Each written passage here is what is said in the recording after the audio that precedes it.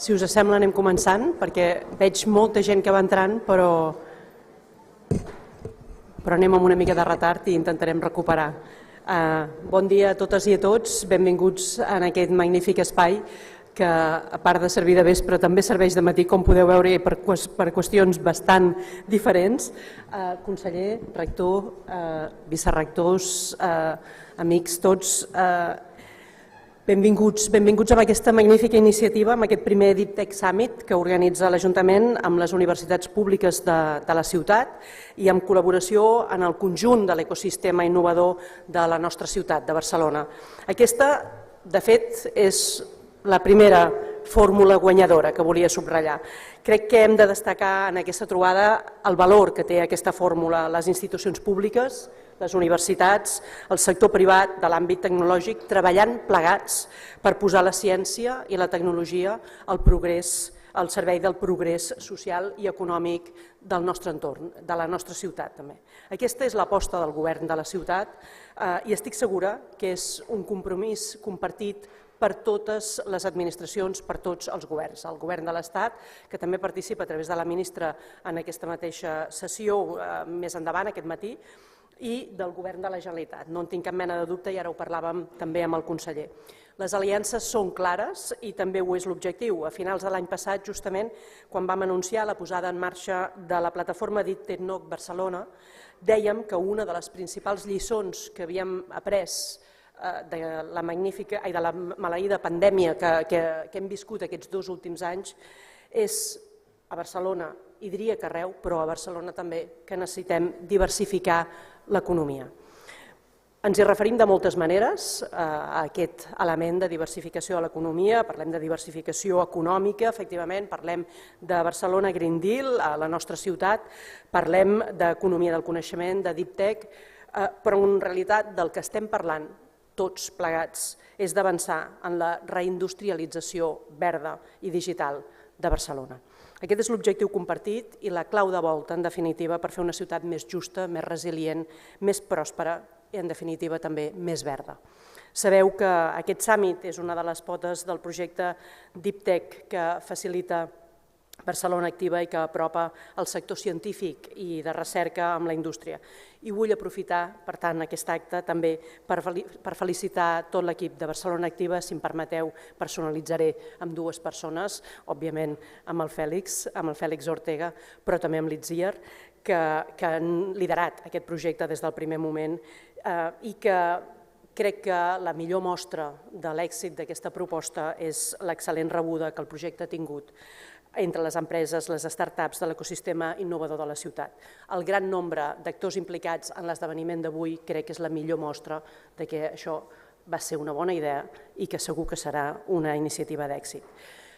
Permeteu-me també destacar un element que em sembla que és també fonamental d'aquest summit. Si n'heu revisat el programa haureu vist segur la quantitat de professionals, d'empreses líders en el sector tecnològic i de la innovació que tenim el plaer d'acollir avui en aquest summit. Són punters en els sectors estratègics com la intel·ligència artificial, com la mobilitat urbana, com nous materials, com el sector de salut, com el quàntum o com la indústria espacial, per citar-ne alguns. I bona part d'aquests actors són gent nascuda o formada a Barcelona. I aquest crec que també és un element que val la pena posar de relleu. A totes i a tots vosaltres, permeteu-me que us digui ben clarament que en aquesta ciutat estem treballant perquè pugueu tornar a casa professionalment parlant, sempre, en tot moment, i que aquells que hi sou no tingueu la temptació o la necessitat de buscar altres destins per poder tenir una carrera professionalment d'èxit. El vostre talent té denominació d'origen barcelonina i volem que es conservi també a la nostra ciutat. Treballem per generar, com dic, un sector innovador competitiu a escala global, però volem que tingui aquesta empremta, aquest ADN de la nostra ciutat. I volem també que d'ell els elements principals en siguin la qualitat dels llocs de treball, dels salaris i també del talent que representen. Comptem, n'estic segura, amb tots vosaltres per fer-ho possible i dit això us desitjo una jornada molt profitosa, n'estic segura que així ho serà i sobretot també per aquells que hagueu vingut de fora i per aquells que viveu a Barcelona, que durant aquesta jornada també gaudiu de la ciutat i aprofiteu també per generar aquestes connexions que són tan valuoses pel futur de tots plegats. Gràcies, benvinguts i bona jornada. Passo la paraula ara al rector de la UPC.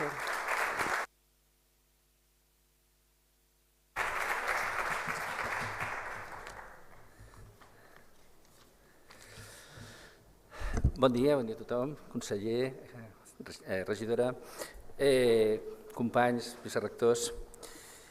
Avui realment tinc el privilegi de parlar no en nom de la UPC, com a rector de la UPC, sinó en nom de les universitats de Barcelona que estem aquí donant suport a aquest esdeveniment. A mi m'agradaria començar recordant una cosa. No fa gaire es van celebrar els 20 anys de Barcelona Activa. La UPC va posar en marxa el primer programa de creació d'empreses a les universitats espanyoles el 1998, també fa uns gairebé 25 anys. Penso que això és una cosa que hem de tenir molt present. Hi ha coses que no rendeixen al cap d'un any. Les coses importants normalment no rendeixen al cap d'un any. Els efectes es veuen molt més tard. Si estem aquí avui parlant d'innovació i de deep tech és perquè segurament fa 20 anys es va pensar que aquesta era la via. Llavors, centrant-me en el tema que ens ocupa avui, m'agradaria dir que la contribució de les universitats públiques a la generació d'un ecosistema innovador i la generació d'empreses basades en el coneixement ha estat fonamental per a les universitats catalanes en els darrers anys. Si em permeteu donar uns números, en els darrers 10 anys les universitats catalanes hem generat 240 spin-offs i s'han presentat més de 2.800 patents. Evidentment no totes les patents donen lloc a una explotació, però és evident que hi ha un esforç important de les universitats per transformar el coneixement que tenim o que generem en efectes que després arribin a l'economia. De fet, una de les primeres, si no la primera empresa que va incubar a la UPC es deia Fractus. Fractus és una empresa que va començar dissenyant antenes fractals i us informo que tots els mòbils que teniu vosaltres a la sala porten una antena dissenyada en les patents de Fractus, basada en la patent de Fractus, no construïda per Fractus, perquè les grans companyies evidentment van importar la tecnologia, però és un autèntic orgull per a una universitat com la nostra dir, mireu, tots porteu una miqueta de tecnologia que ha sortit de la UPC. I la setmana passada, de fet, vam signar amb Fractus la creació d'un Fractus Deep Tech Hub, perquè Fractus ha decidit que vol una mica fer el mateix, és a dir, pot ajudar a crear empreses deep tech i posar els ciments perquè d'aquí uns anys aquestes empreses siguin tan exitoses com ho ha estat ella mateixa. Això és un èxit del sistema del que ens hem de congratular, però, clar, Fractus és un exemple exitós, però en tenim molts i deixeu-me que citi alguns. Per exemple, per parlar d'una que és molt recent, Exeus, és una empresa generada per estudiants de la UPC que es dedica a la medicina personalitzada. El RED de la UAB, que és una empresa que està desenvolupant un sistema punter de reconeixement d'imatges. Kilimanjaro de la UB és una pionera en computació quàntica. Gate to Brain de la UB desenvolupa tractaments per la cura de tumors infantils. Integra Therapeutics de la UPF treballa en la generació de teràpies genètiques. Immersium Studio de la UOC treballa en generació de sistemes de realitat virtual. Totes elles són una mostra representativa de la bona salut que gaudeix la comunitat emprenedora Deep Tech de Barcelona i Catalunya. Avui moltes d'elles seran protagonistes en diferents activitats d'aquest Barcelona Deep Tech Summit. Us convido, de fet, a que les podeu conèixer i interactuar amb elles i així conèixer de primera mà la ciència i el coneixement de frontera que sustenten les seves propostes de valor. Aquesta és la part de la contribució que les universitats i els centres de recerca tenim en el desenvolupament social i econòmic del territori, aportant solucions d'alt impacte que ens ajudin a millorar i avançar com a societat. Tot i així, com a ecosistema, hem d'encarar reptes els propers anys per implementar el nombre d'oportunitats deep tech que esdevinguin empreses, que facin arribar al mercat i a la societat solucions d'impacte que permetin afrontar els grans reptes de futur. I m'agradaria fer 4 propostes. Ens cal finançar degudament la recerca puntera a les universitats catalanes, perquè sense recerca de qualitat no incrementarem el número de patents ni de spin-offs basades en el coneixement. Som una mica repetitius els rectors, però el cert és que les universitats catalanes hem patit una crisi de finançament, continuem patint una crisi de finançament que de fet ens està portant un problema d'envelliment de la plantilla i em sap greu, però les idees brillants surten de la gent jove, per tant necessitem incorporar gent jove i necessitem que aquesta gent pugui fer recerca puntera, per la qual necessitem recursos. Cal també incrementar el finançament públic dels ajuts llavor, que són proof of concept, als investigadors per desenvolupar aquestes tecnologies, perquè les bones idees no es quedin en les guixetes del laboratori i es converteixin en prototipus i productes viables de mercat. En aquest sentit ens hem de felicitar perquè enguany els projectes de la convocatòria d'indústria del coneixement, llavor, producte i innovadors, s'han resolt amb molta celeritat, 4 mesos amb l'agost pel mig. Us asseguro que això és molt ràpid. Això també és molt positiu, és a dir, l'administració ha d'entendre la importància que té, perquè una de les coses que quan es comenta, es compara entre sistemes, una de les coses que se'n diu és que als Estats Units, mentre tu fas el projecte, ells ja tenen un prototip. Doncs nosaltres, en la mesura que ens toqui, hem de millorar aquesta eficiència en la gestió dels ajuts, perquè també és cert que les tecnologies Deep Tech necessiten de molt suport de l'administració, perquè la barrera d'entrada en aquests mercats normalment és molt alta i per tant, de vegades, encara que la idea sigui bona, si no hi ha un ajut institucional, la iniciativa privada no prendrà el risc. També ens cal incrementar el suport a les activitats de transferència i innovació de les universitats. Posem la innovació al centre de totes les activitats en les que ens involucrem. I en això també, en el seu moment, jo he demanat, li vaig demanar al seu moment a la ministra, que s'hauria de plantejar que les universitats rebin finançament específic per a les unitats de suport a la innovació. És a dir, evidentment, el Deep Tech Summer, el Deep Tech Fund, per exemple, de l'Ajuntament, està molt bé, però dintre de les universitats la primera fase necessita un suport professional i per això nosaltres també necessitem contractar professionals que puguin ajudar els nostres investigadors a fer aquest pas. I finalment, penso que hi ha una cosa molt important, que és que siguem conscients que això és un ecosistema. L'ecosistema vol dir que hi ha molts bitxos petitets que fan coses, unes mengen les altres, però al final tot funciona perquè hi ha molts i diferents. Doncs aquí, perquè som molts i som diferents, però hem d'intentar interactuar. Les administracions, les universitats, els centres de recerca, les empreses, hem d'intentar millorar les nostres connexions per aconseguir realment treure tot el rendiment del potencial que tenim. Per tant, una iniciativa com el Barcelona Deep Note ens permet articular els diferents agents de l'ecosistema Deep Tech, posant en valor la qualitat i el volum de la feina que es du a terme en termes de recerca en el nostre territori. Estic segur que aquestes jornades seran un èxit i estic segur que l'any que ve encara ho seran més. Moltes gràcies.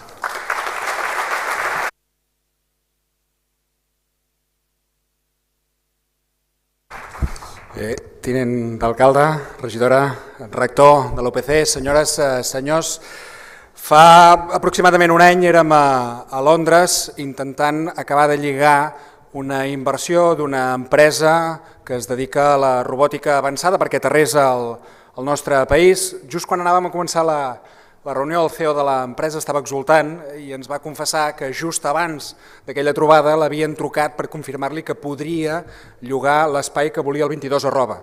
Estava feliç perquè deia aniré al vell mig de l'ecosistema, aniré allà on passen les coses. De fet, les polítiques de concentració de talent per generar coneixement, com vivim ara a les nostres ciutats del segle XXI, són històriques.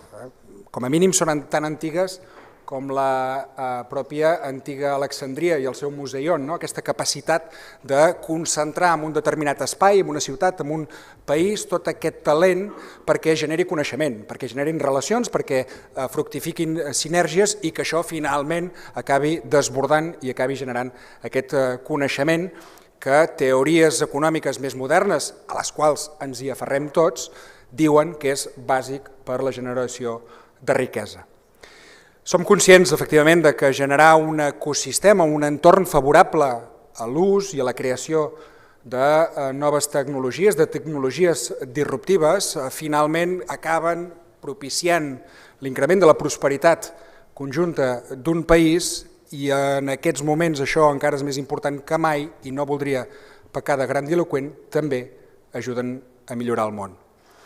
En som, com deia, perfectament conscients, totes les administracions, totes les institucions, sabem quina és la recepta bona en aquest sentit i, per tant, des de fa temps que hi treballem. El govern de la Generalitat també. Fa temps que treballem per posicionar Barcelona i Catalunya en aquest mapa global de nodes de coneixement, de nodes de deep tech, d'espais que són rellevants en aquestes xarxes que són a escala mundial. I ho fem sobretot incidint en aquella vella recepta, de fet està tot inventat, que ens proposa en Richard Florida, aquelles 3 T's, la T del talent, per tant focalitzant-nos en les persones, la T de la tecnologia, per tant les infraestructures, i la T de la tolerància. I aquesta és una perspectiva que hi hem d'implementar sobretot al sector públic, sobretot les administracions públiques, que és la T de tolerància, que vol dir fer comunitat, que vol dir polítiques públiques de caràcter social que ajudin a generar també des d'aquest punt de vista un entorn favorable a la tecnologia i al coneixement. I això té fruits. Aquesta tendència que hem anat acumulant al llarg dels anys acaba tinguent un resultat material. En aquests moments, ho sabeu perfectament, Barcelona és el 5è hub a nivell de creació de startups europeu, ho marca així, ho marquen els rànquings, ho marquen totes les estadístiques que ens diuen que efectivament Barcelona i Catalunya cada vegada compta més en aquest sentit. Igualment, com a hub tecnològic, és un dels 3 hubs tecnològics més importants i finalment, i enllaço amb el comentari inicial, el 22 és considerat el principal hub de talent a nivell europeu.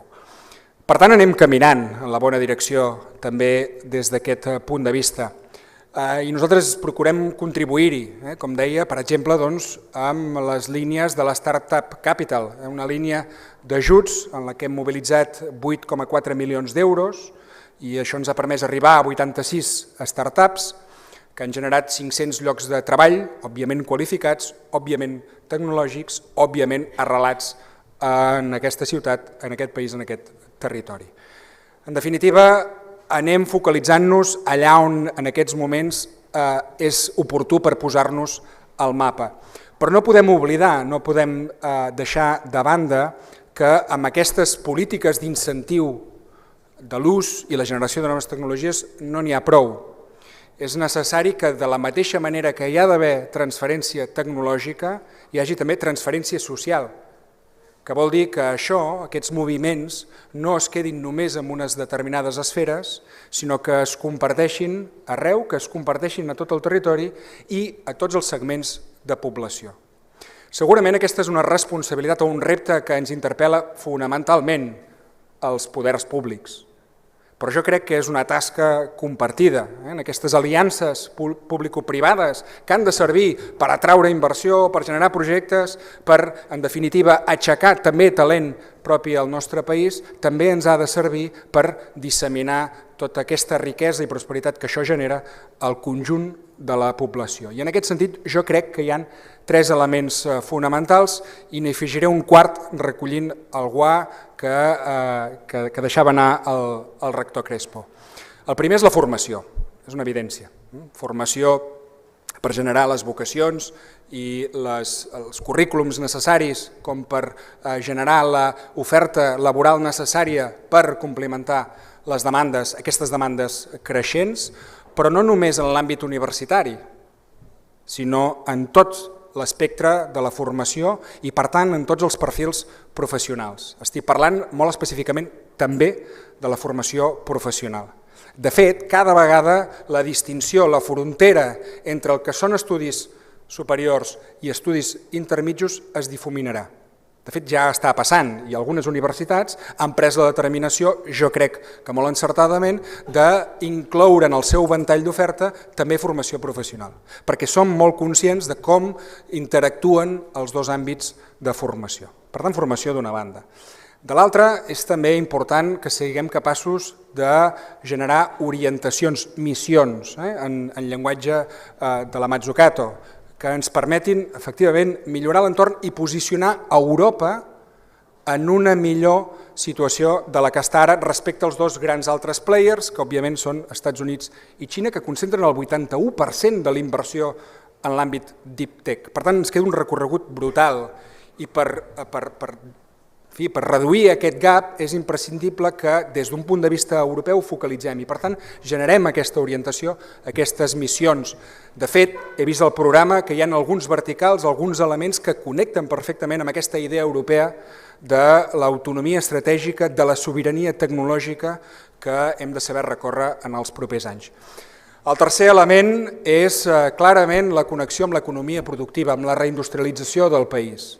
Un valor fonamental justament per aconseguir allò que abans comentava de que aquesta prosperitat i aquest coneixement arribi a tothom, que connecti amb l'economia productiva, que connecti amb la generació no només d'elements relacionats amb les noves tecnologies, però sense aplicacions pràctiques, sinó que això també tingui una translació material. I finalment deia que volia afegir un quart element, recollint un dels reptes que ens llançava el rector, que és que tot això s'ha de donar en paral·lel a la necessària millora de l'agilització administrativa. Hem de ser molt més ràpids, molt més àgils en aquest sentit, però no només des d'un punt de vista de l'execució quotidiana i l'ajuda en els projectes que es puguin presentar, sinó també en el marc legal. Si estem en un context disruptiu on les coses canvien molt més ràpides, les transformacions de fons s'expliquen bàsicament per la velocitat amb la que s'estan produint, hem de ser capaços també des del legislador de generar els marcs de confiança, els marcs legals que permetin avançar gairebé a la mateixa velocitat. Per tant, tenim molts reptes, en som conscients, també tenim una trajectòria feta que ens posiciona, hem de seguir treballant en la mateixa línia i ho hem de fer de manera compartida com demostra la jornada d'avui. Per tant, felicito a Barcelona Activa per la iniciativa i sobretot per permetre'ns també a nosaltres col·laborar-hi i participar. Com deia el rector, és la primera edició, serà un èxit, però segur que res comparat amb les que vindran, que ens ajudaran efectivament a posicionar Barcelona i Catalunya en els nodes rellevants des d'un punt de vista deep tech a nivell global. Per tant, enhorabona, gràcies i molt bona jornada.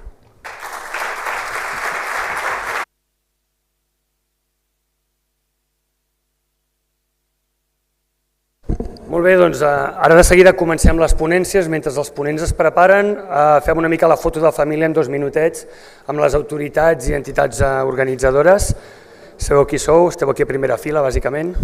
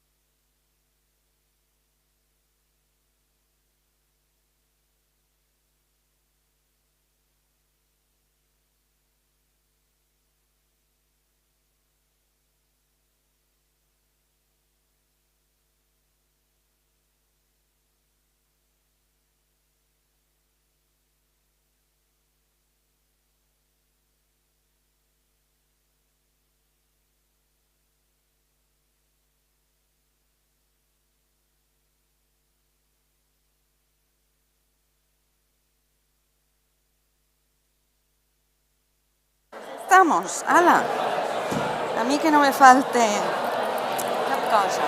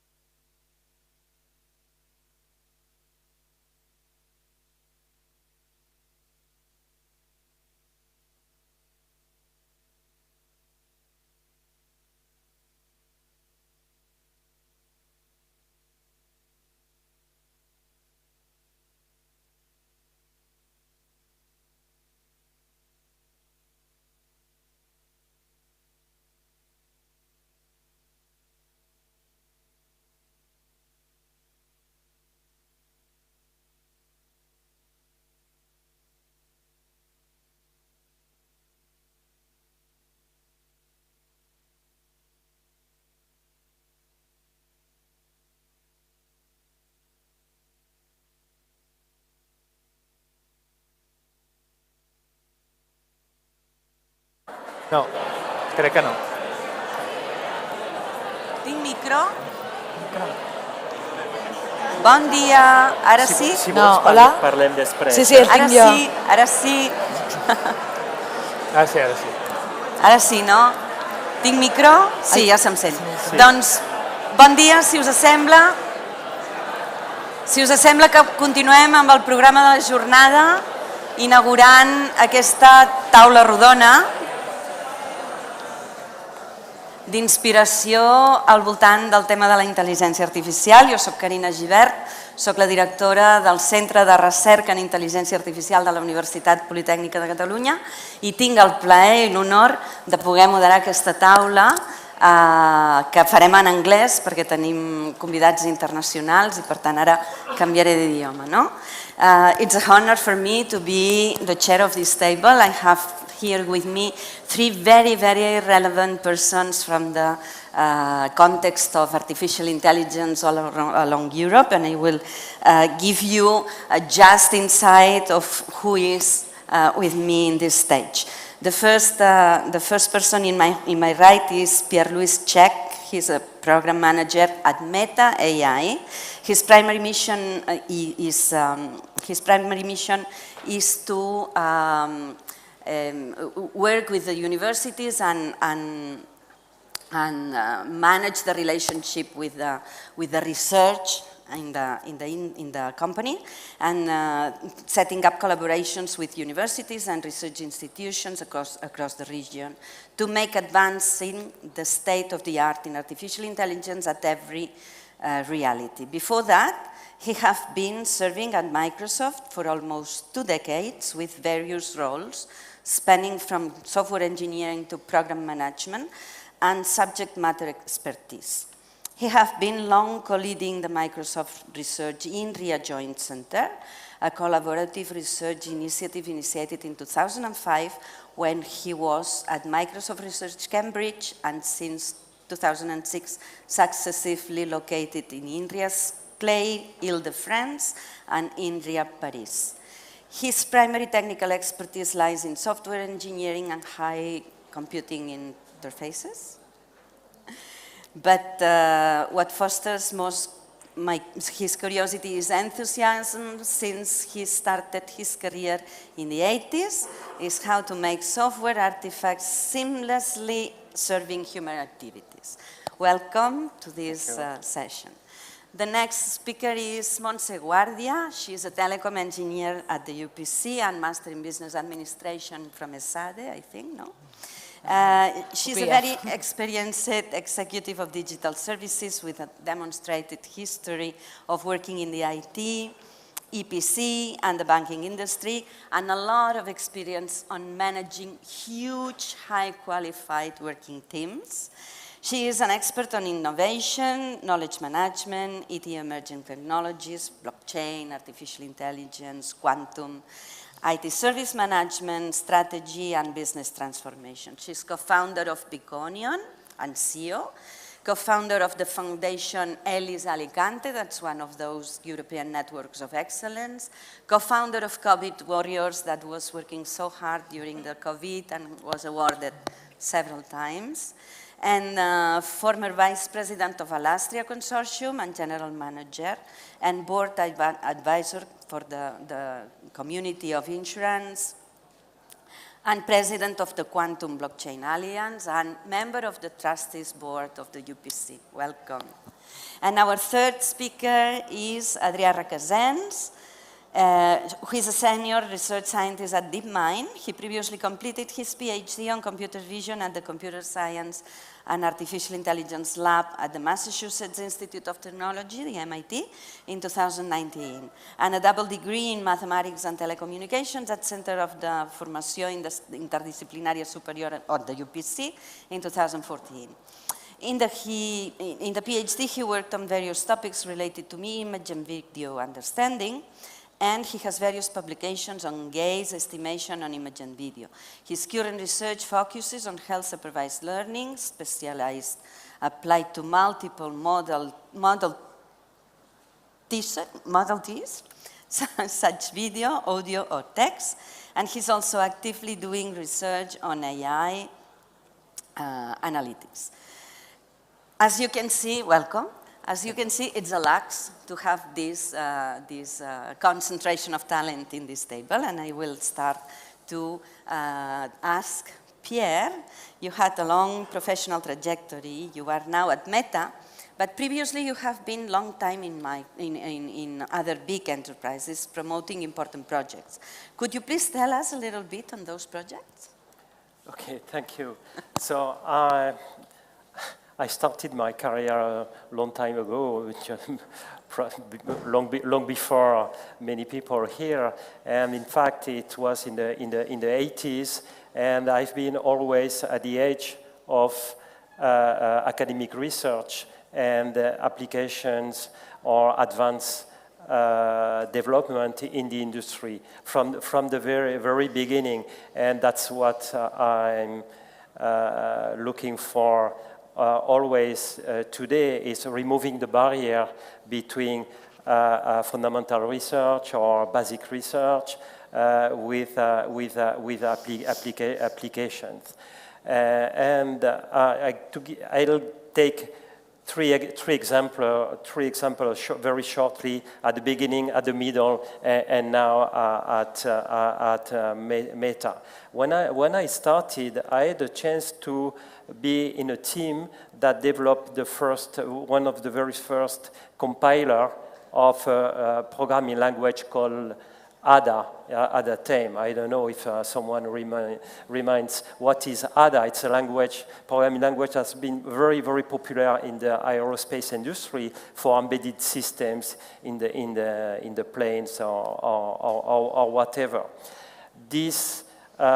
Creating this language marked at the time the very beginning of transitioning the computing industry from craftsmanship approach to very industrial, what was called software engineering. And it took decades from transitioning from craftsmanship to really an industry, and that made the world digital.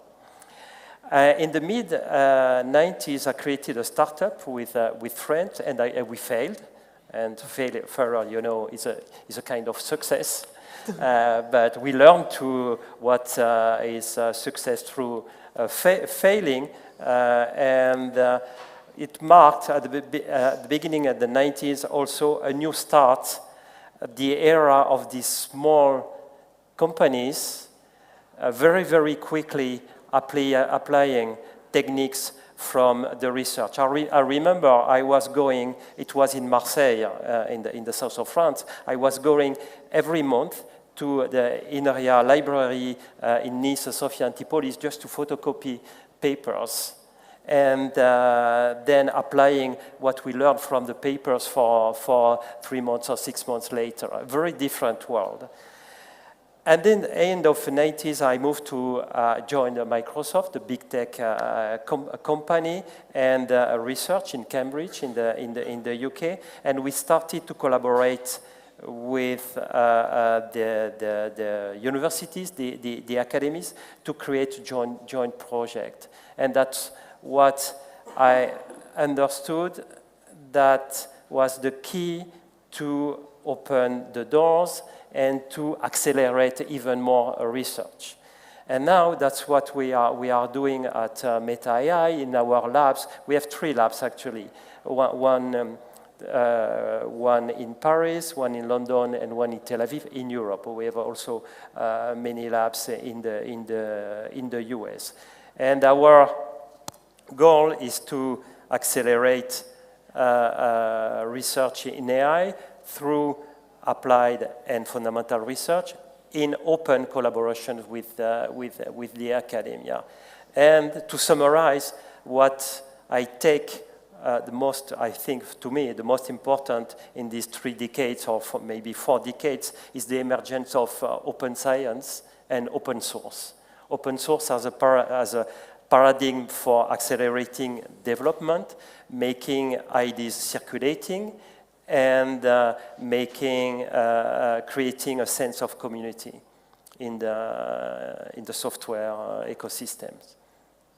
That's very interesting, and we have here Adrià, which has a trajectory that's a little bit on the opposite side. No? He was very much focused on research, and after his PhD, he was entering directly in a company where you have been focusing in the last years. So how is the experience, and how is this transition from PhD to company? No? So it's been great. So I'm Adria. I'm very happy to be here, and I'm going to do a very small disclaimer saying that I'm talking on my behalf and not the behalf of my company. So yeah, I finished my PhD in 2019. I spent 6 years doing research. So 6 years is a lot of time, and then it's basically I moved from university to PhD, and then I was doing research for 6 years, and then I moved to DeepMind. The transition was pretty easy. I mean, I think the hardest part was that the pandemic hit right when I started at DeepMind, so it was not research related, it was more kind of life related, I guess. But yeah, I guess what maybe I wanted to do a bit is to put in context like the work that I'm doing, or maybe the work that we are doing at DeepMind. I wanted also to talk a bit about a couple of things that we are doing in terms of research, and maybe later on we'll have also the chance to discuss a bit more kind of my personal trajectory. So you probably have heard about DeepMind. We are kind of a company which is within Alphabet, Google basically, and the main idea is that we develop AI, and then this AI is not only for the sake of AI, but it's to be applied to many different aspects of our life to kind of advance science in general. And I'm particularly in the vision team, so I do computer vision, which is this idea to teach computers to see around and to kind of understand where things are. And this technology has advanced a lot in the last 10 years. I actually was very fortunate. I started my PhD on this in 2014. And essentially 2 years before I started my PhD, a few things kind of happened at the same time, which essentially changed the full landscape of how this technology works. So I essentially started right when things were going up, and I think they have been going up since then pretty quickly. During my PhD, I did research on human understanding. So this is the idea that if you have a human in an image, you want your computer to essentially understand what the human is doing, where the human is looking at. So I did a lot of work on trying to predict like where humans looked, and using this for kind of various downstream applications. And then when I moved to DeepMind, I started working in what we call self-supervised learning, which the main idea is that for a very long time, when we wanted to teach a computer to do something, what we typically did is we gave the computer examples. So let's take the example of teaching the computer to detect that a car is in an image. What you do is you collect a lot of images with a car in an image, you collect a lot of images without a car in an image, and then you feed your machine with these kind of two sets of examples, and you tell the machine, okay, you should learn that, and then at the end the machine is able to tell whether there is a car or not in an image.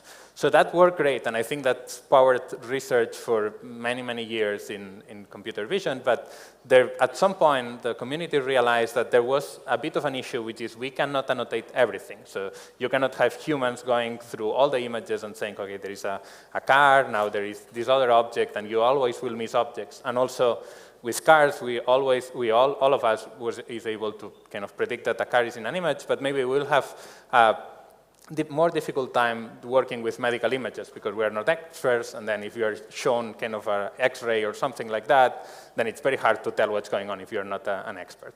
So there is this kind of new emerging field which has been going on for a while now, which is this idea of we may not need a human actually to do that. So the area that I'm working on is on learning basically from videos. So if you think about YouTube, we've got lots and lots and lots of videos, and what we have is essentially a lot of data in each video. So let's say you have a video of a car, to continue with the example, you have the sound of the car, so that's already like something that tells you that there is a car in an image, and then even more, you could have someone saying, oh, look, there is a car here, or look, I'm changing the tire of my car. So with these different modalities that we call, which is what we're working on, we try to kind of teach the computers to just use this to kind of learn concept without the need of a human kind of interacting. So this has been basically my research in the past 3 years, but I just wanted to do also a very short pitch on a project that I'm very excited about. It's a bit of a side project, but we have this collaboration with Liverpool Football Club, the sports soccer club in the UK, where basically we're trying to apply AI to sports analytics. And the idea at the end is to build this, what we call an assistant coach, so not the coach itself, but something that the coach can basically query to understand whether the decisions that he or she is making are the best ones in this given situation. So the coach would kind of watch the game, which get information from different places, and then it would tell the real or the human coach what to do. So this is very early stages. We have a paper describing how this would look like, but of course, I mean, there is a lot of work before we get there, but that's kind of the vision of the project, and we already have a couple of papers out, and yeah, if someone wants to check it out, I think it's a nice project. So yeah, I think that's it for now. Thank you very much. From the persons that from the companies search for the frontier knowledge to create innovation, to the researchers that are in the companies making this innovation, to Montse that has been working in many big multinationals and working abroad, leading huge groups of engineers, and finally you became an entrepreneur. So my question for you is, what are, in your opinion, the most important capacities of an entrepreneur? Thank you, Karina, and thank you very much, Adrián, Pierre. Here we are in our hometown, no? In our city town in Barcelona, speaking in English about deep tech. So that's already a big statement. What that means that all of you, all of us, we are more and more close to the last frontier research.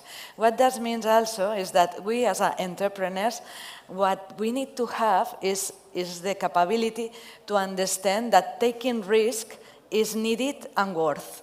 So the first thing is, yes, we need to take risk ourselves as entrepreneurs, but ourselves as researchers and as a business corporations to really face that we have tools, the software and hardware, and data that may have, with them, we may have as a community the opportunity to face the great challenge.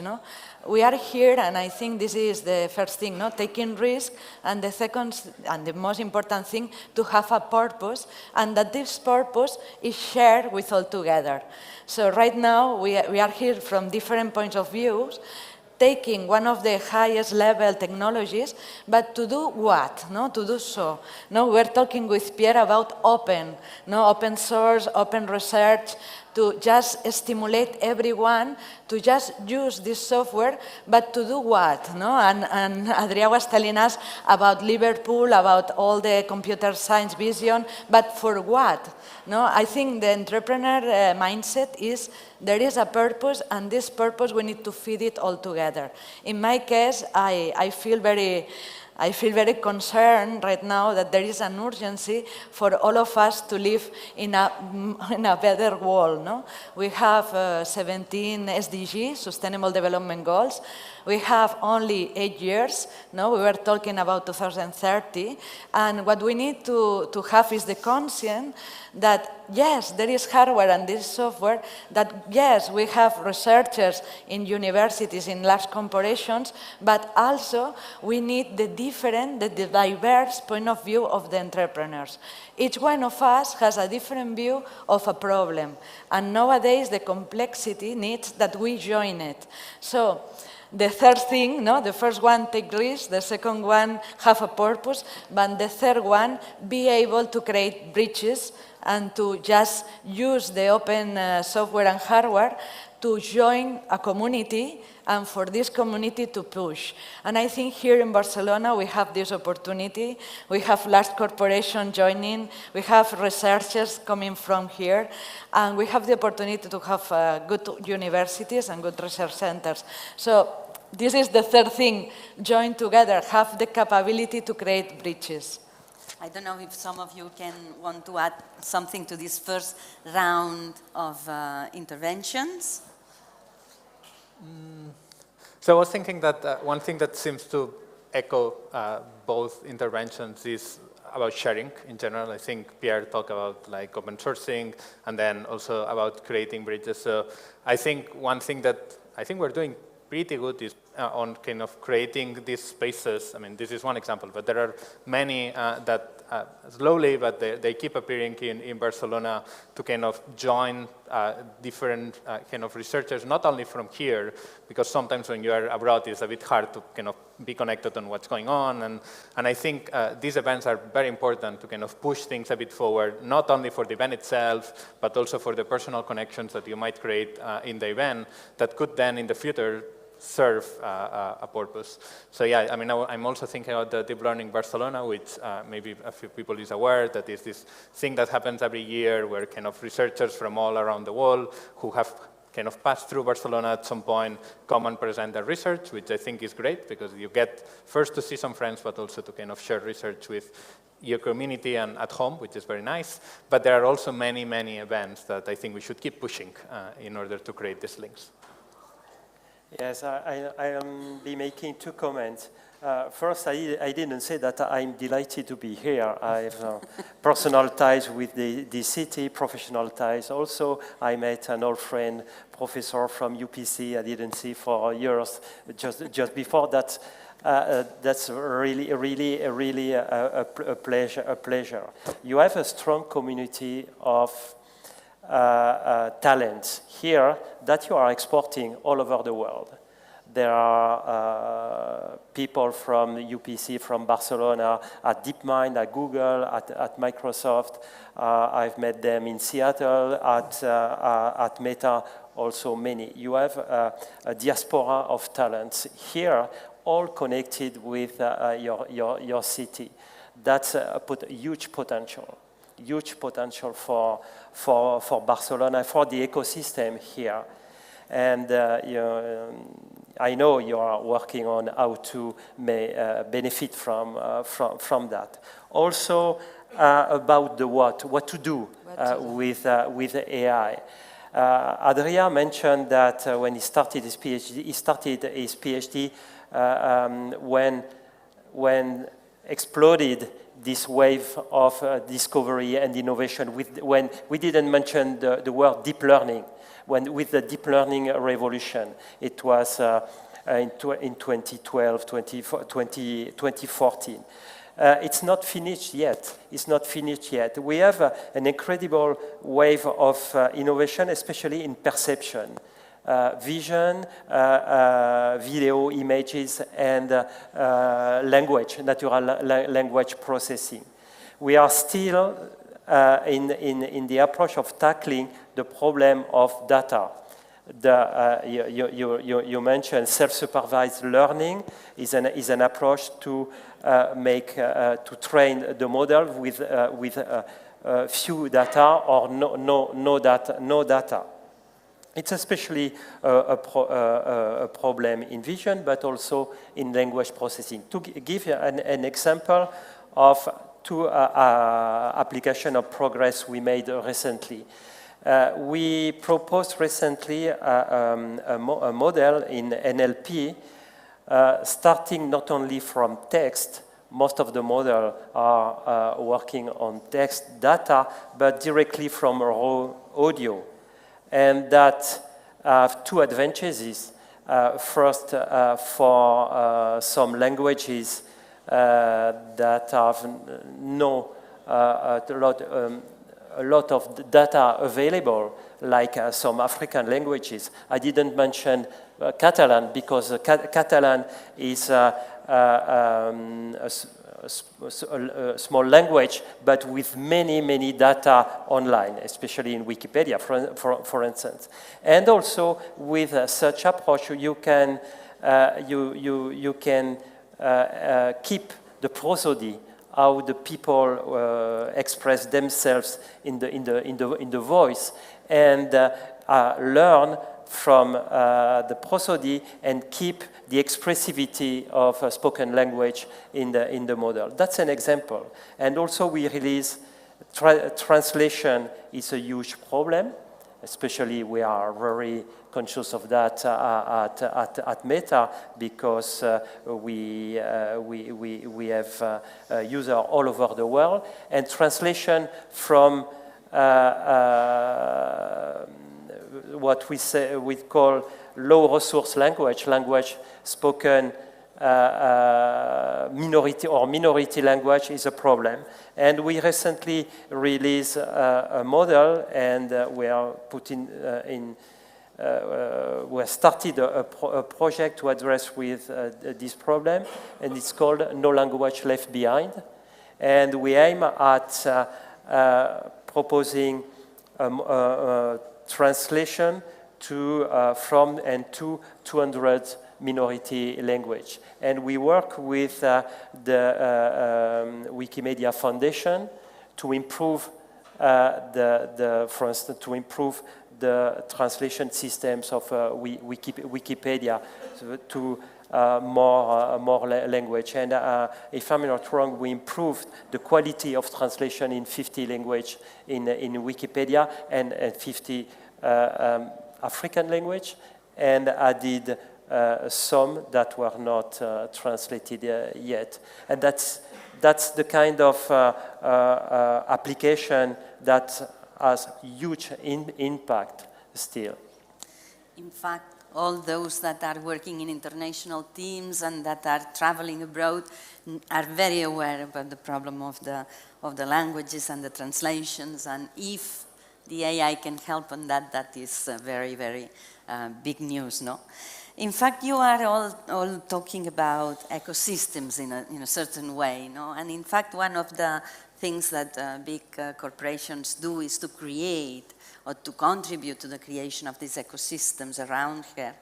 And I would like Pierre to explain us, how do you see the relationship between those big enterprises and the research and innovation systems?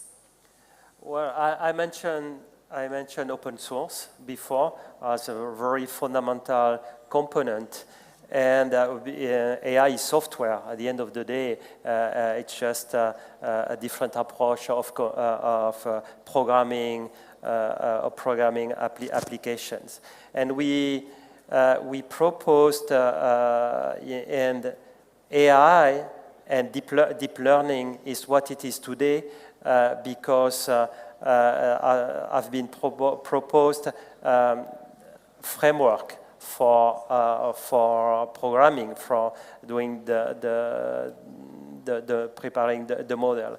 And we released a framework called PyTorch a few years ago. I think the first version was in 2018, just 4 years ago. And we announced PyTorch is open source. It's a community-led project, and we announced last week that we are moving PyTorch under the Linux Foundation. And it will have a huge impact because other companies or non-profit will contribute to govern the project, and while the technical management or the technical lead of the project is still with the technical community.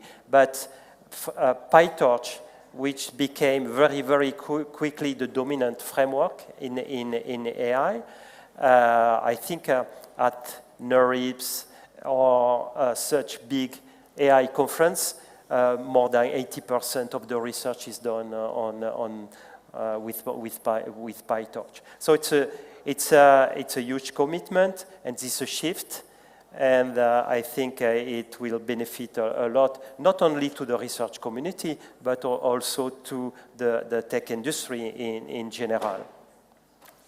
Adrià was transiting from the PhD student to a big company and has been playing different roles in this ecosystem, no? So.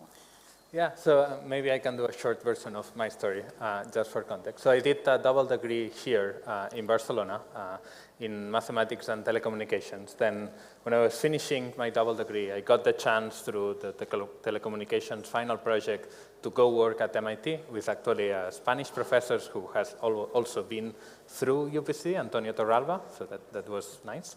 And then I spent 1 year there and I stayed. I got a fellowship to do my PhD or a La Caixa fellowship, which is a couple of years. And then I basically stayed for 6 years in Boston, where half of my PhD was in PyTorch, so thank you. And then when I was finishing my PhD, I got the opportunity to get closer to home. So I moved to DeepMind, where, as I said before, at the beginning of 2020, I started as a research scientist. So I guess a couple of thoughts into ecosystems. So as I said, the transition between PhD and DeepMind, I think it was quite easy because DeepMind is a company that it's kind of very research-centric. And then although there are many differences from university to the company, it wasn't that hard. I think maybe a couple of points that I wanted to make, especially here that we're in Barcelona, is the transition between like studying here and kind of going abroad, which I think sometimes is one of these steps that is a big unknown for most of the students going through the university. And yeah, I get a lot of questions, and I try to answer as many as possible, but I think it's kind of the hard transition, like this initial moving out of here, which I'm not saying everyone should move out, but if people want to move out, I think there are some barriers that sometimes are a bit hard to overcome.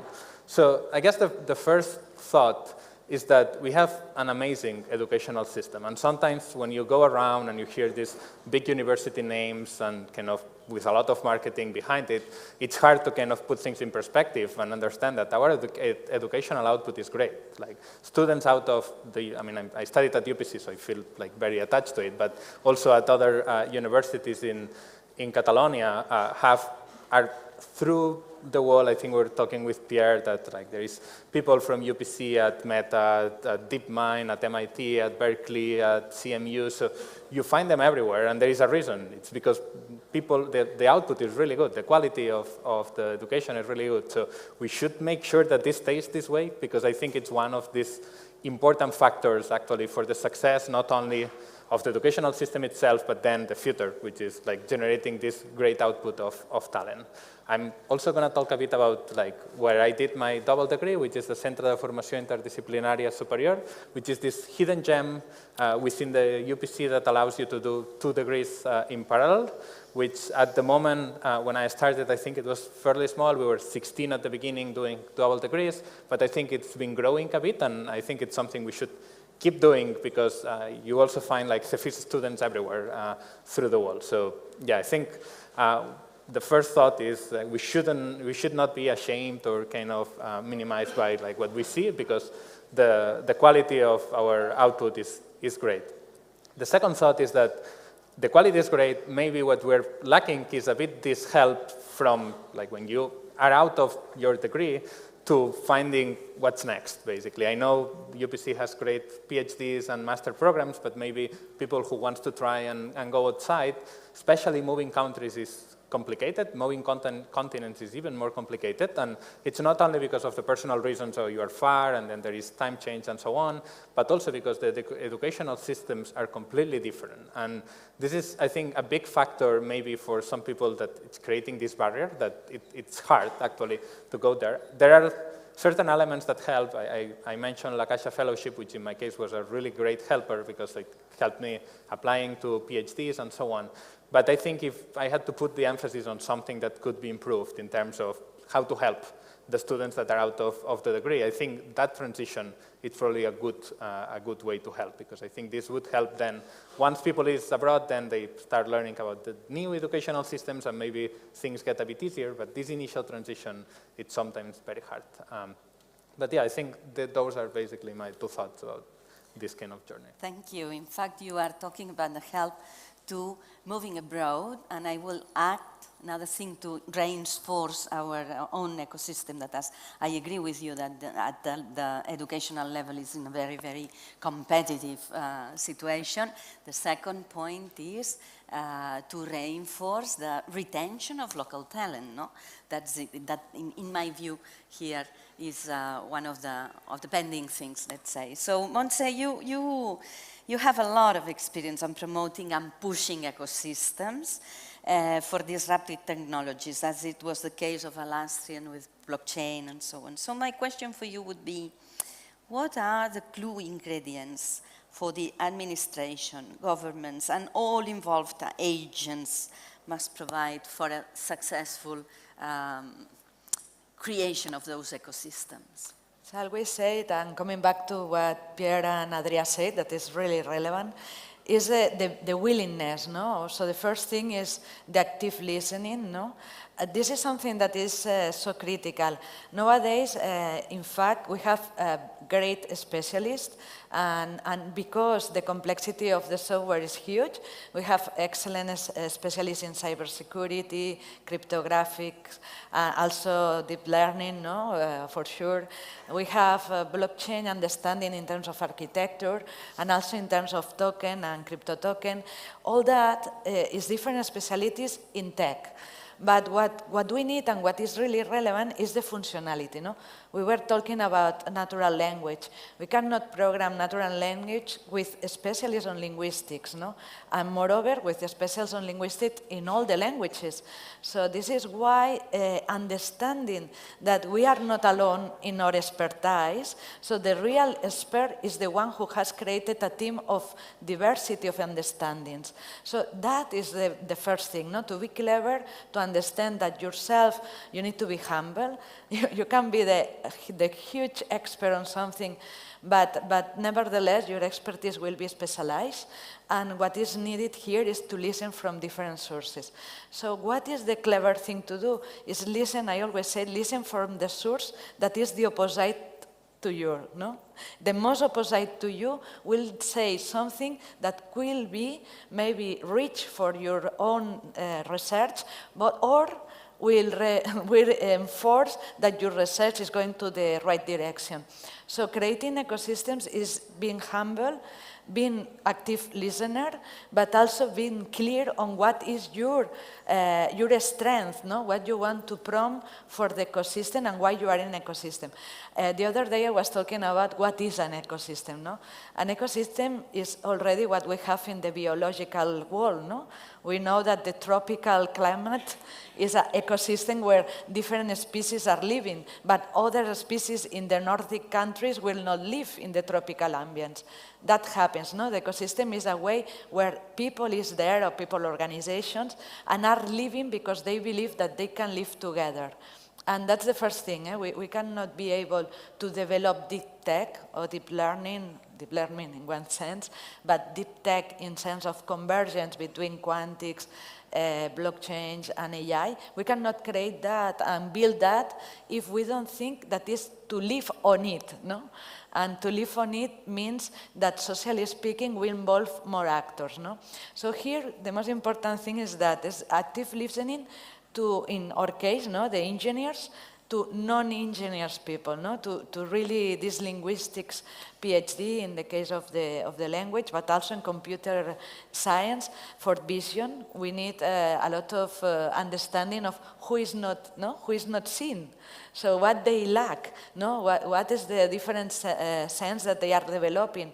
So this interaction between, for example, the medical sector and the engineering is needed. So this is really important to understand that. Thank you very much. I don't know if you want to add something else? Yes, I wanted to say, sorry, that to me this event is a perfect example of what has to be done to reveal this ecosystem, to make to make visible the deep tech ecosystem. We mentioned retaining talents, exporting talents. I do believe that exporting talents is a big asset because the people will come back at some point, for sure, and they will come back with their network. And the network abroad is better than network just around the city. And also Barcelona is extremely attractive because it's Barcelona. So the talents will come anyway. Talents are coming. Maybe you don't know, but they are coming silently. They are coming, and so it's good to make the ecosystem visible so that they appear. They also appear. The next step would be to make the ecosystem visible abroad. Make known that Barcelona is a deep tech city that people in Paris know, people in London, in Berlin, wherever in Europe or in the world. Yeah, a couple of, I'm going to echo what Pierre said because I was basically going to say the same. I was thinking before when you said the retention, I think it's a hard balance because if everyone leaves, then you don't have anyone here. But if everyone stays, then you don't have a kind of diversity. So we need to find the right balance. I think one thing that universities, at least in the US, have when they want to hire a professor is to make sure that even though they could have done some part of their career in the university, they need to go abroad at some point, just to see other ways of doing things and to do research in a different way. And then, okay, once you've been abroad for a while, then they come back. So I think that's probably one way of thinking about this. Like, we want talent that goes abroad and then goes back. It comes with their networks, and we have a very attractive city, so it's very likely that, once the cycle starts, then more talent kind of comes. So yeah, I think we shouldn't be super afraid of kind of just trying to retain as much as possible, because it's rich that people kind of goes abroad and learns about different things. Of course. The contribution of all this talent that goes abroad and comes, it's making, in fact, one important push-up to the ecosystem here in Catalonia. Everybody knows about the lack of talent in the sector, so not only pushing people to go abroad, I think keeping people here with all those international companies that have a base in Barcelona at that moment are also an important part to take care of. No? Well, I think you have been giving a lot of inputs that are very interesting to the audience. We are arriving to the end of our discussion, and I would ask you your golden minute. So if you manage to travel back in time about 20 years ago, which recommendation would you give to the young version of yourself? Take risk. Take risk, explore. The world is fantastic, and the people you will meet is awesome. So remove your precognition of your ideas from your city town, and move around and connect and create network. We are lucky to be in the 21st century where we can connect with anybody else.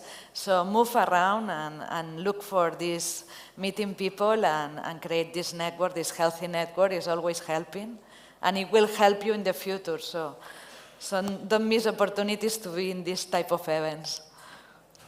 So yeah, I was thinking about three things.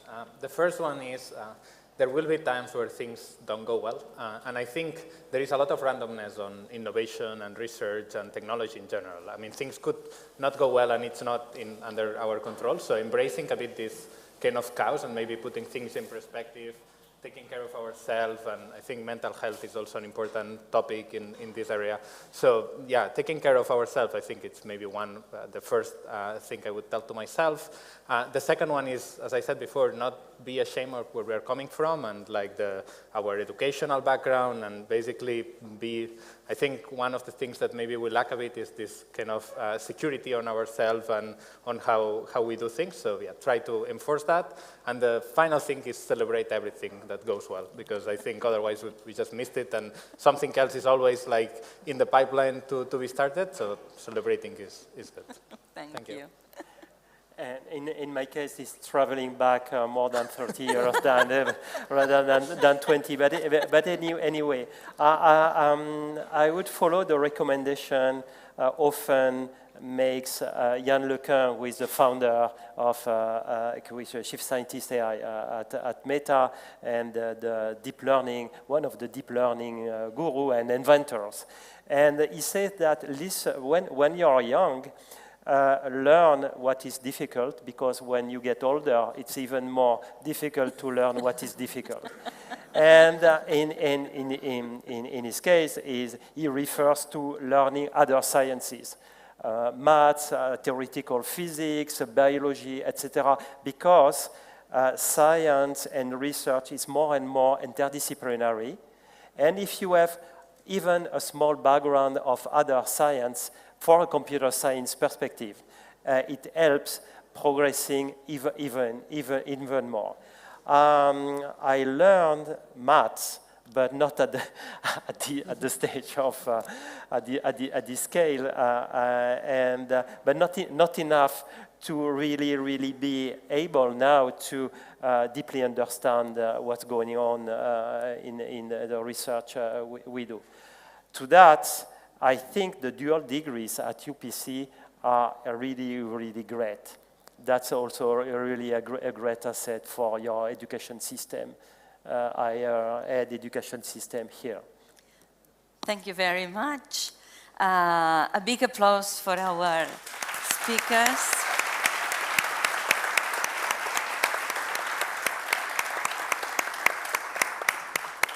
This is the end of the session. I thank you very much for being here, and the session is continuing with the program.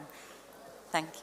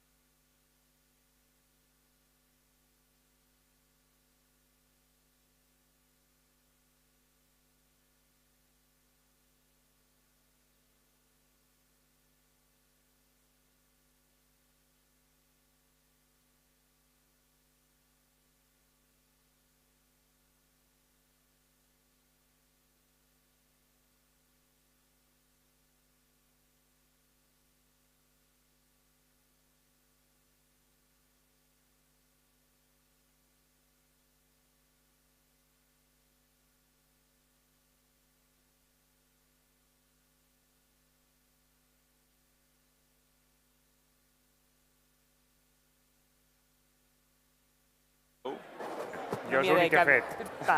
No, ja està molt bé. Jo tinc molta admiració a la gent que veu startups. Jo també per vosaltres, Aquí a Espanya hi ha un problema amb la gent tècnica, que està minusvalorada normalment. O sigui, llavors, amb Space, això es canvia totalment. O sigui, això no és fer un SaaS, amb tot el respecte pel SaaS, que l'important és el màrqueting, el go-to-market, estratègia, no, aquí hi ha una part de tecnologia que o funciona o no funciona. I, per tant, o sigui, és un àmbit on tens que valorar moltíssim qui tens a darrere, perquè si no, no funciona res. Llavors, jo crec que és un canvi de paradigma amb les coses que s'havien fet aquí a Espanya, que eren molt tecnològic and light, no? Bueno, una plataforma. Comencem. We start? And the rest of the people? Bueno, 1, 2, 3. Can you hear? Oh, yeah. Perfect, thank you. Ens està sentint tot? Vale. Hello, everybody. Please, if we can take a seat, that would be great. We're going to start.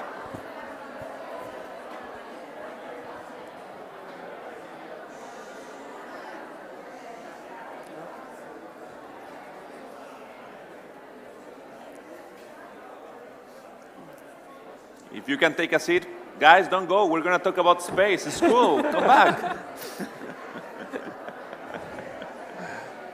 I think they're giving premiere outside and everyone's like, oh.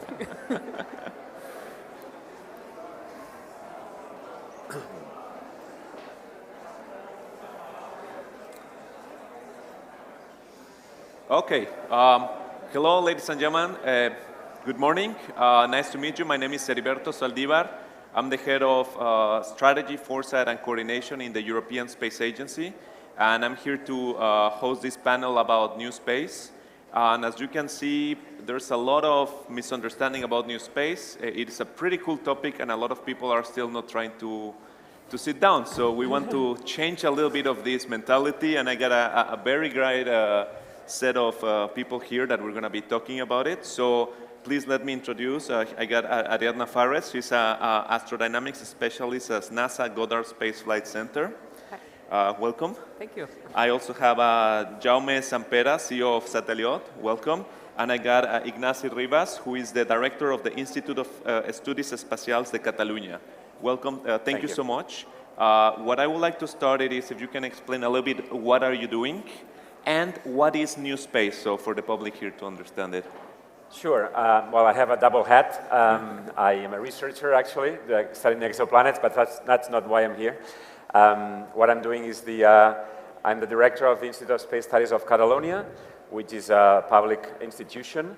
And probably one of our roles, so we do a lot of research in all topics related to space, astrophysics, cosmology, navigation, Earth observation, and also space technologies in general. And also, we are pushing the strategy for new space of Catalonia, of the government of Catalonia. And there's many actions there and flying missions. Maybe you have heard about Enxaneta, which is already flying. Menut is coming up later this year.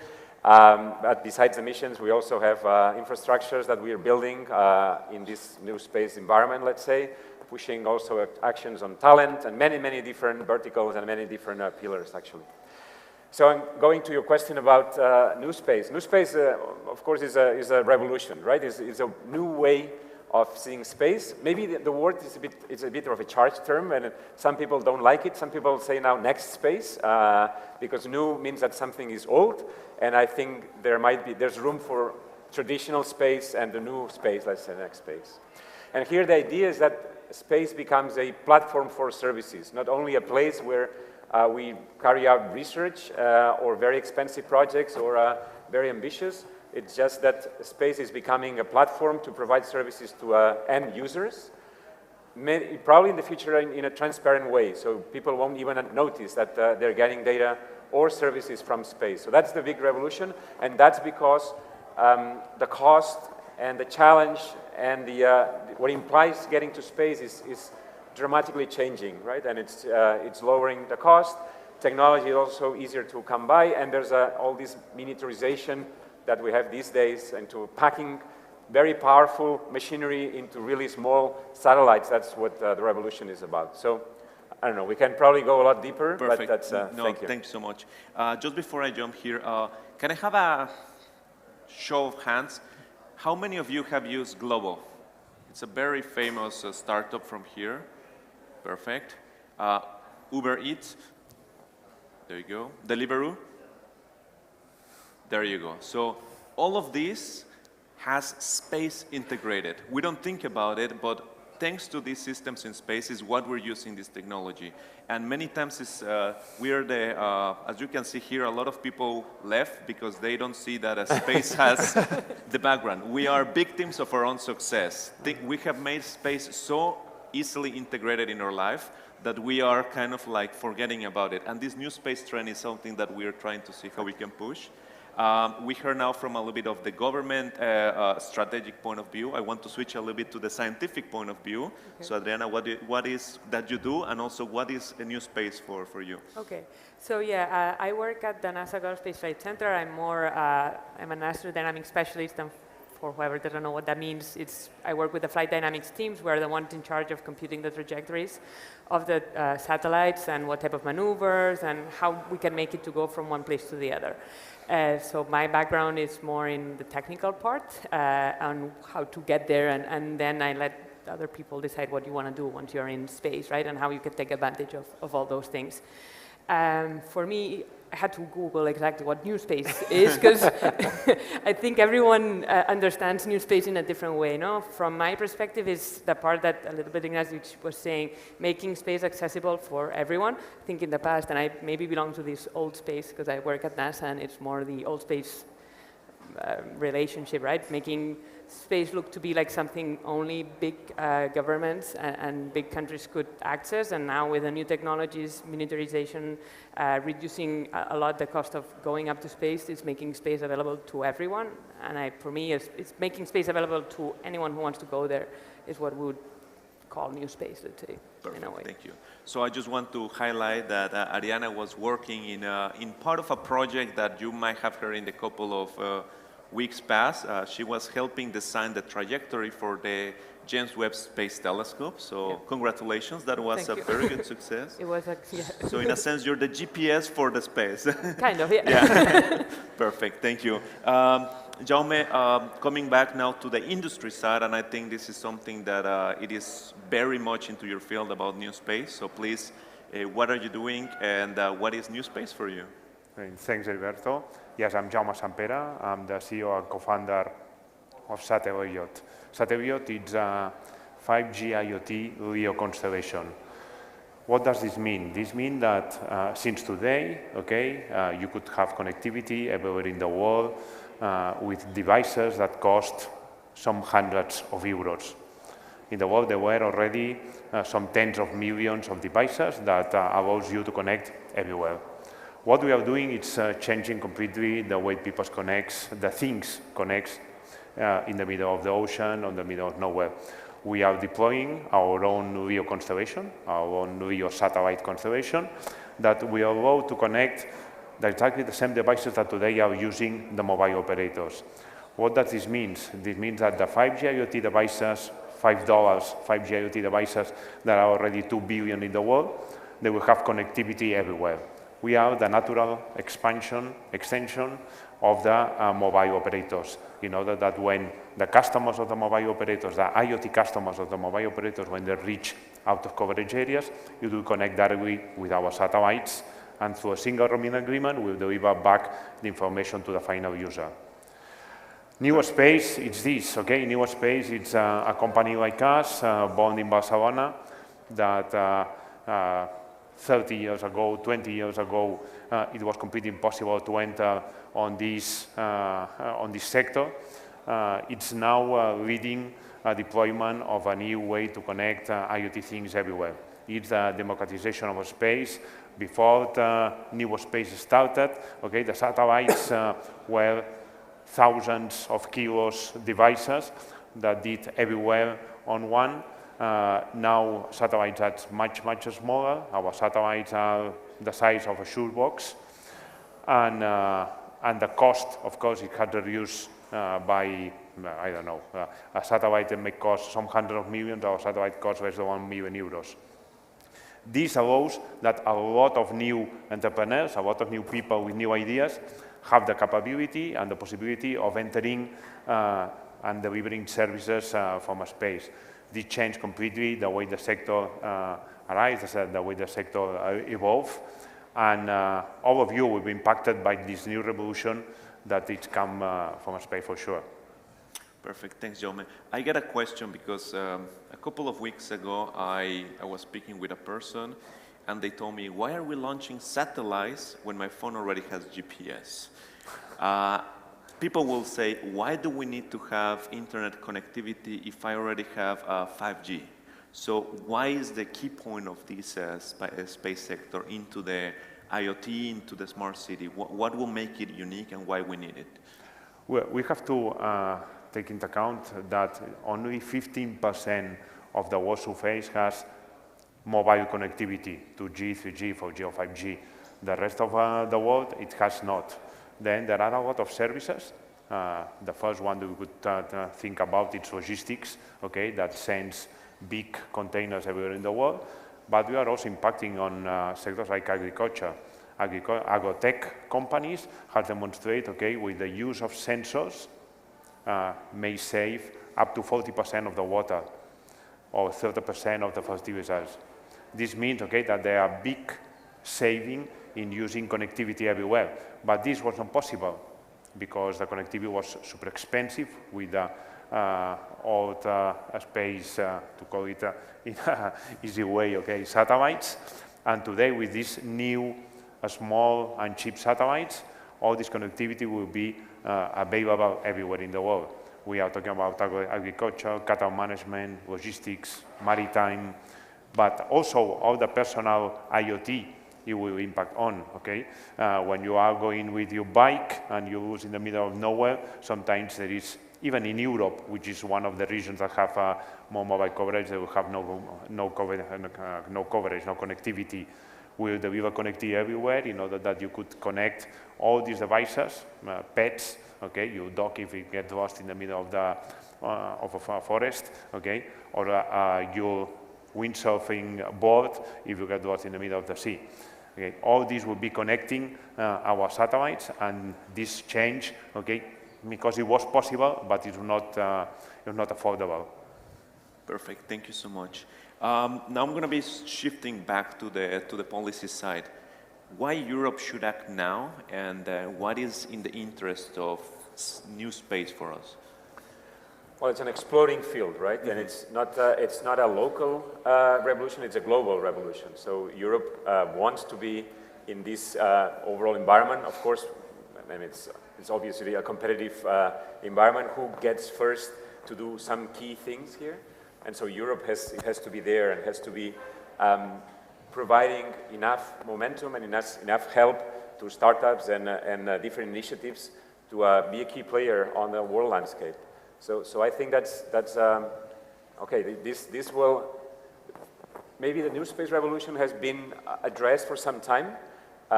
We've been talking about new space or CubeSats for maybe a decade now, but everyone feels, and I share this feeling, that this is now actually. It's happening within the next 1 or 2 years, when whoever positions itself in the right place at this time will actually have a strategic advantage. And Europe has to be a key player, absolutely there.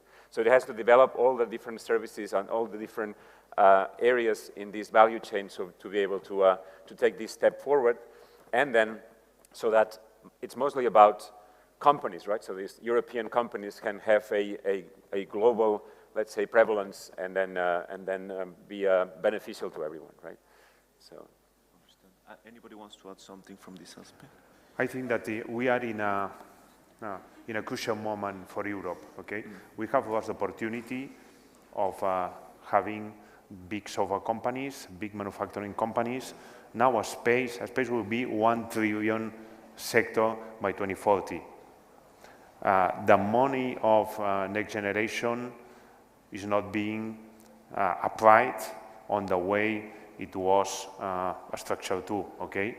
All of us, we thought, okay, that this was going to change completely the economy of our country. It was a once-in-a-lifetime opportunity. And I'm really worried about all this because the result is that we have invested 6 billion in building construction and new windows in order to have, which is important of course, and 200 million in new space. This is the difference, okay? And we do not, we are not aware of the moment and of the complicated future that we'll have here in Europe if we do not react soon and we do not have our technology autonomy in front of the rest of the global competition. One number that I would like to point out, in 2021, there were 13 billions of global private investment in space. In Europe, 600 million. So it is a shocking figure, and we have a lot of things to develop, and I would like to move a little bit about what is the science aspect of it, and what benefits science to the new space, and how new space also benefits science. So, Ariana? Well, I think like new space, like the part of CubeSat and so on, enables cheap science experiments, if you want, in a way to put them in space. And actually, CubeSats came from the universities, right? Who started first developing CubeSats were small universities that thought this was a cool project to get into space and get students involved in space exploration. So the fact that now it's a reality, we've seen that it works, that it can have a lot of advantage. I think it brings scientists, and not only having to go to NASA or ESA to look for big funding to get some different type of science research being done, but it can actually, you can make it at home if you want, in a way, and just put it up in space and start doing those things. So I think that is a changing paradigm when it comes to doing science. And I think it's very important. During the summer, there was a very paradigm-shifting news that I don't know if somebody here heard it, but for the first time in history, Chinese universities were posting more academic articles on top-tier journals than ever. So this means that science, it's kind of getting growing and growing. And what are we doing in Europe? We need to foster that, because if we want to preserve the European values, democracy, and everything that we believe in, we need to back it up with science, right? And I think this is something that, well, new space can also support here, right? Totally agree. Yeah, perfect. I know that your directorate is doing something about it. Can you tell us a little bit about what is the vision that you got here, and what can be the opportunities for Spain, Catalonia, Barcelona, and Europe? Sure. Well, you know, in 2 years ago, actually, the Catalan government announced the new space strategy. Of course, it's a modest, by European and even by Spanish standards, a modest investment. But the idea is actually to create economy, right? Sometimes it's used also this new economy, new space economy as a sector, let's say, as a sector that can grow. Catalonia and Barcelona have a very nice strategic advantage, namely that in tech companies, Barcelona is already powerful in the digital sector, so we have an ecosystem that is already capable with lots of good startups and companies in this sector, so it's relatively, in a way, easy to take the next step and add new space to the equation. When we had a look at what we had around, we came up with a number that there's about 80 companies in the Catalan region that work mostly on space, not new space, but on space in general, and a fraction of those are in the new space, let's say, activities, let's say. So this is already here. Some companies doing upstream, so that building machinery, and some companies doing downstream, therefore producing products and then can be sold and to satisfy some needs. So the Catalan government, with some advice, of course, saw that, and the goal here is that there is a modest investment of money to start the wheel or keep the wheel turning, and the overall architecture of the strategy is that the administration acts as an end user. We identify demands and needs that can be solved with space-based data, and then we issue public tenders so that companies build services to satisfy those needs, and at the same time they acquire expertise and technology so that they can sell those products throughout. So it's really a market dynamization activity and an industry activity in a way. not only that, but also building some key infrastructures, teleport, ground-based facilities for satellite communications. Satellites themselves, we launched one is coming, and a few more will be coming as well. And also, for example, places to test new technology, like launchers, which is another revolution coming up very shortly. And then talent, of course, another big thing. We talked about universities. Catalan universities produce a lot of very high-quality graduates, meaning that they should have a chance to work here. Regulation is something we can address as well. So there's a number of different pillars that the strategy addresses, with the end goal of making the ecosystem more dynamic and stronger. In the Catalan region as well, but of course this has global applications in the Spanish environment and also in the European environment. So we aim at being a key player, a region that is a key player in the European and global framework, actually. So there's an ambitious goal. Yeah.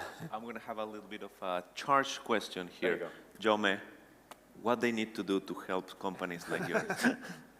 What do you think that it is? Not here only, but what do we need to do to empower you? Of course, when we think about the space entrepreneur, the #1 space entrepreneur, we all think about Elon Musk. Elon Musk has received more than 10 billions from the US government. Okay. Then deep tech and space are companies, okay, that they need a lot of money to start, they need a lot of time to start sales and to be profitable. This first phase of the life of this type of companies, it's super helpful, all the government subsidize, okay? This is something that the government of Catalonia is already doing. The government of Spain, it's much more conservative in this moment. We have to be open to take risk. Now, satellite, it's a risky investment for sure. But if we invest in 100 satellites, there will be 20 that will be a success, and in the future will be a lot of return for the region and for as Catalonia and as Spain. Apart from that, we need much more flexibility. I'm very sad to say, okay, that our first filing is what you do when you want to reserve a space and a frequency on a space, okay? We did through Spain. The second one, okay, we got so much difficulties that we did through Germany. This is something that it has no sense, okay? Because at the end, okay, the ITU is exactly the same, and all the procedure, it have to be simplified, have to be flexible. Then what's super important is the innovative purchasing. A private company do not have the capability, do not have the obligation of taking risk in buying something that may not work. Public administration has to do it, okay? This is something that in US happens every day, okay? In US there is a special part, okay, that have to be purchased to new companies that have some risk on it, okay? It's super easy to buy everything to big corporate companies. And this is something, okay, that I fully understand that a private company have no space for risk. Government has space for risk, okay? Have to do some of these purchases to companies, okay, that may at the end be failing. But on the favor, it's the route to success. There is no other way. I think this is something very interesting. Before joining ACE, I was in venture capital, and something that we always joke around was Europe doesn't have appetite for failure. And America, sometimes they glorify it, right? And I think this is something that we need to consider. And I would like to see also what are the differences you see, Ariadna, comparing that you're right now working in the American ecosystem that we don't have here, that we should bring here, and should not bring here. Well, I think one of the things he was bringing, that part of failure, right? And I guess that when you're investing in new technologies and so on, you have to know that sometimes some of them will fail. Not every new idea is going to be a successful idea and going to change the world. So I think in America, people are more used to that, and maybe it's just because the regulations are slightly different, that there's more space of starting something and removing it if it doesn't work. I think here in Europe, there's also always this fear that what if it doesn't work? And this what if makes many people not take the risk of anything. So I think if we start changing maybe our mentality on being able to do those what ifs, we can start being a little bit more competitive in that sense. But I think, yeah, this mentality difference that you see here, everyone here is more conservative. You say, like, I'll just put my money if I know it works. Perfect. I'm going to shift a little bit. Yeah. You are in the United States. How many, let's call it expats from Europe, talent, have you approximately having contact? Oh, approximately. Is it a big percentage of Europeans working and living there? Yeah, there are a big percentage of Europeans living there. One of the things I think that the US also has, especially in the space industry, because there's a lot of ITAR, EDR, or like, it's hard for Europeans and so on to get there just because there's that limitation that your nationality gives you, even if we come from first world or whatever, it's still some boundaries. So working in space coming from Europe, it takes a little bit of effort in that sense, but there are a lot of people from Europe working there. I wouldn't know how to put the percent, but what I must say, what it is true is that people know NASA, and whenever you work at NASA, everyone's like, wow, how cool you're at NASA, and it's like the great place to be in space. But Europe is doing a lot of interesting things, but many people in Europe really don't associate space with the European Space Agency, and I find this is sad in a way, because... Taking notes. And I don't know exactly why. Maybe it's just the branding that in the United States they know how to sell things way better than we do, and people associate space with NASA and forget that here in Europe and in Catalonia and in all the places they're starting to do very interesting things. Perfect. And also leads a little bit on the running away of talent, right? We're having a lot of great talent here that goes to other places.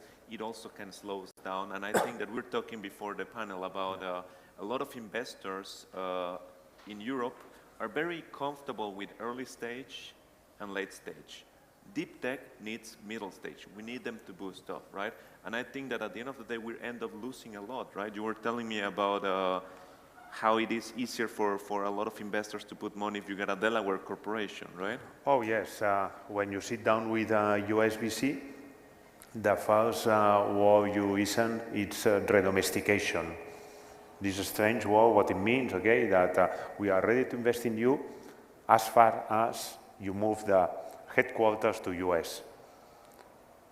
On my last Series A, I got an American investor, a small one, okay? And he told me, once we close that round, this is my first time that I invest in a Spanish company, and it will be the last one, okay? It's a nightmare. You need so many stamps, procedures, and it's so complicated, okay, that I don't want to go through again, never in my life. This was very sad news, okay, because if we put barriers on people trying to invest here, okay, then it will be super difficult. As Alberto was explaining, in early stage, there are some companies, there are some VCs that are comfortable on investing, but in the mid one, when we are talking about big money, we are now just starting our Series B that will be in two tranches, one of 10 million and one of 100 million euros. When we're talking this amount of money with a company that have no sales, because when you sit down with an European investor and say, okay, tell me about your EBITDA. No, I'm sorry, we don't have EBITDA, we don't have sales. We have a lot of technology that is certified by ESA, by the European Space Agency.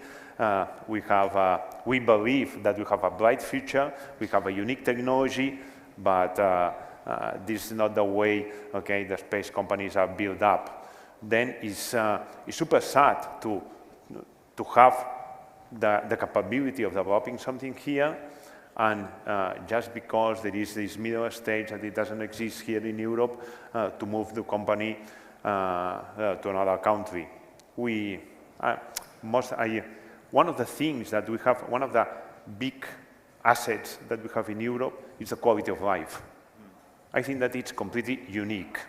I have been in the US, okay, and it's For business, it's spectacular.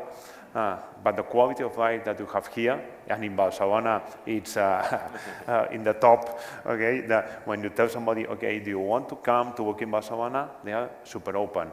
We are changing. I have seen changes, okay? For example, if you want to contract somebody, the permits right now, okay, there is a new procedure that it just takes less than 10 days, which is amazing, okay? This is something that we try, but we have to do it much, much faster. If not, we lose the opportunity. Perfect. This is good. And going with this high note, what are the opportunities and what can Spain, Barcelona, and Catalonia can offer to the world and to the Europe? Barcelona itself, right? Yeah, well, yeah, I'm not an expert on investors and venture capitals, but of course, what we have here is already a growing ecosystem and a place where building companies is something that, of course, from the administration point of view or bureaucracy point of view, is not that easy. But I think it's a very nice place to attract talent. That's a talent magnet, of course, Barcelona.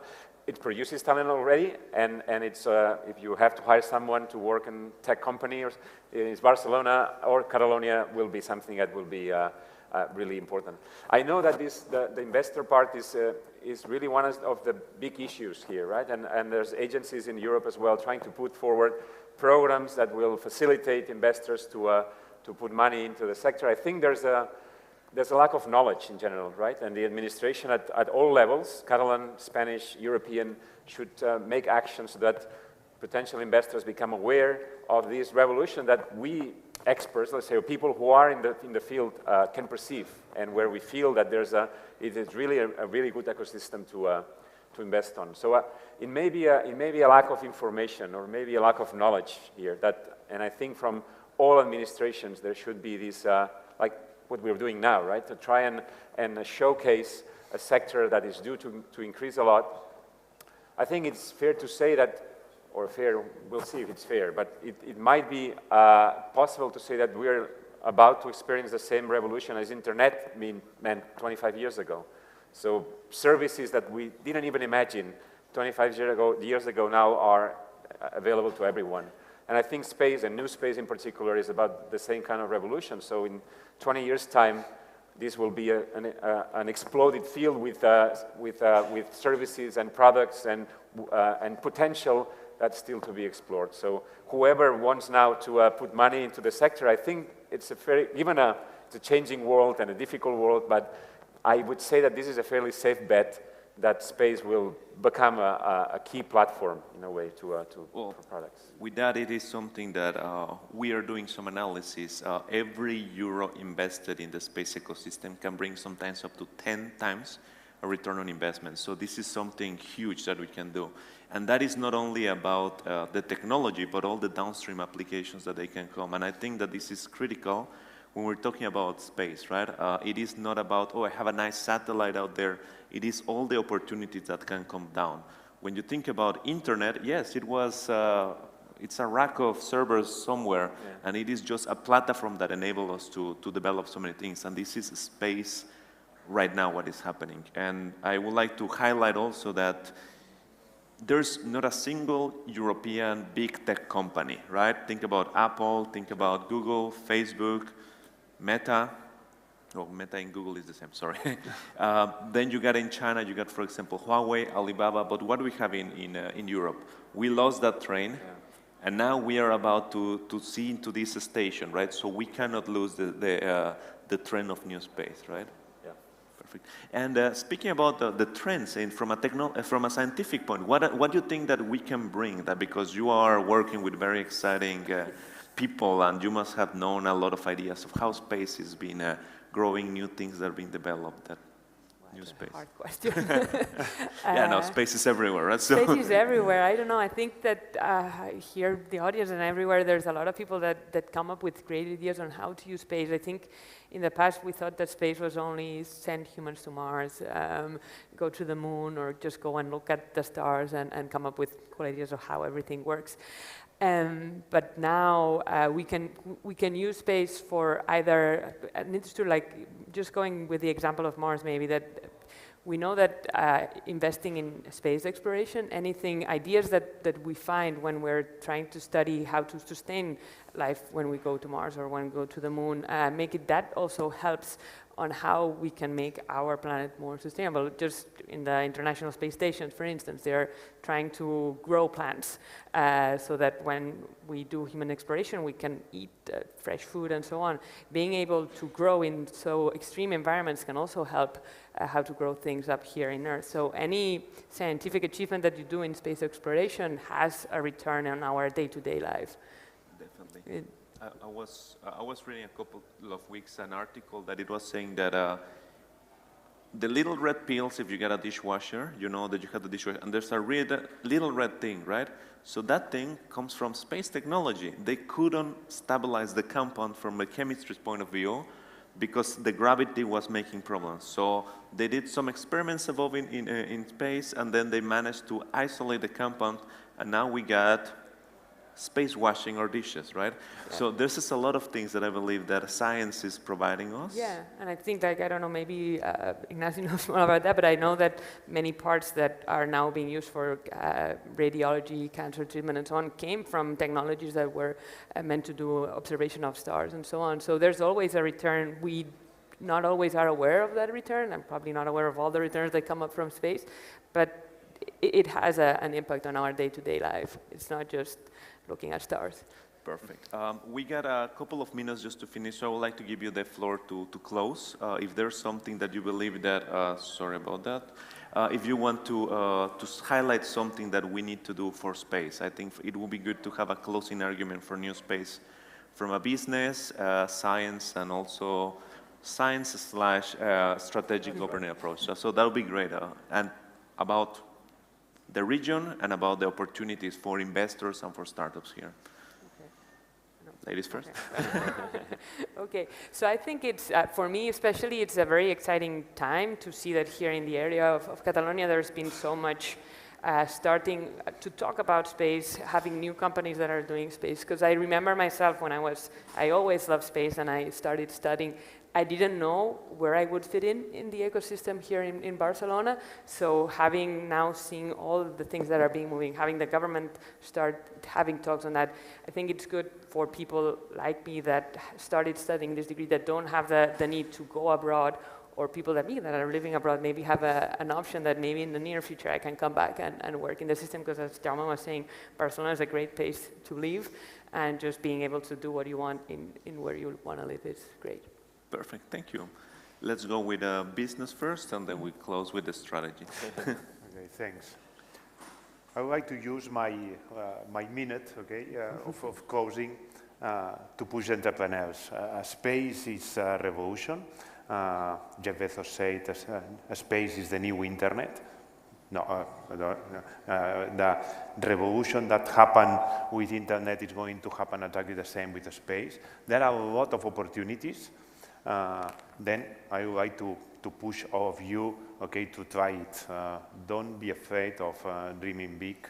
There is a space applications for all kinds of sectors. We are delivering new capabilities of connectivity, but joining with us, there are a lot of companies that are pushing exactly in the same way. Then there is a lot of new sectors that will be impact by the new space. They will change completely the way the world today. Then go for it. Barcelona is the right place to do it. We have a lot of talent. There is a lot of attraction of the city to make people come here to work with us. And we have the government of Catalonia that it's helping a lot in all this development. Then now it's a moment we have to take it all. The future will be much more complicated. Thank you. Let me start two short ideas, and one is to echo what Ariana has said. I think it's really nice to see that after so many years, we managed to bring home expats, right? That they would have dreamt of having their careers in the current ecosystem, either academia or companies or working in space, and that had not been possible until now, right? So hearing or living or knowing about some stories of people who are now coming back to their birthplaces and being able to work on their dreams, that's really quite something that I particularly enjoy. The second idea is more, instead of being, let me get a bit more philosophical here. Instead of being, let's say, representing administration, this is going to be a personal view. All revolutions tend to be chaotic. They tend to explode in a way. And what I wish here is that we manage to make this revolution in a sort of, maybe not orderly way, but in a way that we do better than previous revolutions, right? We have many challenges ahead. We have, even in our particular environment, up in space, problems with space debris, and how we handle all those many missions and all those many satellites that will be flying there. We have to really be careful and be aware that that's going to be something to really carefully take into account, and deorbit satellites and have all the measures that everyone follows those rules. And also that we have to do this space exploration in a sustainable way, right? We have to develop technologies that will have minimal impact on our environment, and there's a lot of technology to be developed there as well. So not just use space the way we've used our resources on Earth. We'll use our resources up in the sky in a way that can be there for future generations, and done in a way that we can actually sustain. So that's, and I have sort of a mixed feelings here. I'm an astronomer. I like to look at the night sky. I like to take pictures of the sky, and probably as Darian as well. And then, okay, let's try and make space a nice place for everyone, right? And I think it's possible, but we'll have to make an effort there. Thank you very much. I'd like to just close this by saying space is the final frontier, as some TV shows will say. Yeah. But it is not just a frontier. It is close to us. It has never been cheaper and easier to send something to space than it is now. And also the world has become a much more connected world. And this is full of opportunities for us. And for the investors in the room, there's a big opportunity there. It is not the typical quick return that you generally get, but it is a huge return. And I will let you just with a small kind of thinking, why are the two richest men on Earth investing in space? So this is something that we might want to think about it and search for space startups, support ecosystem, and maybe it can be done with a couple of tapas and some pan con tomate. Thank you so much. It's been a pleasure. Thanks so much, ladies and gentlemen. Please a big clap to my host here. Thank you.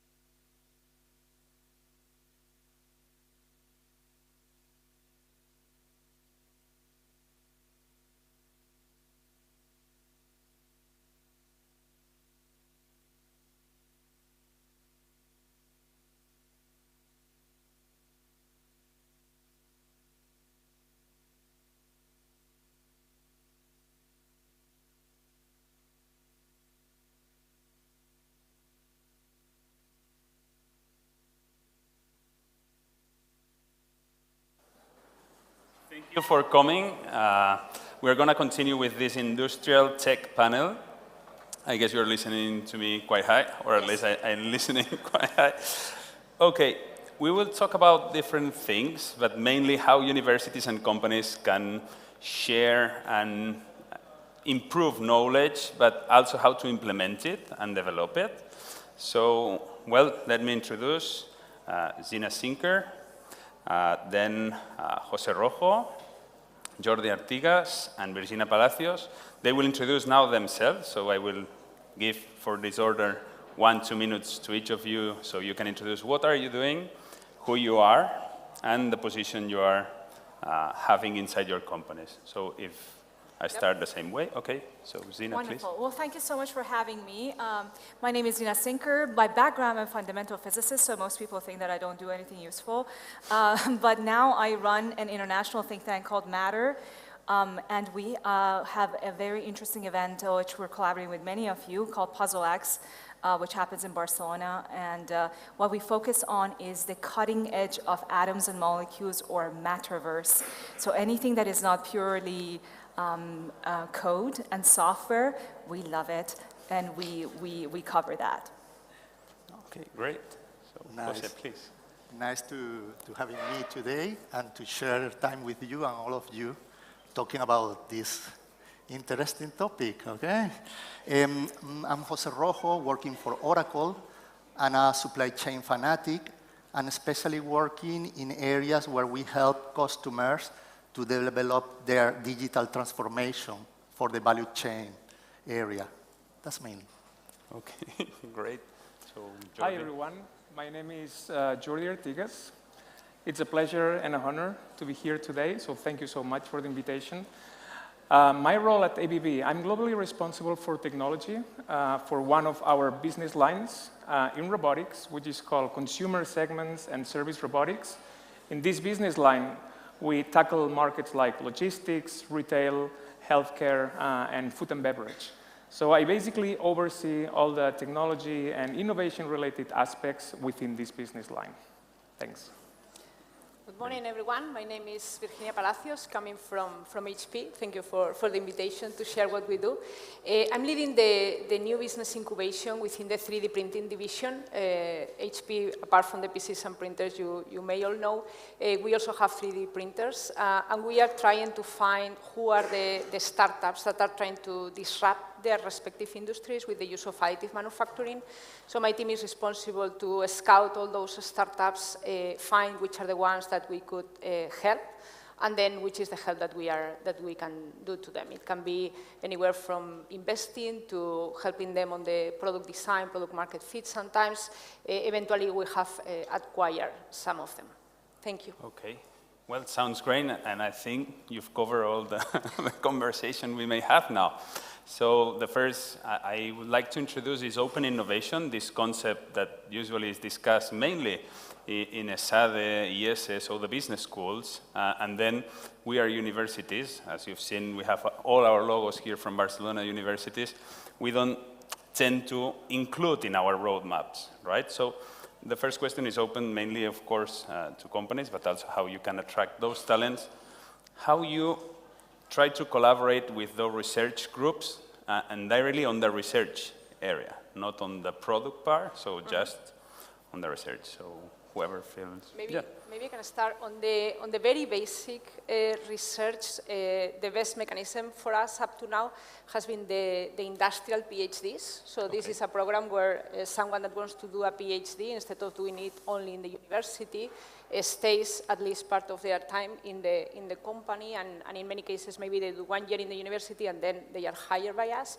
So in some cases when we are doing the product development, 3D printing is very new for us, and especially in the part of materials and physics and everything with Pacific, we are also collaborating with you. There are some deep research that we, during our product development, don't have time to. So we invite PhDs to work with us and do their thesis while doing the studies that we need. Okay. This is a bit Yeah, at ABB it's quite similar. At ABB R&D, we basically divide it in two. We have what we call R&D, which is the R&D that is meant to produce new products, product development. But then we have what we call corporate research, which is looking into those more fundamental aspects, right? So mainly at corporate research is where we have these kind of PhD programs. We also host master theses. We have internship programs. And of course, this is crucial because many times our resources are limited and many times we're not ready to take some risks for fundamental research. And this interaction and collaboration with universities is very important to us. And we have great stories, successful stories with universities like ETH in Zurich or MIT in the United States. And we're constantly looking around for these kind of collaborations. Okay, great. I don't know if you can answer for Oracle or... Well, for Oracle, there are two main areas where we touch the research. This one of these one is the corporate research, okay, where our development teams look for different ways to do things, okay? But by the other hand, there are different programs, like Oracle for researchers, like innovation labs for different industries, and as well, the startup programs, okay? Different proposals from the company to help startups to connect quickly, okay? But connect quickly not to customer, connect quickly to solve a problem, okay? And then we have those both. Working locally, especially for me, working locally in Spain and Europe, we are more in the physical part of the problem. No? When we are close to the customer, they have a logistic problem, and then we try to connect with startups what they already have. They already have something that can solve that problem quickly, fastly. Of course, for you is searching yeah, talent. I'm the odd man out here. I'm the ecosystem builder here. What we address more than anything is how do we give closer access to companies with the startups, and how do we cover those gaps? So if we can bring everybody together, that you can have the right pick, that the universities know where to go, because as we all know, a lot of us in the academia, we look around and we say, we've got ideas, how do we go to the next step? How do we work with industry? How do we evaluate if this is something that we want to continue? That's why we bring the ecosystem together to address that more than anything. Well, it's something that we were discussing because we had a previous meeting. And how do you really attract PAs? So the real researchers, the ones that say, we have all the knowledge about this 3D printing, or we have all the knowledge about the future robotics. How do you attract those guys? Because usually what I see, it's the government, as you said, PhD industry, doctorats industrials, or something related. Usually it's just the freshman that you get, and some research from the huge PIs goes to that freshman that collaborates directly, and it's the small bridge we create between like the silo of research and the silo of the product, because the product has also some research that are researchers we don't see. So there are like two silos of purely development product that maybe it's purely new research, and then we have pure research that also don't go. So I don't know how you are doing something or not. You can say no, I don't know. But I would like to know, because usually what we see, it's like our PIs are not gonna come to HP or not gonna come to ABB, even that you expose some really nice project. So I don't know how you get in touch with universities, or where is your contact point, or you have to meet them in some congress. So how do you relate with them? That's one of our catch points is that we lend robots to research departments of universities. So by lending robots or giving them for cost price, basically, this is one way to foster the interaction between ABB and university. So that is definitely one of our channels. We also fund PhDs directly with some selected universities, so full PhD programs across 3-4 years. And that has been so far pretty successful, but in my opinion, this needs to be intensified a lot more. Because we're doing that with a very narrow range of universities, a couple of in Europe, couple of in the States, and that's about it.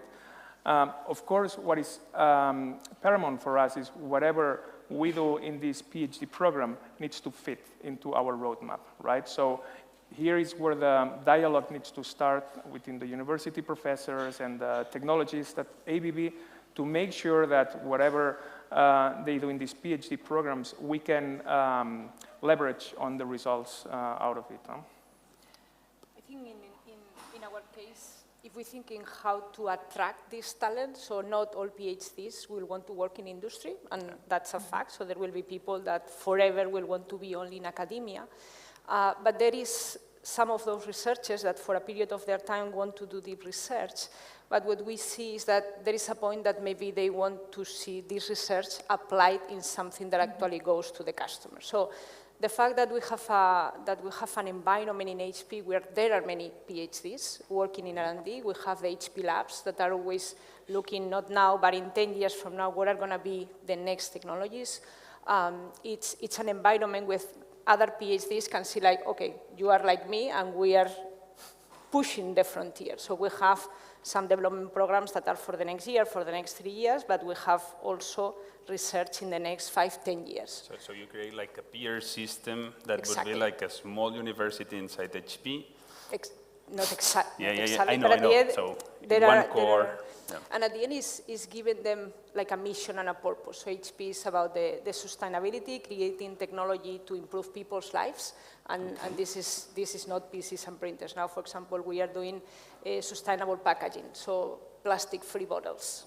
This is something that people that wants to investigate in materials might be attracted by the fact that you can contribute to removing the plastic bottles. Those are the type of purpose or mission that we give. This is how we attract. Okay. Well. I'll go with this one. We were having this conversation before, and yes. One of the stories that I told is this. We're talking about deep tech. Deep tech is on the cutting edge, bleeding edge. It is so connected to academia, so connected to the parts of ecosystem that might not necessarily be exposed to entrepreneurial spirit.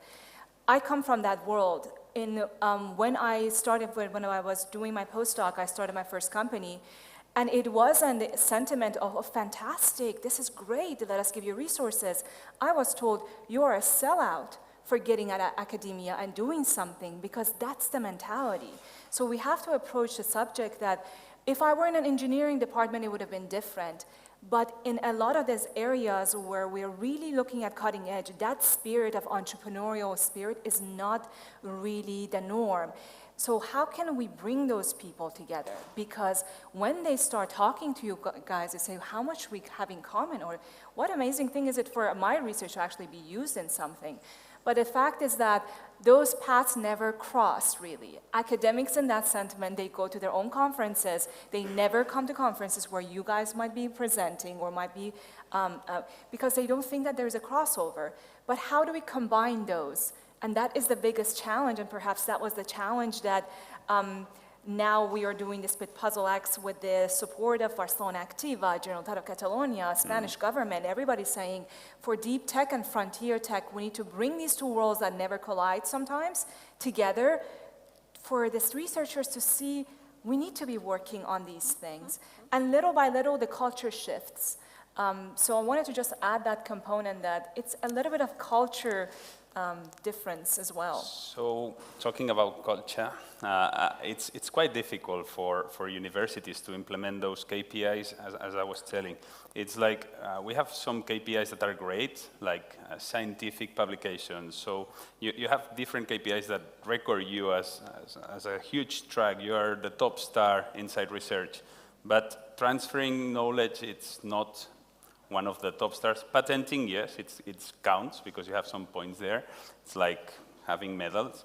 But creating your company usually doesn't, until now, I would say in deep tech, maybe we're seeing a starting point of difference. But yes, we haven't seen yet those, like, I have created 3 companies. Wow, what a researcher. No. Right now, what we see is not this.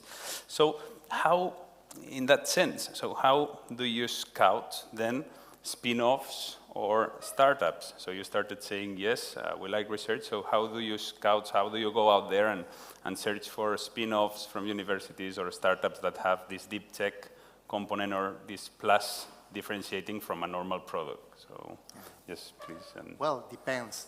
In the Oracle case, it depends of the industry.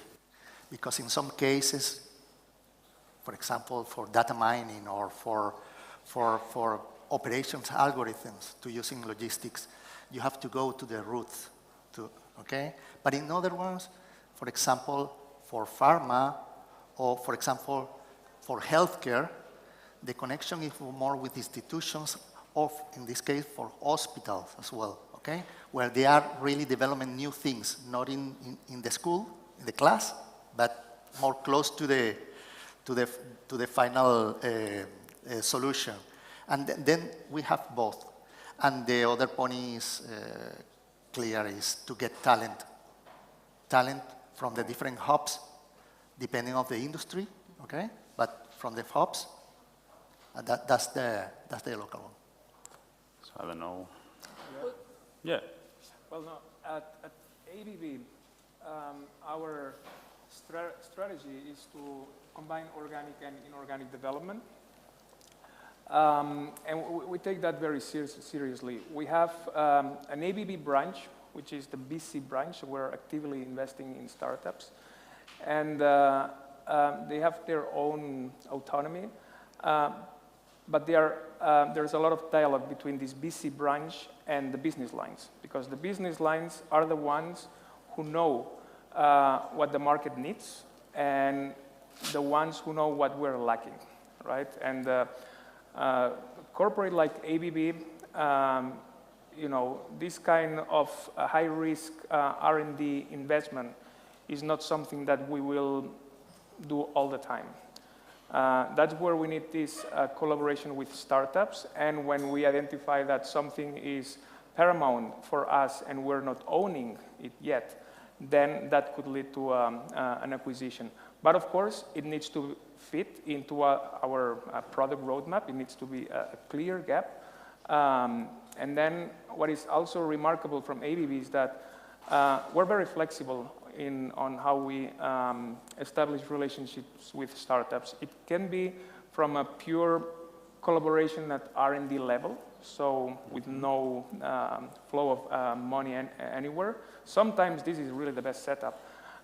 We also do investments in Series A, Series B, and so on. It's a financial investment, but usually also strategic, so it needs to make sense for us, so it's not purely financial. Up to a full acquisition in case something this is really that we need and we need to own. And final comment to that, acquiring, I mean, there's no doubt that this is the way to go for big corporates, of course, but we should never forget what comes right after the acquisition, which is the integration. This is very often misvalued, and normally the cost and the time that it takes until this new technology, this new company is part of the corporate, that's quite remarkable. Yeah. So in terms of scouting, in our case, we have tried 3 different approaches. One has been really going to databases, PitchBook, Crunchbase, and scout and do searches and spend a lot of time filtering thousands and thousands of startups with some success. Something that works much better is to work with a specific accelerator, give them a problem, and this is the space problem that we want, is personalized surgery, for example. They do the scouting. Yeah. And then we choose some of those companies, then we do a funnel of pitches, and eventually we accelerate some of them, and then we go with them for maybe 6 months and help them with the product.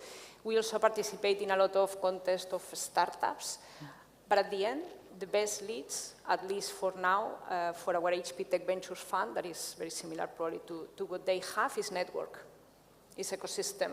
Is coming here, we are looking for startups in the healthcare industry for 3D printing, and someone will send a message in LinkedIn, I have a startup in 3D. At the end, this has been being there, being in the ecosystem, doing pitches everywhere, every time that someone invites us, we come, we explain. This has been the best source by far. So this would go inside your pipeline of scouting and knowing the company. Yep, and building ecosystem is fundamental. Fundamental. This connection is fundamental. And I just adding one thing is that the magic happens in what I describe as serendipitous interactions and encounters. Sometimes you know exactly what you want, and yes, you can do it, but sometimes there is a magic between running into somebody, inspiring someone who might say, you're looking for that, oh, we have a technology for it. We're just about to incorporate this thing. Are you interested? And I say, that's exactly what it is. Those things are serendipitous. I do not think we can plan for them. We just need to create avenues like this where people come together from different fields, exchange, and magic happens. Yeah, absolutely. So as you said, you have like open calls. You try to invest in some, but also collaborate. You search from network. You provide at least somehow the network? We do. So just expanding a little bit more, it is, we have an event, an adventure builder program called PuzzleX, which has been, many of you again are involved in, and is the first initiative to focus on materials, deep tech, and frontier tech, supported so strongly by the ecosystem here from different layers of government and municipalities, from everybody, from UPC to all the different members of the ecosystem, yes, et cetera.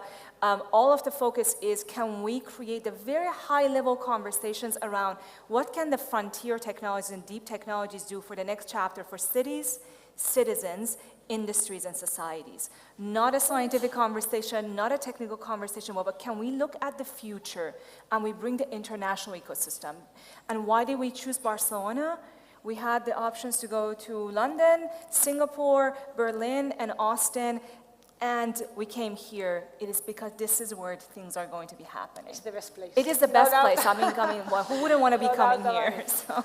Well, then we will move. And we will stay. You're all invited November 15 through 17 to join us, and we have a collaboration with the Deep Tech Summit, so that's an easy path. What has been very successful for us is what we call innovation challenges. Yep. So I'll cite very quickly one example. So in logistics, e-commerce, there's a key technology which is on how to grasp items, any item, right, and put it from one tote to another tote. That happens in every fulfillment center, any distribution center for e-commerce. So this is, on the top of the agenda for any robotics company today. But it's a very challenging topic, right? You need a lot of AI, a lot of vision, machine vision capabilities. So we organized a item picking challenge, and we invited the best 10 startups worldwide to participate in this challenge.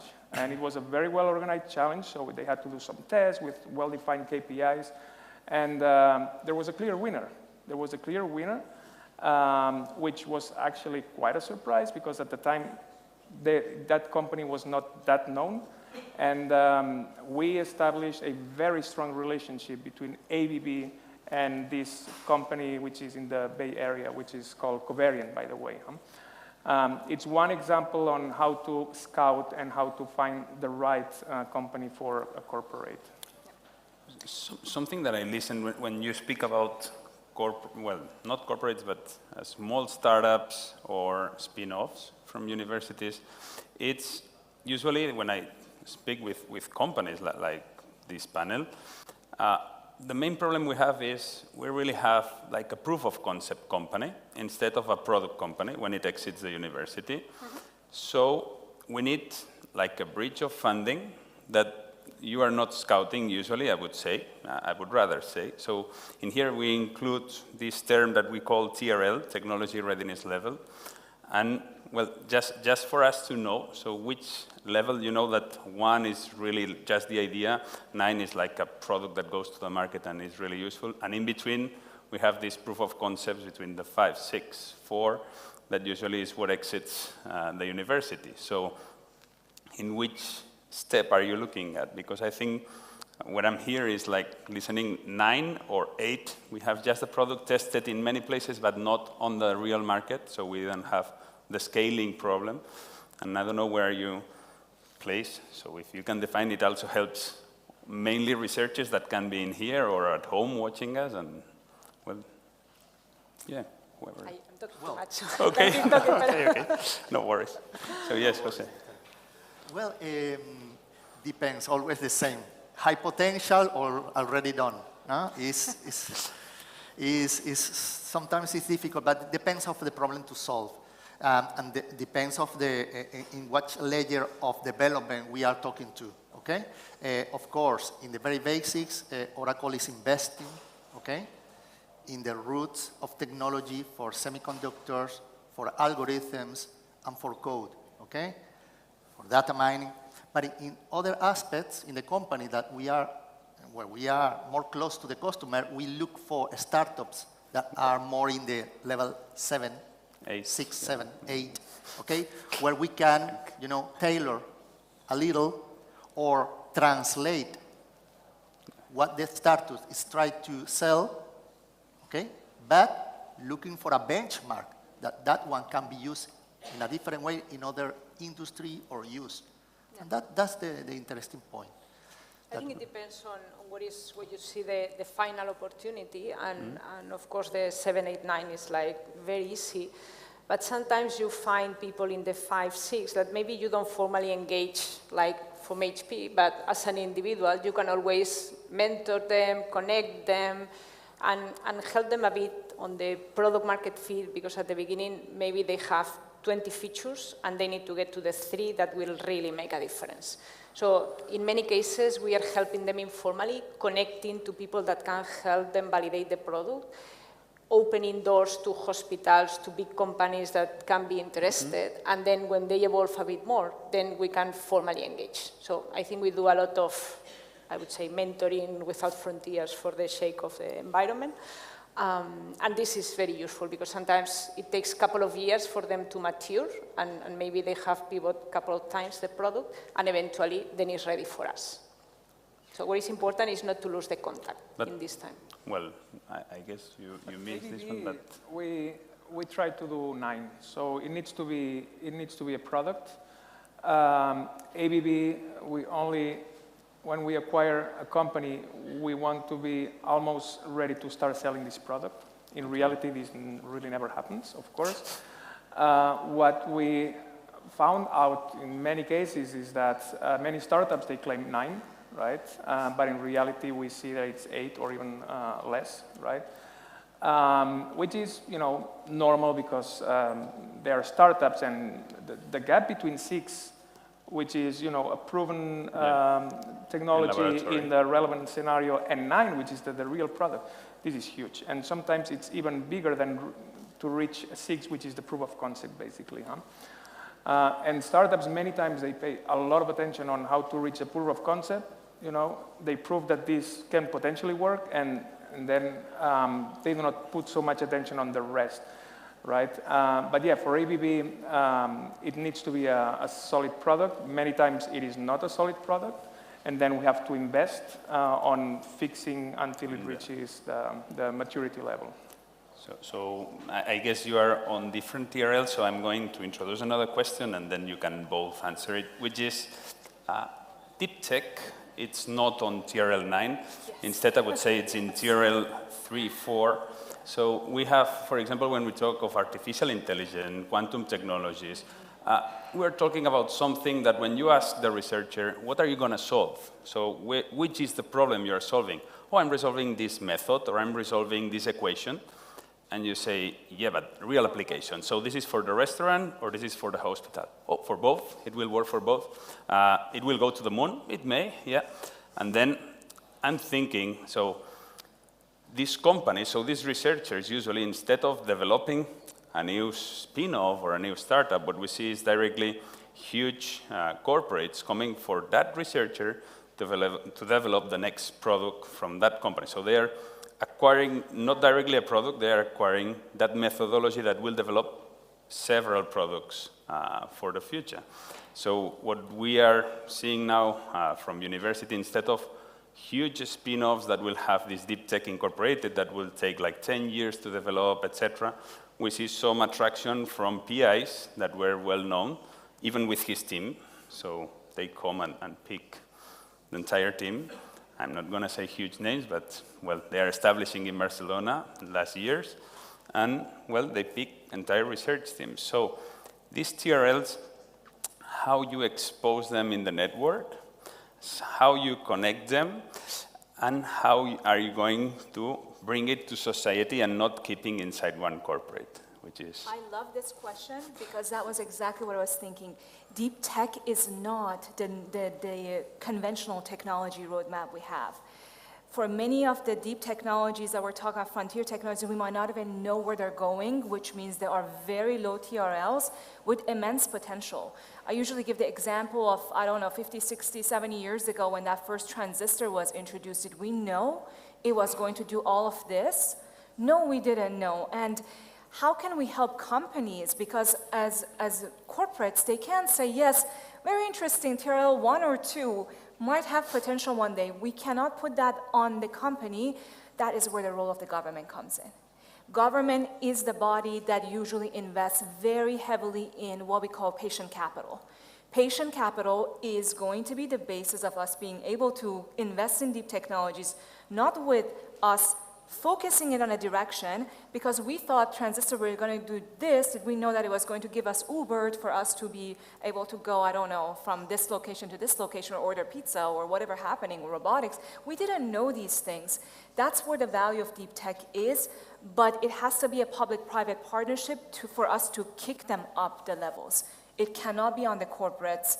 We're seeing that the corporates can say, we're not the ones who are going to be investing in that level.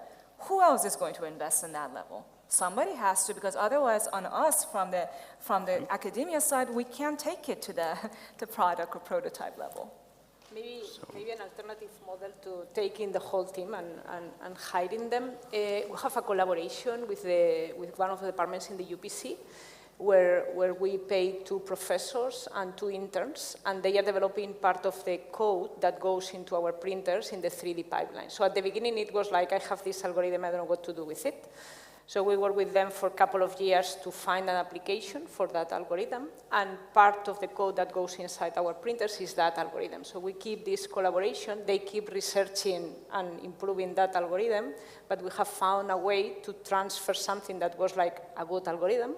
And at the end, we are doing this because we have a lot of our employees are teachers at different universities, so you get to know people that is doing things that maybe can be applied. So again, coming back to the network. So I think it's fine hiring a full team of researchers, but maybe if we want to really push the research, it's better to find these hybrid models where the researchers can stay at least part-time in the university and apply. It's an alternative. Yeah, really quick. I can cite a quick example.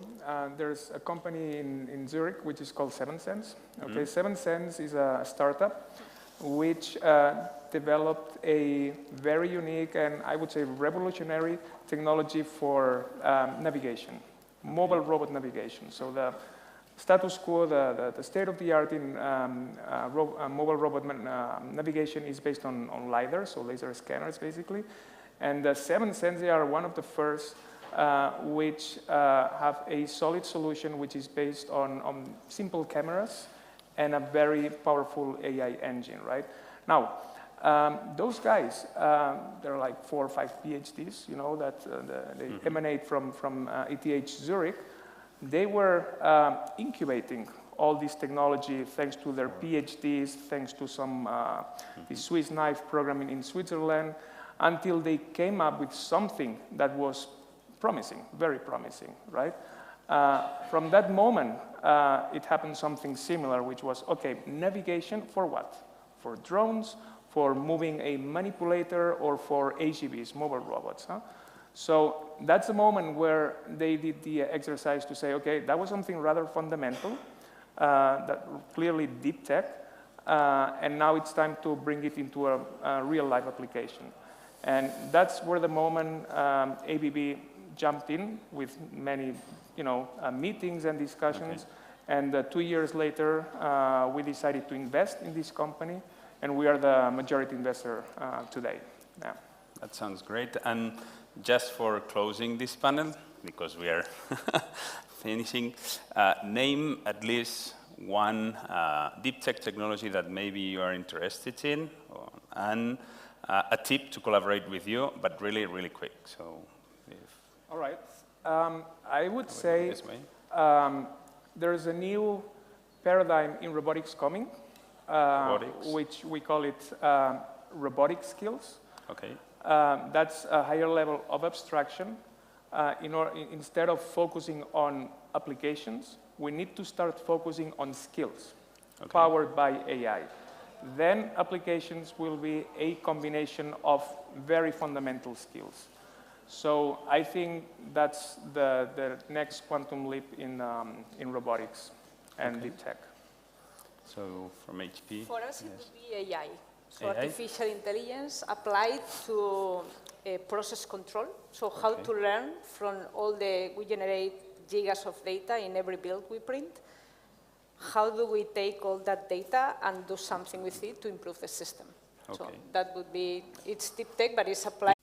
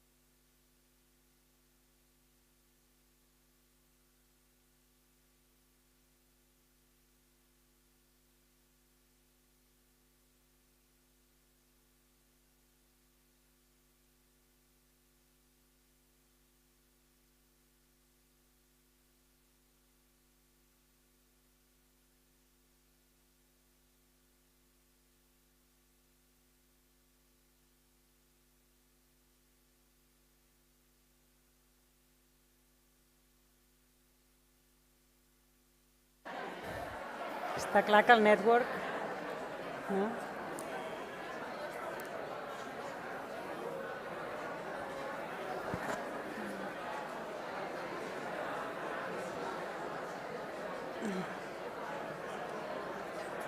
See? Okay, hello, good morning. Good morning, everyone. It's a pleasure to be here today with all of you. Okay, good morning, everyone. It's a pleasure to be with you today here. I would like to welcome the panelists and the attendees to this roundtable entitled Technology Transfer Engine to Foster the Innovation in Catalonia. First of all, I would like to introduce the speakers. They have been selected to discuss about the best practices in tech transfer in the healthcare arena, and with a special intention focus in what is happening in Catalonia. So first of all, I would like to introduce Laura Ferrer, Senior Manager in Human Health in R&D Division in IPRA, involved in many R&D projects to develop vaccine for animal and for human health. IPRA, as you know, is a biotechnological pharmaceutical company located in Girona and focused on prevention for animal and human health with a broad development for human and animal health. José Antonio Garrido, ICREA professor, CSO and founder in Brain Neuroelectrics.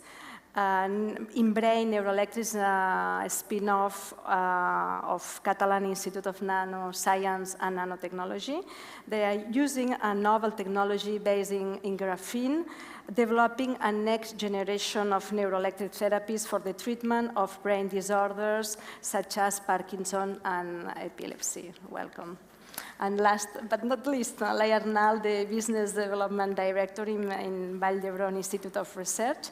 She has more than 20 years experience fostering in valorization innovation. She's in charge of the technology transfer unit, and she's fostering alliance and collaborations at national and international level.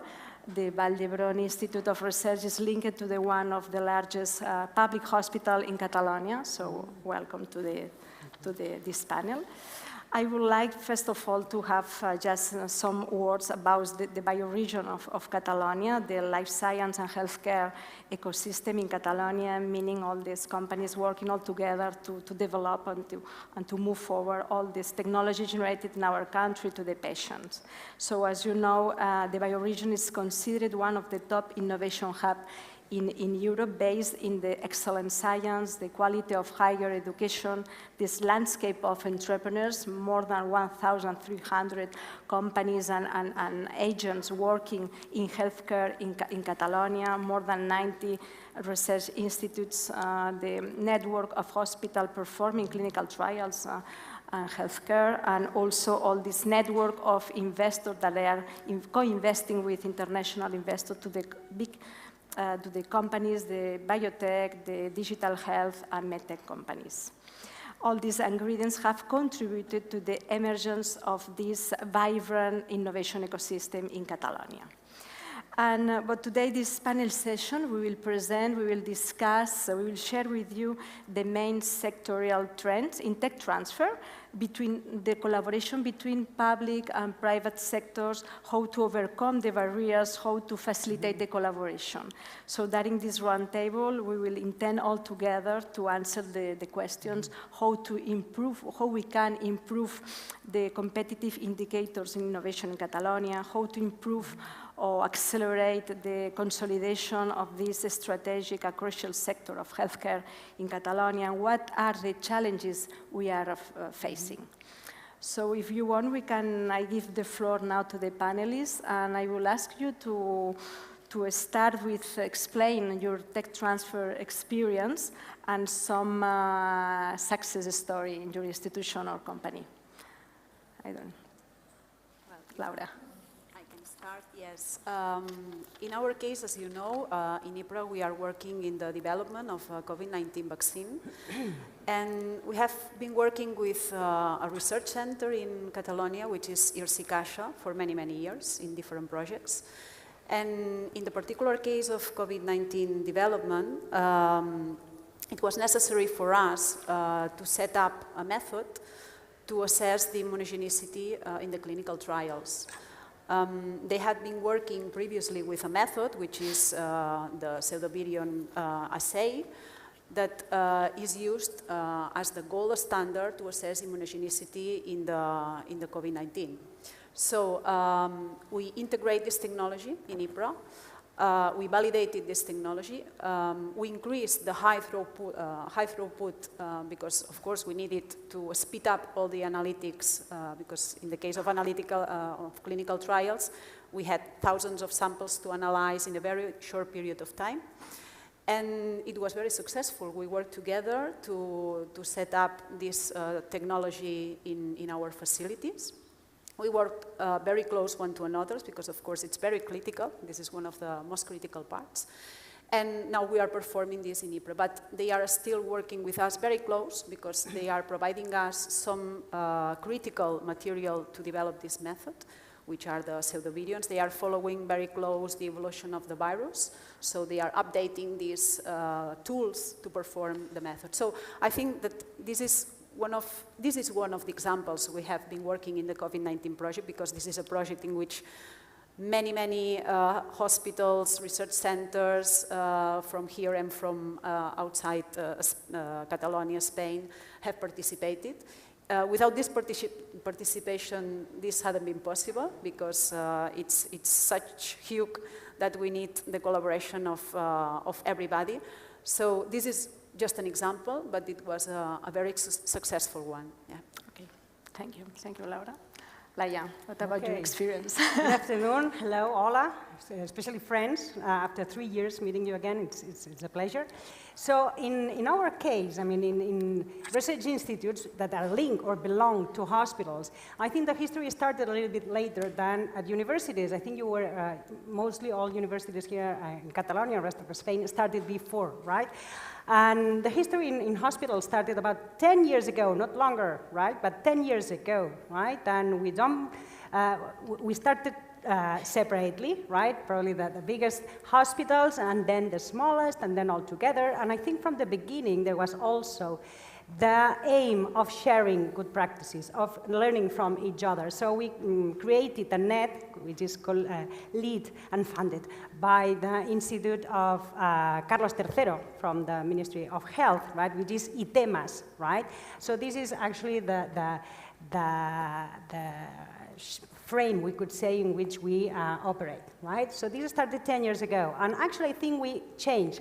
We were, at the beginning, technology transfer offices, but then I think we make a kind of a transformation during the following years, and especially more intensive during the last years, in transforming into innovation offices with this approach, not only from inside to outside, I mean input, but bi-directional, right? And with this scheme of becoming real offices of valorization and real offices of collaboration, right? So the approach, I think it's been opening through the years, right? And I think we've been professionalizing all the profiles, all the processes, and, well, learning from each other, right? So I think today we do have, all around Catalonia, we do have really relevant successes, right, in terms of revenues, but mainly in terms of transferring these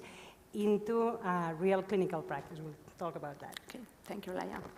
And you, José Antonio, your experience. So I guess that I can share like a complementary view of what you already have said. And I would say that it comes from my personal experience. Maybe I can share with you my personal experience, not only as the scientific director and founder of a startup of InBrain. I'm a researcher. I'm on almost everything.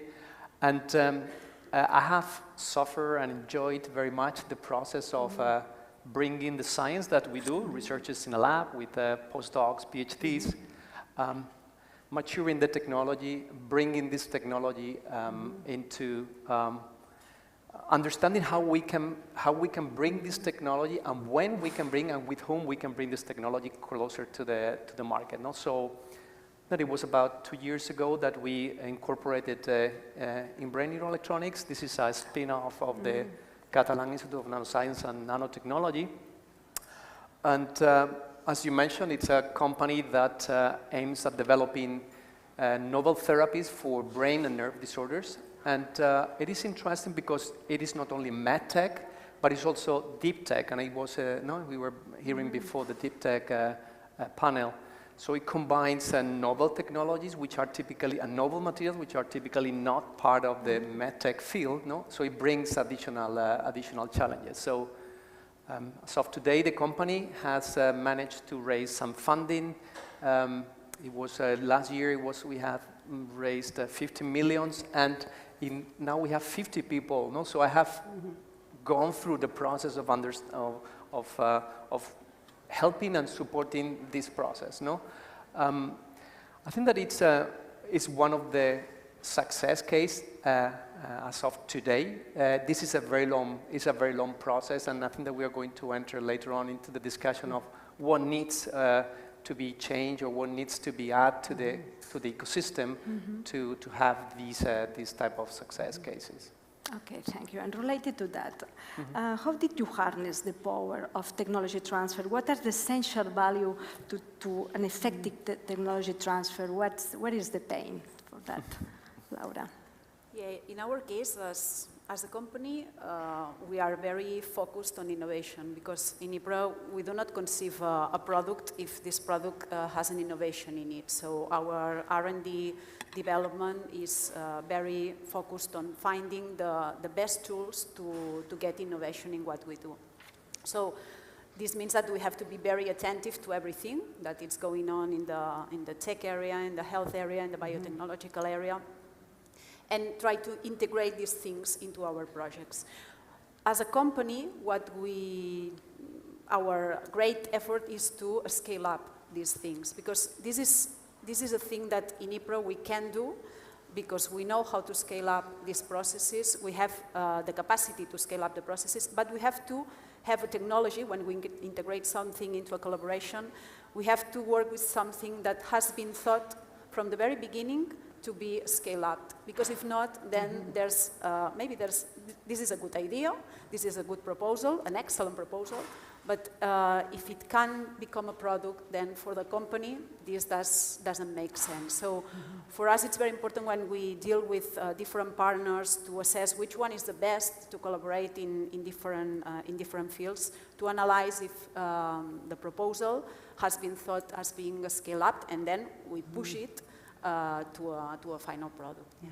Okay, and Yulaya, you are on the other side of that. What do you think about that? On the other side. First of all, actually, what kind of scientists we do have, right, in research institutes. So, for instance, in Valdebrón, we are 9,000 professionals. Of them, about 2,000 professionals are carrying out research activity, right, just to have a sense.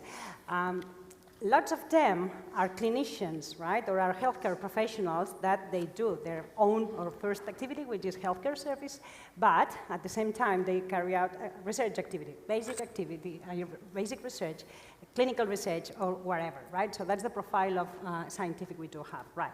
So I think the key point, the very beginning, is yes, the technology, but first is the need, the unmet need, right? I think it's sometimes, in previous years, we focused mainly on the technology. Oh, that's brilliant. And yes, it could be, right? And the market will tell you that, and the competitors and everything. But the very, very beginning is that to evaluate the unmet clinical need, or evaluate how are we currently covering that need, right? With which technology, with which solution, whatever. So I think that the main thing is this. I also agree that we do have to pay a lot of attention and efforts at the very beginning, analyzing, right?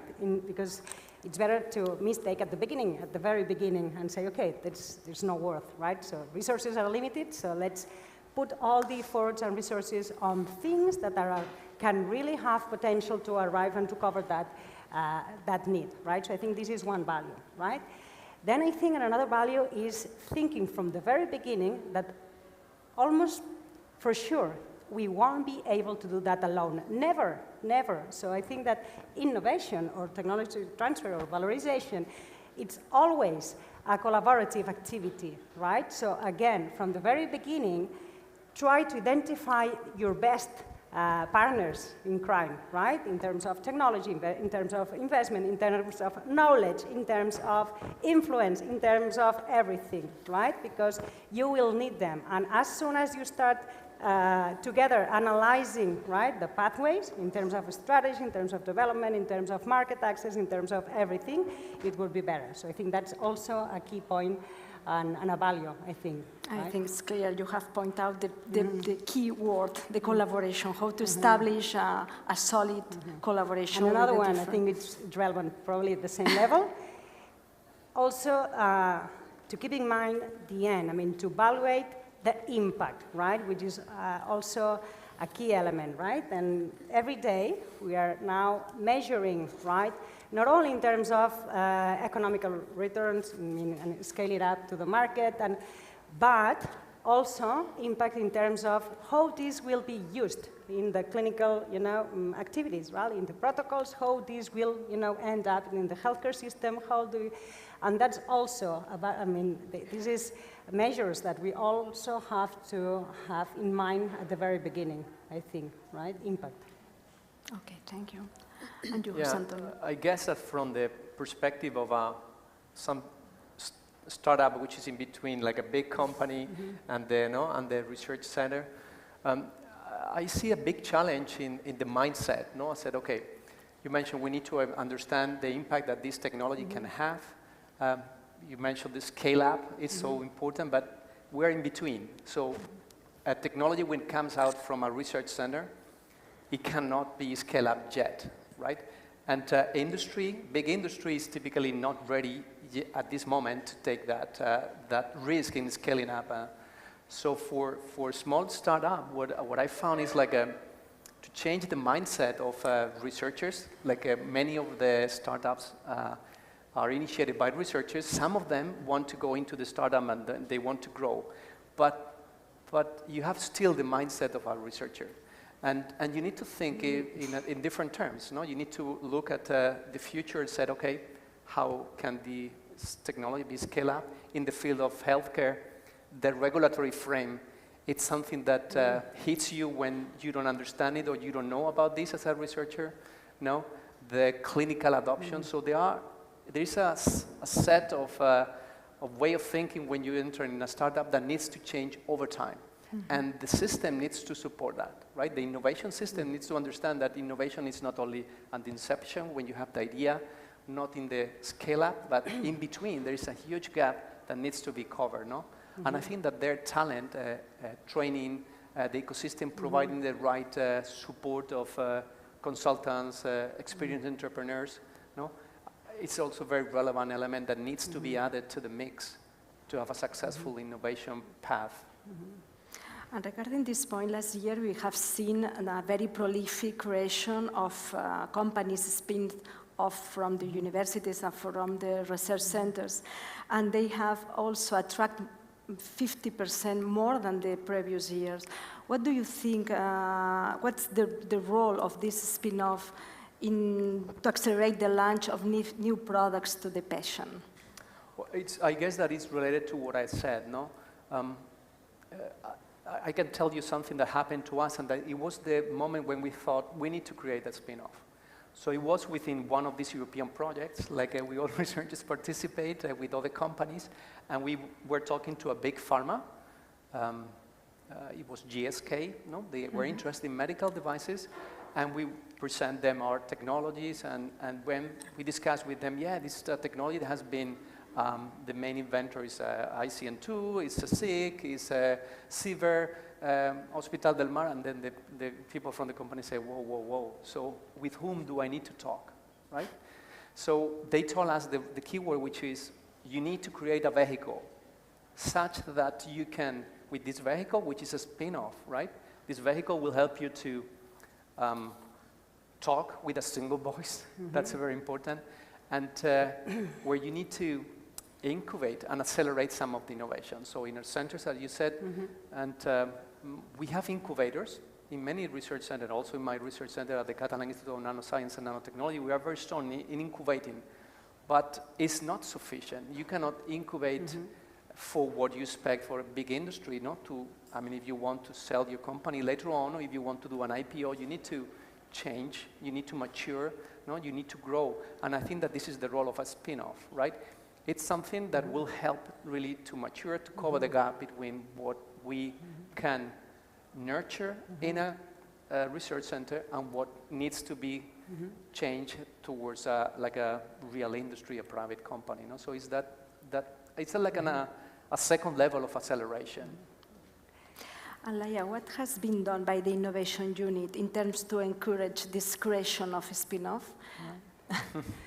All right, in our case, again, in a hospital, right, on a huge campus, which is Barcelona, right, for a few years, actually, we had a dilemma, right? I mean, do I want to foster entrepreneurship and lose, you know, ahead of a service, a clinical service? Oh, that's a matter. I mean, then no. And probably that person, which is, you know, at the top, not, you know, at the frontiers of the research, clinical, so it was not that easy, right? So, by time, we realized that, first, creating spin-offs, it's not an objective itself. I mean, it's an instrument, as you've said, right? Or a vehicle, or a pathway to arrive, or to go to the next step, right? Perfect. Then, probably, we won't have some of the profiles needed for that, right? And that's again, we should have, you know, collaborators in order to get that kind of profiles, right? So I think time by time, we were improving, right, the system you mentioned, right? It's not a task of a processes of a TTO office, but a system itself, right? So we started detecting potential CEOs, right? Profiles that have already been, you know, successful or not at first time, which is good also, and attracting them, right? And try to design this kind of operations with this kind of mixed, you know, models, right? You need a team, you need a technology, you need a need, and try to figure out these kind of operations. Again, if you want, I can share you a very nice and recent experience we had. For instance, there was our colleagues from Barcelona Supercomputing Center knocking on our door, together with Imperial College, okay? And they came to Vall d'Hebron and asked us if we can give them few images. What do you want this for? No, because I want to train a technology I have on them. Okay, that's more, let's analyze that in depth. You don't need that images. You won't do nothing with these images. You need our knowledge. You need a health and scientific partner. You need to validate this. You need a lot of money. You need physicians. You need engineers. Engineers in imaging diagnostic. You need oncologists. You need all of this. Why don't we become partners in crime? Then they founded the spin-off, and then Vall d'Hebron joined to this spin-off. Together, right, we raised some money, in this case, from, not seed money, but crowdfunding that raised almost, not 1 million, but almost 1 million. And at the same time, we went together, right, together with an engineering institute of Germany, and Imperial College, and Barcelona Supercomputing Center, and Vall d'Hebron, and the spin-off, together we could raise European Innovation Council grant, right, with more than 3 million euros. So that's venture building. That's the type of spin-offs and operations we are now constructing, right? Okay. And from your perspective, being the company acquiring and licensing technologies, how attractive are the portfolio of technologies from research centers for pharma companies? We have a lot of attractive proposals every day. We get proposals from different research areas almost every day, and they are all of them very interesting from the scientific point of view. I agree very much on what you have said, that of course there's a lot of things to take into account, because for a company, a collaboration is not a thing that you do one day to another. You have to think very much which kind of collaboration do you want, because the idea, as I said before, the proposal could be a very good one in a scientific point of view, but if it does not make sense for the company in different terms in the regulatory area, which is also very important, there are very well ideas that then if you transfer them into the regulatory area, they are difficult to think of a registered product. So this is also a thing to take into account. The scalability, once again, this is a key point for us. If we can't push this proposal to a product, there's no chance. And we have had some experiences in things that have been proposed to us which were very attractive, were very disruptive, but then analyzing in deep the way they have been developed, then you realize that this can be produced at an industrial level. But then at a smaller scale, it's very interesting, yeah, but this doesn't make sense for the company. So there are great proposals, but once again, you have to think very carefully which is the kind of proposal you want to invest in it and push into a product, yeah. Of course, I'm sure that it's an unmet need to be solved with the technology or with the treatment. Because we know that, of course, and as you said, Laia, working together is the best way to improve, to accelerate everything. And we are working in different consortiums, in different organizations, but this needs to be funded also, and sometimes it's difficult to find funding to create these consortiums, which are the best places to improve, because in these consortiums you are working in a multidisciplinary way, you have people from different areas with different knowledge, with different background, and so the things are easier to succeed. Yeah. Okay. And Laia, how do you foster the entrepreneurship and innovation culture among the healthcare professionals? That's another issue. It takes time. When you want to create culture, yeah, it means long term, right? Especially in a hospital and in our public context, right? It's not easy, right? So there are lots of different layers. I think, first of all, you need the commitment of at the highest level of the institution, right? Yeah. And commitment means invest resources, right? If you want to innovate, you have to invest, right? Resources, and it's a risk activity, but you have to put money, effort, people, time, you know, and align all that. So I think that's the main thing, right? You have to train, right? Or you have to, educate in terms of culture, right? Create that sign that the institution wants that as a way of doing things, right? Innovation is not, again, a goal itself. It's a way of doing things, right? So it must be, you know, everywhere, right? It must be a kind of a type of doing things, right? Then you need frames, right? Normatives, processes, right? In order to have kind of politics in terms of IP strategy and in terms also of recognition and incentives, right? I think, and sometimes it's not a matter of time, of money, it's a matter of time, right? So probably you have to give people and encourage them to pay attention on that, right?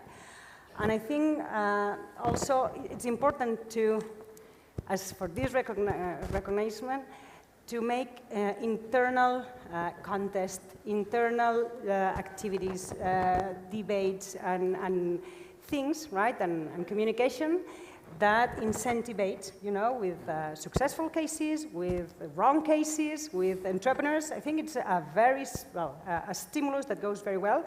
If she can do it, you can do it. I mean, if she wants me to, right? And that's very good, right? So I think it's complex, but possible. Yeah. In addition to that, like I mentioned, Jose Antonio, which other instruments will we need to improve the transfer, the technology transfer in Catalonia? Well, I think that we can pick up on, I mean, one of you mentioned, for instance, also coming from Europe, no? There is this idea of the European Innovation Council, right? That supports innovative projects towards innovation. That is something that I think that needs to be geared up. We have, and I'm a researcher, so but today I'm talking about innovation, no? So we have a lot of support for research, and we need it. But I feel that if you want to compete at the European or international level on innovation, you need to dedicate the same type of resources towards innovation, and just innovative innovation projects. Another area which I feel that it's where there is tension and it does not allow like a natural flow, it's, you mentioned at the beginning, is the boundary, the interface between the private and the public, right? We talk about this very much, always, and that is an interface where there is lots of friction, right? One, the private goes very fast, it's a wheel that turns very quickly, whereas the public requires a different type of speed. We have a different frame and regulation. I think that that's also a very important part. If we do not manage to put a bit better oil in that public-private interface, we are going to be lagging behind other countries, because they have a much better interface, public-private interface. And the third element, which I found key, for instance, for the success of small startups, is talent. No, I mean, Barcelona, Catalonia, it's a wonderful place, and you mentioned in terms of health, but from my perspective, it's more digital health. When we are personally, as a company, we are in the med tech, deep tech, and there is more difficult to find like a senior engineers with experience in in med tech. So how can we as a society understand what are the gaps and dedicate support also for talent? Talent is always, I think that talent is the key from my perspective to a success of a company. Okay, we are running out of time now. We have time for just one question for all of you. From your perspective, what are the future challenges and opportunities? Briefly, please, because we have another session now in 5 minutes. I could be very short. And for me, it's very important to work together. I mean, work in the same direction, to find the match between all this talent, research, and the industry. Yeah, for me, it's a key part, because if we work to the same direction, then it will be more chances to find the way to collaborate. Okay, Laia? Sure, and in addition, I would say to focus on prioritized global healthcare challenges, I would say. I mean, to put attention in that it's global challenges. I mean, I would add to that a concept that we always discuss, which is the structure, governs the behavior, and the same way that the director of the institutions need to give the mandate to improve innovation or to boost innovation. I think that all governments need to also give us that mandate in the form of the proper frame for actuating. I mean, like a scientist in a public organization, it's extremely difficult to be an entrepreneur, to interact with the industry, and we need to also ensure that we have the right frame. Okay. I think the tech transfer continues to be a key driver for the innovation and value creation. That's clear. I think it's time to close the round table. Thank you very much for this exciting, for your participation, for the sharing your insights, experience, and to the audience for your attention. Thank you very much, and have a very fruitful summit today.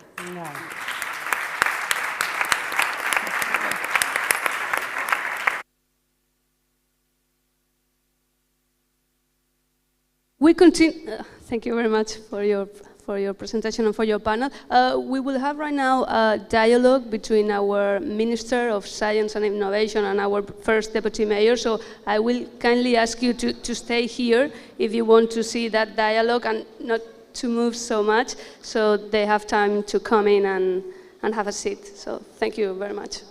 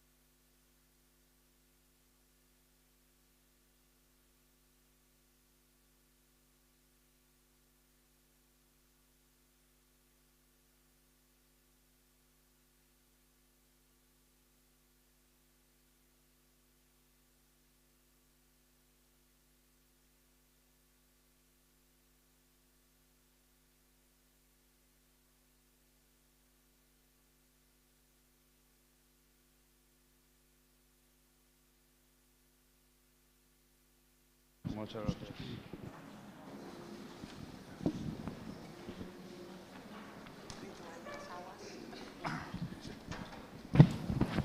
Bueno. Vamos a empezar porque no tenemos mucho tiempo, así que mejor aprovecharlo. Soy Jaime García Cantero, soy el director de Retina en Prisa Media, en el grupo Prisa.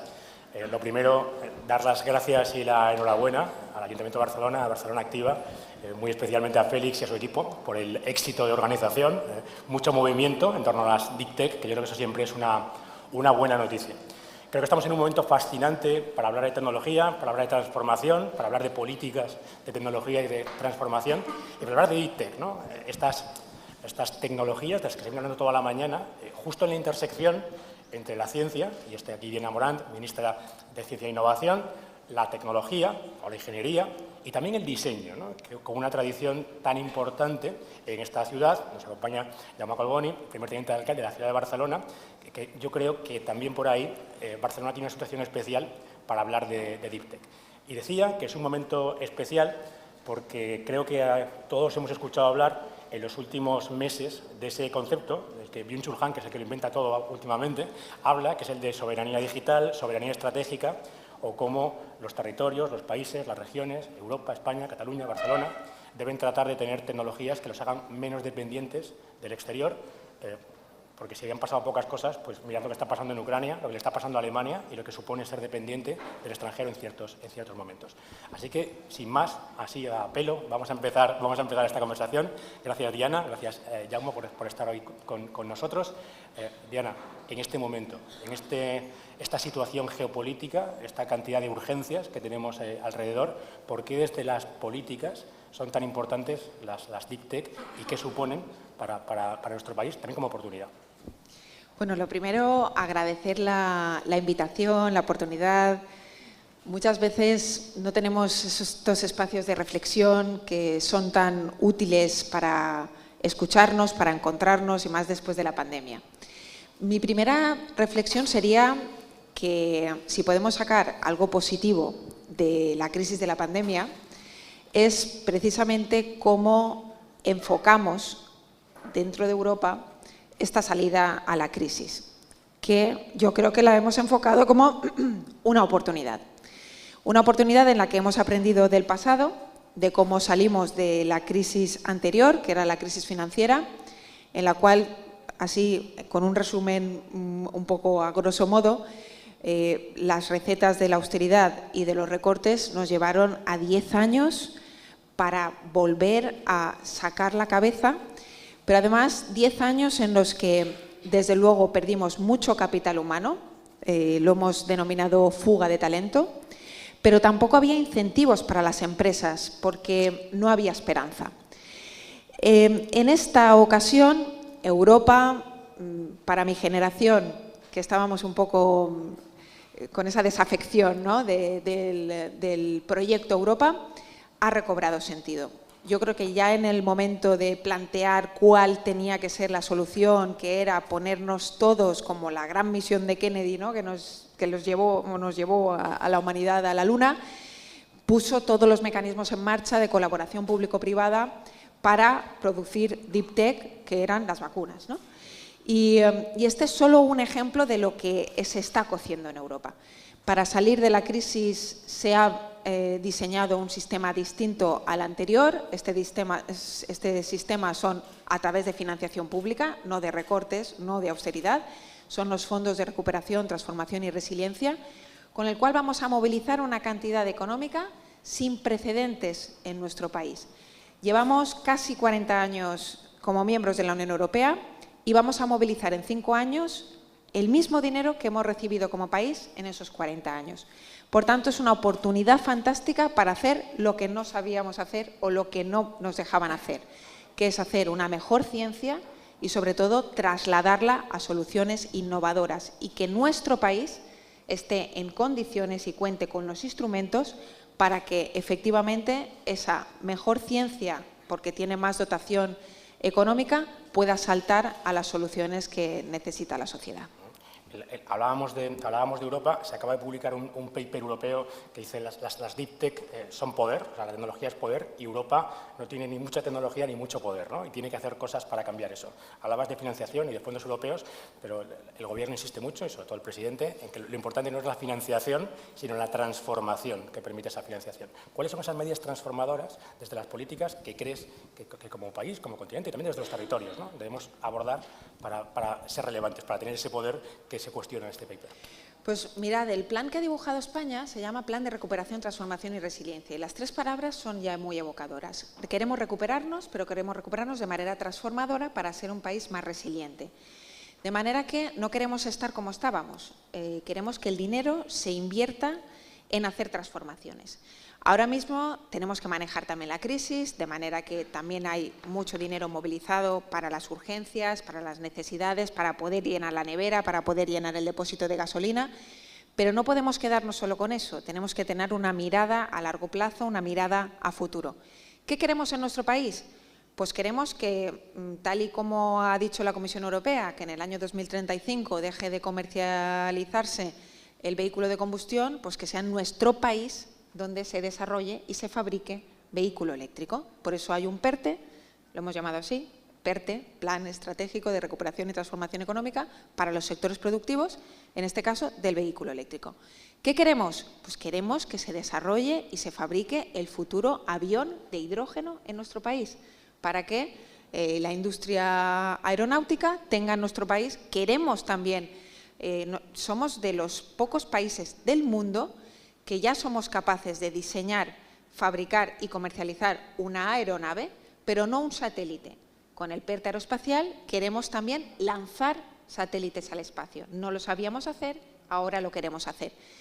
Queremos investigar, desarrollar y fabricar terapias avanzadas para el cáncer, para la diabetes, para el cáncer infantil, o sea, enfermedades muy generalizadas, pero también enfermedades más minoritarias. En definitiva, queremos casar los retos que tenemos como sociedad, la generación de energías más limpias, no solo la generación, también el reto del almacenamiento, el reto del transporte de estas energías.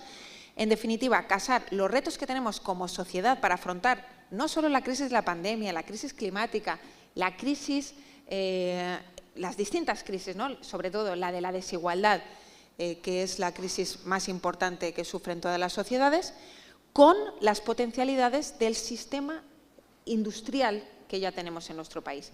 Casando necesidades de la sociedad con potencialidades es como aprovecharemos los fondos de recuperación para dar ese salto tecnológico. Últimamente. Hablábamos de la pandemia y la relevancia que dio a lo global frente a lo local, y ahora estas tecnologías también a veces creemos que solamente vienen desde lo global. A mí me gustaría mucho, Jaume, que nos contaras desde lo local también cómo trabajáis en este tipo de iniciativas. Bueno, pues primero agradecer a la ministra que nos haya acompañado hoy. Estamos haciendo una serie de bolos durante toda esta mañana, haciendo anuncios y explicando cuál es la política del Gobierno en materia de innovación y de ciencia, y efectivamente nosotros desde la ciudad de Barcelona como aterrizamos algunos proyectos o como impulsamos proyectos nuevos. Yo déjame que primero salude la presencia de los rectores de las universidades. Tenemos aquí a todo el elenco de la primera línea de la investigación y de la academia en Cataluña, y es para nosotros un honor que nos acompañéis. Y también saludar a los equipos de Barcelona Activa y del área de innovación de la Llabonet, a la delegada del Gobierno, también por haber hecho este papel tan importante. Yo voy a decir 3 cosas. Primera, lo innovador, en el caso de la ciudad de Barcelona, es tener una estrategia de Deep Tech. Una estrategia pública y público-privada de Deep Tech, que tiene meses. No es algo que venga de muy lejos, es haber diagnosticado que hay un potencial en la ciudad de Barcelona y en Cataluña de transferir conocimiento e investigación al tejido económico y a la producción de riqueza. Y como decía la ministra, que impacta directamente en la salud de la gente, que impacta directamente en la eficiencia energética, que impacta directamente en la gestión eficiente de las ciudades. ¿Y eso dónde pasa? Eso pasa en un territorio. ¿Y qué tiene que hacer un ayuntamiento? Propiciarlo. ¿Cómo? Tenemos 2 instrumentos fundamentalmente. Uno es físico, ¿Dónde pasa? Y entonces lo que hacemos es, por ejemplo, en el ámbito de la programación urbanística, generar espacios como el del 22@Norte, 1 millón de metros cuadrados que hemos lanzado de promoción de techo económico, donde queremos que vayan empresas vinculadas a la tecnología y al conocimiento, o espacios como el que la ministra hoy ha anunciado, que va a haber un convenio de promoción de lo que llamamos la ciutadella del coneixement, que quiere ser un polo, en este caso, de health o de biomedicina.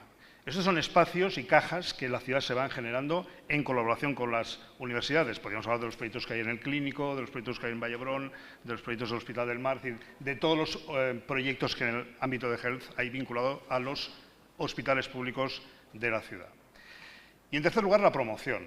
Y la promoción quiere decir establecer, y el Ayuntamiento lo puede hacer, lo puede liderar, lo tiene que liderar. Yo creo que estamos sentando las bases para una nueva etapa de la economía Deep Tech en la ciudad de Barcelona, que tiene que ver con entrelazar nuestras universidades, nuestros centros de investigación, el resto de instituciones, me consta que ha estado el conseller esta mañana, crear esa sinergia de colaboración público-público y público-privada para lanzar proyectos. Y en última instancia, y en ese sentido nosotros hemos creado con las universidades y con el Ministerio un ámbito de desarrollo que se llama Barcelona Innovation Coast, que es en un territorio concreto, que además es como muy sugerente y muy divertido y que al talento le encanta, que es estar cerca del mar. La característica sería tener vistas al mar para hacer esa innovación y localizar proyectos concretos. Y en última instancia, para hacer que eso pase, para provocar que eso pase, además, también después de la pandemia dijimos, pero aquí la parte pública, Matsukato, has nombrado ahora, la parte pública también se tiene que arriesgar. Vamos a crear un fondo, y hemos hecho uno, vamos a hacer un segundo fondo público-privado de inversión, 10 millones de euros que vamos a anunciar en las próximas semanas, especializado en empresas y startups Deep Tech, donde el Ayuntamiento va a entrar en esos fondos, hasta un 10%, para generar hasta, en este caso podemos llegar a los 30 o a los 50 millones en el ámbito de Deep Tech. Es decir, vamos desde la idea del concepto, la estrategia política pública, el aterrizaje físico, la colaboración con las instituciones y lo público-privado y el capital. Eso seguramente antes de la pandemia nos hubiera costado hacerlo pues igual un mandato entero o 6 años. Yo creo que, como te he dicho antes, estamos poniendo las bases en Barcelona para que esa diversificación de la economía, esa estrategia Green Deal 2030 que tiene la ciudad, abra una nueva etapa en la ciudad de Barcelona, con políticas más de medio plazo y largo plazo. Yo creo que hemos superado ya la época de la inestabilidad y de las pequeñas miserias cortoplacistas y poner rumbo a este cambio del modelo económico en el cual Barcelona puede ser excelente y puede ser un espacio de oportunidades. Hablabas del fondo, específicamente dedicado a temas de Deep Tech. Yo creo que si no sois la primera ciudad de Europa, sois de las primeras como ciudad, ¿no?, en tener un fondo de este tipo, pero es verdad que las Deep Tech, y hay mucho emprendedor en la sala, tienen un problema importante con la financiación. La Deep Tech son altamente demandantes de financiación y aparte son proyectos de alto riesgo, ¿no? Necesitas mucha financiación y durante mucho tiempo. Yo no sé desde el Ministerio cómo veis el facilitar a estos valientes, ¿no?, que entran en temas con mucho riesgo y con mucho capital, ayudarles a crecer y a desarrollarse en un momento como el que estamos. Yo creo que la gente que nos acompaña conoce los programas del CEDETI y si no, yo aquí estoy para recordarlo. El CEDETI es la gran agencia de financiación para el sector privado que tenemos en nuestro país. El CEDETI, de manera tradicional e histórica, trabajaba con convocatorias abiertas, las empresas iban, presentaban una idea y se financiaba esa idea y al final podía ocurrir que esa idea pues, no tuviera luego un encaje en el mercado y al final pues, muriera, ¿no?, el desarrollo. Ahora el CEDETI ya empieza a trabajar con programas también de orientación, de manera que con esta filosofía de la profesora Matsukato hemos lanzado una serie de misiones desde el año 2018 y tengo que decir que el diseño de las misiones a mí me parece fascinante, porque aparte de que hay unas misiones dirigidas única y exclusivamente para las pequeñas y medianas empresas, para las pymes, también las misiones que están dirigidas a las grandes empresas, tienen obligación de trabajar con pequeñas empresas, tienen que ser consorcios que al menos tengan 4 empresas, que al menos algunas de las empresas estén en 2 filiales distintas, es decir, no pueden ser empresas de la misma matriz, y que tienen que estar asentadas en al menos 2 comunidades autónomas distintas. De manera que, ¿qué estamos haciendo con esto? Pues aparte de focalizar la inversión a estos retos que tenemos de futuro, vuelvo a repetirme, ¿no? El avión de hidrógeno o el almacenamiento de energía o los vehículos autónomos o lo que sea. Aparte de eso, estamos haciendo territorio, estamos haciendo cohesión social, estamos haciendo que las empresas pequeñas tengan una oportunidad de la mano de las grandes, porque es necesario, ¿no? De hecho, hay fondos, el aerofondo, que se genera precisamente porque si las empresas pequeñitas, las empresas grandes, no podrían estar fabricando aviones en nuestro país. Por tanto, no es que necesitemos que las empresas pequeñas no desaparezcan simplemente por darles una oportunidad, sino que es una necesidad de país. Y existe también el Fondo Invierte, que tal y como ha explicado Jaume, nosotros ya venimos haciendo esto desde el Gobierno de España, que es arriesgar con las empresas, invertir con las empresas. Nos convertimos en socios capitalistas de estas empresas, de manera que ganamos juntos o perdemos juntos. Y tengo que decir que el balance es que ganamos, es decir, que ganamos más dinero del que perdemos, que luego lo invertimos en más empresas. Y el Invierte ha ido transformándose y ahora ya ocupamos todas las fases de las empresas, desde la fase más incipiente, que es la de la creación de la empresa, como en otras fases que también son importantes, que son las de consolidación, ¿no? Que es muchas veces donde dicen las empresas que es donde se ven un poco más solos y, en definitiva, pues intentamos acompañarles. Y también con los cambios normativos que hemos ido impulsando desde el Gobierno de España, que están muy alineados en dar estabilidad a los trabajadores, la reforma laboral, el salario mínimo interprofesional, dar estabilidad a los científicos, la ley de la ciencia, dar estabilidad a las startups con la ley de las startups. En definitiva, yo también recuerdo que de la anterior crisis todas las normas iban en contra de y a recortar, ¿no? Y ahora lo que hacemos es ampliar derechos y sobre todo ampliar colchón, porque es una obligación del Estado y de las administraciones. Y bueno, yo como soy una enamorada del municipalismo, porque vengo del municipalismo, creo que se puede hacer tanto desde las ciudades y quiero reconocer como Gobierno de España lo que está haciendo Barcelona. Barcelona es la capital científica de España y es la 8ª de Europa. Por tanto, todo lo que podamos hacer para que sigan teniendo oportunidades en cuanto a captación, retención de talento, lo vamos a hacer juntos. Y quiero dar un dato que a mí me parece fascinante, porque a veces no sabemos lo que está ocurriendo ya en nuestro país. Ahora mismo estamos en datos de empleo históricos, estamos en más de 20 millones de afiliados a la Seguridad Social, esto no ocurría desde el año 2008, es decir, desde antes de la crisis financiera, pero para mí es fascinante y creo que es algo que no se destaca lo suficiente.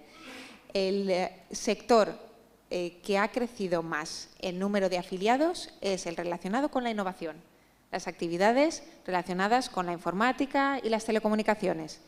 Algo está pasando en este país, algo está cambiando este país. Y unos puestos por detrás, las actividades científico-técnicas. Por tanto, yo como ministra de Ciencia y de Innovación creo que efectivamente este país está cambiando su paradigma y es un país que ya es un país mejor, pero todavía lo será más, para hacer ciencia y para hacer innovación. Muchas veces incluso las empresas dicen que no se crece más en el mercado de tecnología y ciencia porque no hay personas suficientes, ¿no? Están aquí los rectores, que seguro que también tienen una opinión interesante respecto a esto, pero parte de la magia de Barcelona y de su éxito como ecosistema emprendedor y científico es su capacidad de atraer talento, ¿no? No solamente hacer crecer al de aquí, sino traer el de fuera. Yo no sé cómo ves este reto del talento, que yo creo que es uno de los clásicos que sale cuando hablamos de DICTEC. ¿Cómo estáis abordando también este reto por atraer el talento? Bueno, efectivamente, la clave de bóveda de la diversificación de la economía de la ciudad, la que tiene que permitirnos abrirnos esta nueva etapa en el futuro, es el talento. La ciudad de Barcelona, afortunadamente, tiene una capacidad de generar talento de todo orden extraordinaria. Universidades, centros de investigación, escuelas de negocio, y la propia iniciativa empresarial genera talento, porque eso también genera conocimiento, ¿no? ¿El reto cuál es en nuestro caso? En nuestro caso es fundamentalmente retenerlo y atraerlo. Generarlo también en según qué segmentos la ministra lo ha explicado muy bien ahora, en según qué segmentos del mercado de trabajo. Porque efectivamente yo corroboro los datos que ha dado la ministra. En Barcelona los datos que tenemos de generación de nuevo empleo por sectores post-COVID es impresionante. Sumando industrias creativas, que nosotros lo desagregamos en una parte, industrias creativas con TIC, en algunos casos está superando la generación de empleo en sectores tradicionales de servicios. Y eso es un cambio de fondo. Y la localización de empresas y la generación de nuevas empresas en estos sectores es un hecho ya. Es verdad que muchas veces o falta talento porque se ha expulsado mucho talento y, por lo tanto, nuestra primera obligación como administración es generar las oportunidades para que el talento no tenga otra opción que irse. Yo no digo que no se vaya, porque yo creo que además que es bueno que el talento circule por el mundo porque interconecta, trae experiencias, explica lo que es Barcelona, lo que es Cataluña, lo que es España, pero que sea una opción, no que la única opción tenga que ser irse si quiero emprender en el ámbito de lo que yo he creado, de lo que yo he pensado, de lo que yo he imaginado, ¿no? Y luego, efectivamente, es hacer la vida más fácil al talento. Tenemos un reto, evidentemente, yo creo que con la vivienda en general, es un problema grave, estructural que tenemos en Barcelona y en las grandes ciudades que hay que cometer, que también sufre el talento internacional. Hemos simplificado, lo hicimos justo antes, lo pusimos en marcha justo antes de la pandemia, se ha puesto en marcha ya, es simplificar al máximo la llegada del talento. Nosotros hemos hecho una ventanilla única para que el talento venga y lo encuentre todo en un sitio, desde a qué colegio puede llevar a sus hijos hasta qué gimnasios puede ir, hasta evidentemente todo el tema de la cuestión burocrática. Eso simplifica mucho el aterrizaje del talento. Y luego tener la capacidad, yo creo que en este diálogo continuo, la estrategia Deep Tech forma parte de eso, de ese diálogo continuo con el ecosistema para generar políticas públicas. Nosotros vamos detectando también qué sectores necesitan un talento que se puede generar en la ciudad, de personas, de profesionales que vienen de otros sectores que en el ámbito de la programación, del código o de las nuevas tecnologías pueden aportar, ¿no? Y nosotros tenemos un par de experiencias de mucho éxito, como la IT Academy, que con unos índices de reinserción laboral del 80-90%, de personas que vienen de disciplinas muy diferentes y que en estos momentos tienen una salida inmediata en el sector tecnológico con Barcelona. Nosotros tenemos estimado que en Barcelona necesitaríamos en torno a 15.000 personas en el ámbito de la tecnología de diversos niveles, no solo ingenieros, pero todavía nos harían falta 15.000 personas en puestos de trabajo y en sectores que son más estables, que pagan mejores sueldos y que tienen más calidad y aportan más valor a la economía. Nosotros llevábamos en portada ayer en Retina una entrevista con la secretaria de Estado que decía que nos empeñamos en esto de que no hay talento, pero es que mejor hay talento hay que buscarlo en otros sitios, ¿no?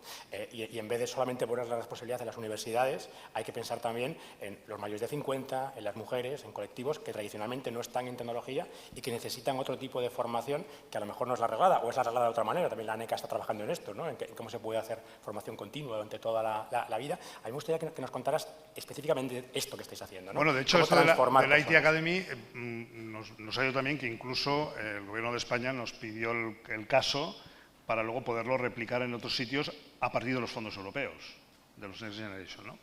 Esto es tan sencillo como sistemas de autoaprendizaje de personas que tienen vocación tecnológica, tienes que tener una mínima vocación, no hace falta ningún requisito de conocimiento técnico, una serie de habilidades, independientemente de tu género, de tu edad, tenemos gente de todas las edades, tenemos gente de todos los orígenes sociales que te puedas imaginar. Eso sí, mucha vocación y muchas ganas y mucha flexibilidad a la hora de aprender. Y es gente que está aprendiendo código, programación, gestión de redes, etcétera. Y ya te digo, nos pasa como en los mejores tiempos, ¿no? Que tenemos que intentar convencerlos de que no se vayan antes de que acabe la formación.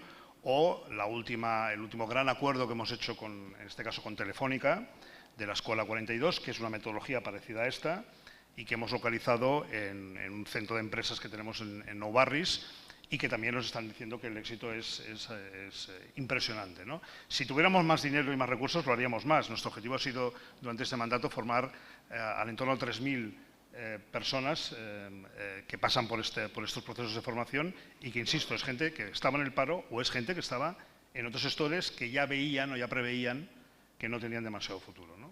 Eso se puede hacer ya, se está haciendo ya. Ministra, hablabas antes de este cambio casi de paradigma, ¿no? Que va mucho más allá de las Deep Tech, ¿no? Y que supone un cambio país que incluye muchas cosas diferentes. La ley de ciencia, la ley de startups, otras leyes como la de segunda oportunidad, que es también muy importante para el mundo emprendedor. ¿Cómo ves esa visión? ¿Cómo ves esa nación emprendedora? Se presentaba la semana pasada, presentaba el presidente la Alianza por la Nación Emprendedora, la nación innovadora, que también me gusta mucho ese concepto de nación innovadora. ¿Cómo ves lo que está haciendo el Ministerio de Ciencia e Innovación en ese paraguas más amplio, que es la transformación del país hacia un nuevo modelo productivo, que también hablaba Jaume, ¿no? Que necesita otro tipo de gente, más cualificada, mejor pagada, que eso es mejor para todos, y que al final más innovación, más ciencia, también es más economía es más estado del bienestar, o sea que al final esto repercute en todos.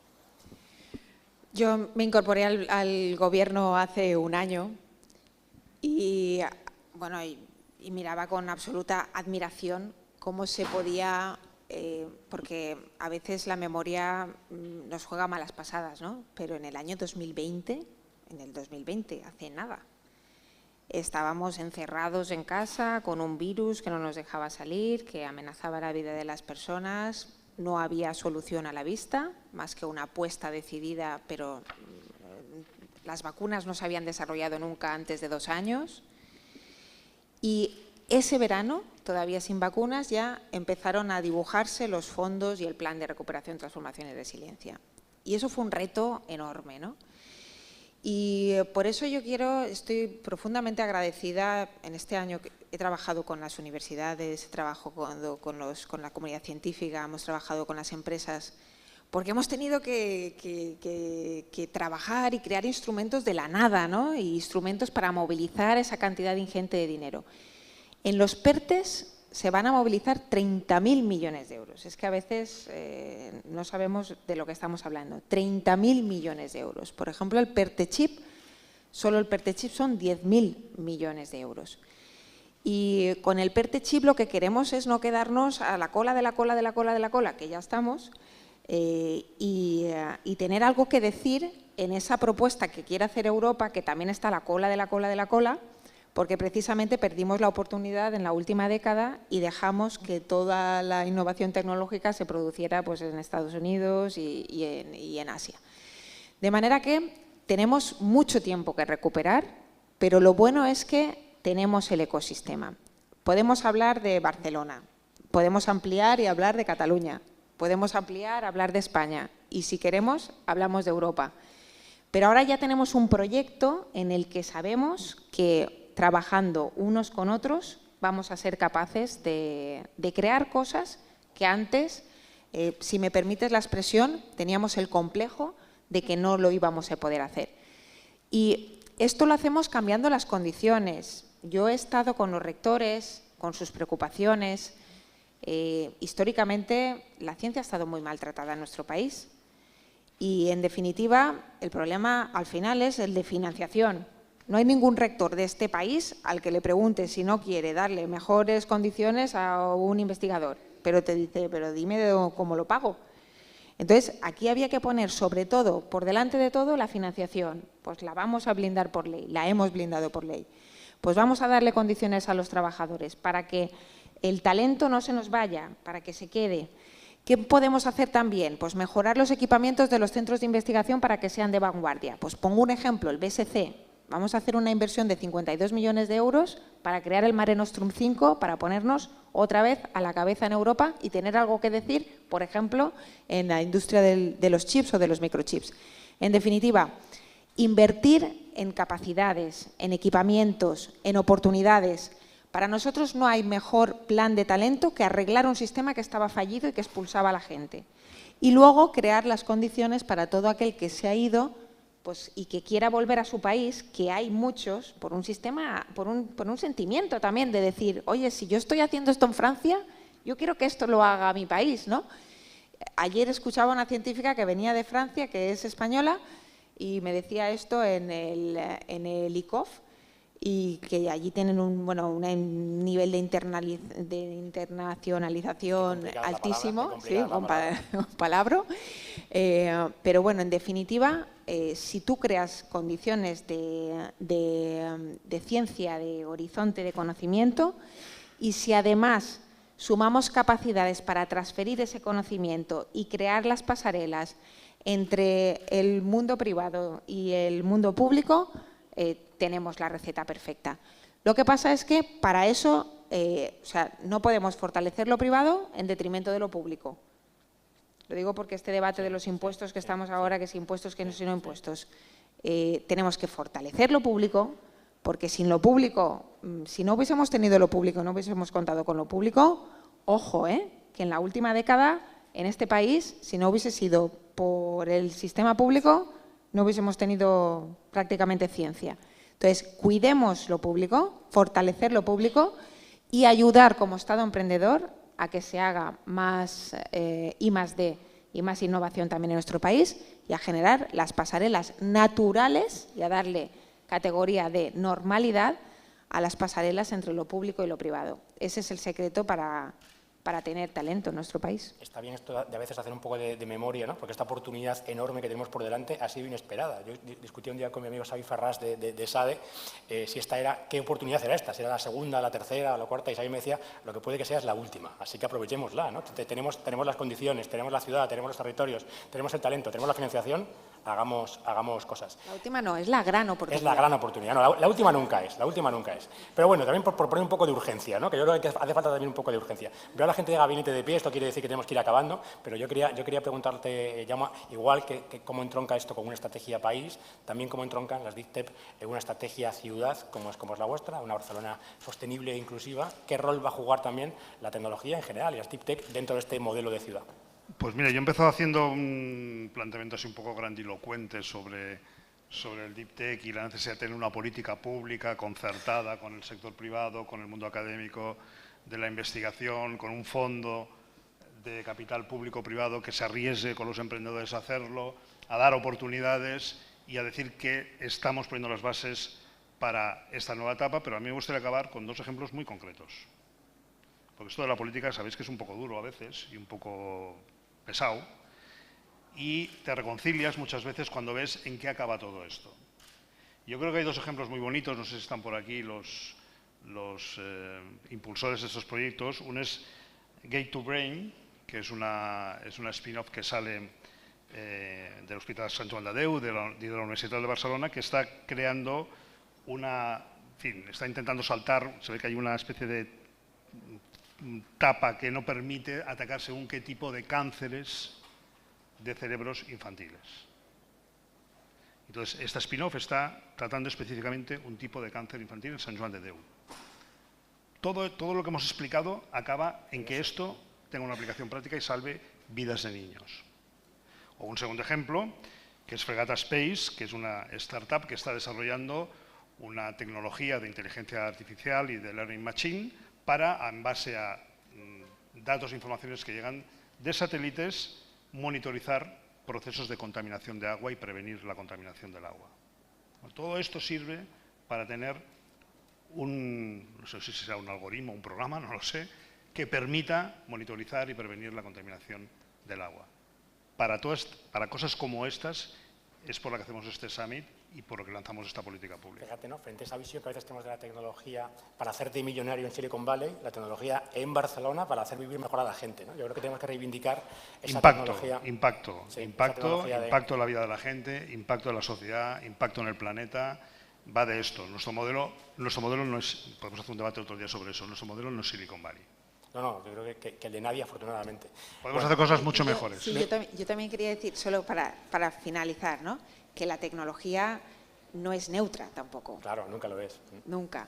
Y por tanto es importante también que al final la voz del pueblo, ¿no?, los poderes públicos, situamos claramente dónde están los retos de la tecnología y que siempre la tecnología tiene que estar al servicio de las personas y nunca al revés. Sí. Recuperar. Yo siempre me acuerdo de mi abuelo, que era muy tecnólogo, y mi abuelo siempre pensó que la tecnología era una herramienta de progreso, ¿no? ¿Por qué hemos dejado de creer que la herramienta es la tecnología es una herramienta de progreso y por qué permitimos que conviertan el progreso en un insulto, ¿no? Y progresista en un insulto. Si la tecnología tiene que ser progresista, ¿no? Tiene que buscar el progreso en el sentido de más salud, menos contaminación, ciudades más limpias y más vivibles, ¿no? Y poner toda esa economía, ese talento al servicio de eso, y eso también lo hacen los poderes públicos. Claro. De hecho, el modelo anglosajón es otro, con unas consecuencias que todos hemos visto, grandes oligopolios, en fin, no entraremos en eso. ¿Y cuál puede ser el modelo europeo, el modelo social europeo, el que defendemos en España, el que defendemos en Cataluña o el que estamos desarrollando en Barcelona en estos momentos? Sí, tecnología de impacto y tecnología sostenible. Nos van a desalojar, así que muchísimas gracias Diana, muchísimas gracias Jaume, un aplauso para ellos.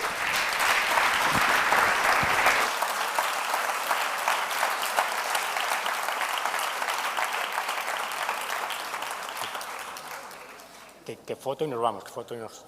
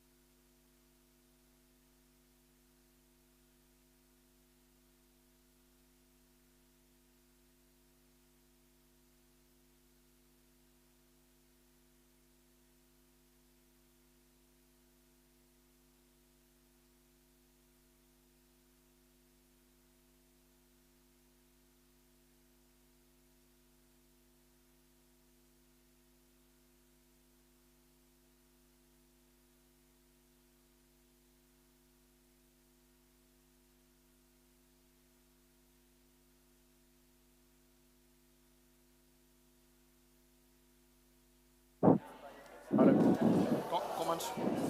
on microbiome. Com vulgueu. Whatever you want, you can see it.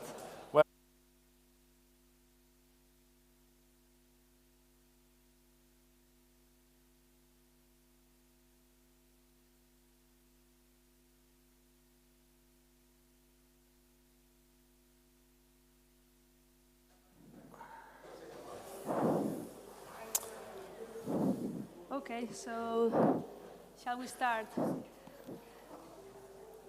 Good afternoon, everyone. So it's a pleasure to be here. We took the challenge to be the first panel after eating, which is not easy in Spain, but we did it. So first of all, I would like to, of course, thank all our panelists for being here today. We're going to talk during 45 minutes about how to build this deep tech ecosystem, and mainly what is the importance of this ecosystem in this field of deep tech. And I'm really honored to chair this panel with 4 experts in the material. So I'm gonna say their names, and then they will have 1 minute to present themselves and the company that they are working in. So I have Thomas Clem from Deep Tech Alliance. Thank you very much, Thomas. I have Josep Bodurnau. He's professor from UPC and also coordinator of the innovation in the Unite network. If I say something wrong, please correct myself. Don't be shy. I have Joram Vingarde, if I pronounce it properly, CEO and co-founder from Dealroom. And I have Thomas Salzgeber from Hello Tomorrow. So really, thank you for being here. It's a pleasure. They took a plane, most of them, to come today to Barcelona. So it's really, really a pleasure to be here. As I said, before starting talking about deep tech ecosystem, if you could just in 1 minute present yourself, say what is your background and your organization and what you are doing, I think that would be perfect, so the audience know you a little bit in more detail. We can do a round like this if you want, Josep. Okay, so let's start. Thank you, Itziar. Thank you all panelists. Thomas, Joram. In my case, I am an engineer. I am a professor in UPC, well, with different categories since 1984. I was very young. I work in power electronics. That's my field and technology. But I think that I'm here not because of that. I'm here because from 2003, I have been appointed by my university to represent UPC in different European alliances. So, and currently, I have been, summarizing, in Cluster Alliance, which is an alliance of the top technical universities in Europe, all of them, 1 per country. Secondly, I think I can say I had the honor to be in the steering committee creating InnoEnergy, which is one of the EIT actions for sustainable energy. And finally, right now, as you were saying, coordinating innovation in Unite, another European alliance that we think it's a good opportunity, as we were commenting with Thomas and some of you.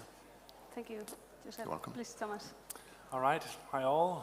So my name is Thomas Clem Anderson, and I'm here in the capacity of being Alliance Manager for an organization called Deep Tech Alliance, which is a collaboration between 9 deep tech-focused incubators in Europe that are closely associated with technical universities.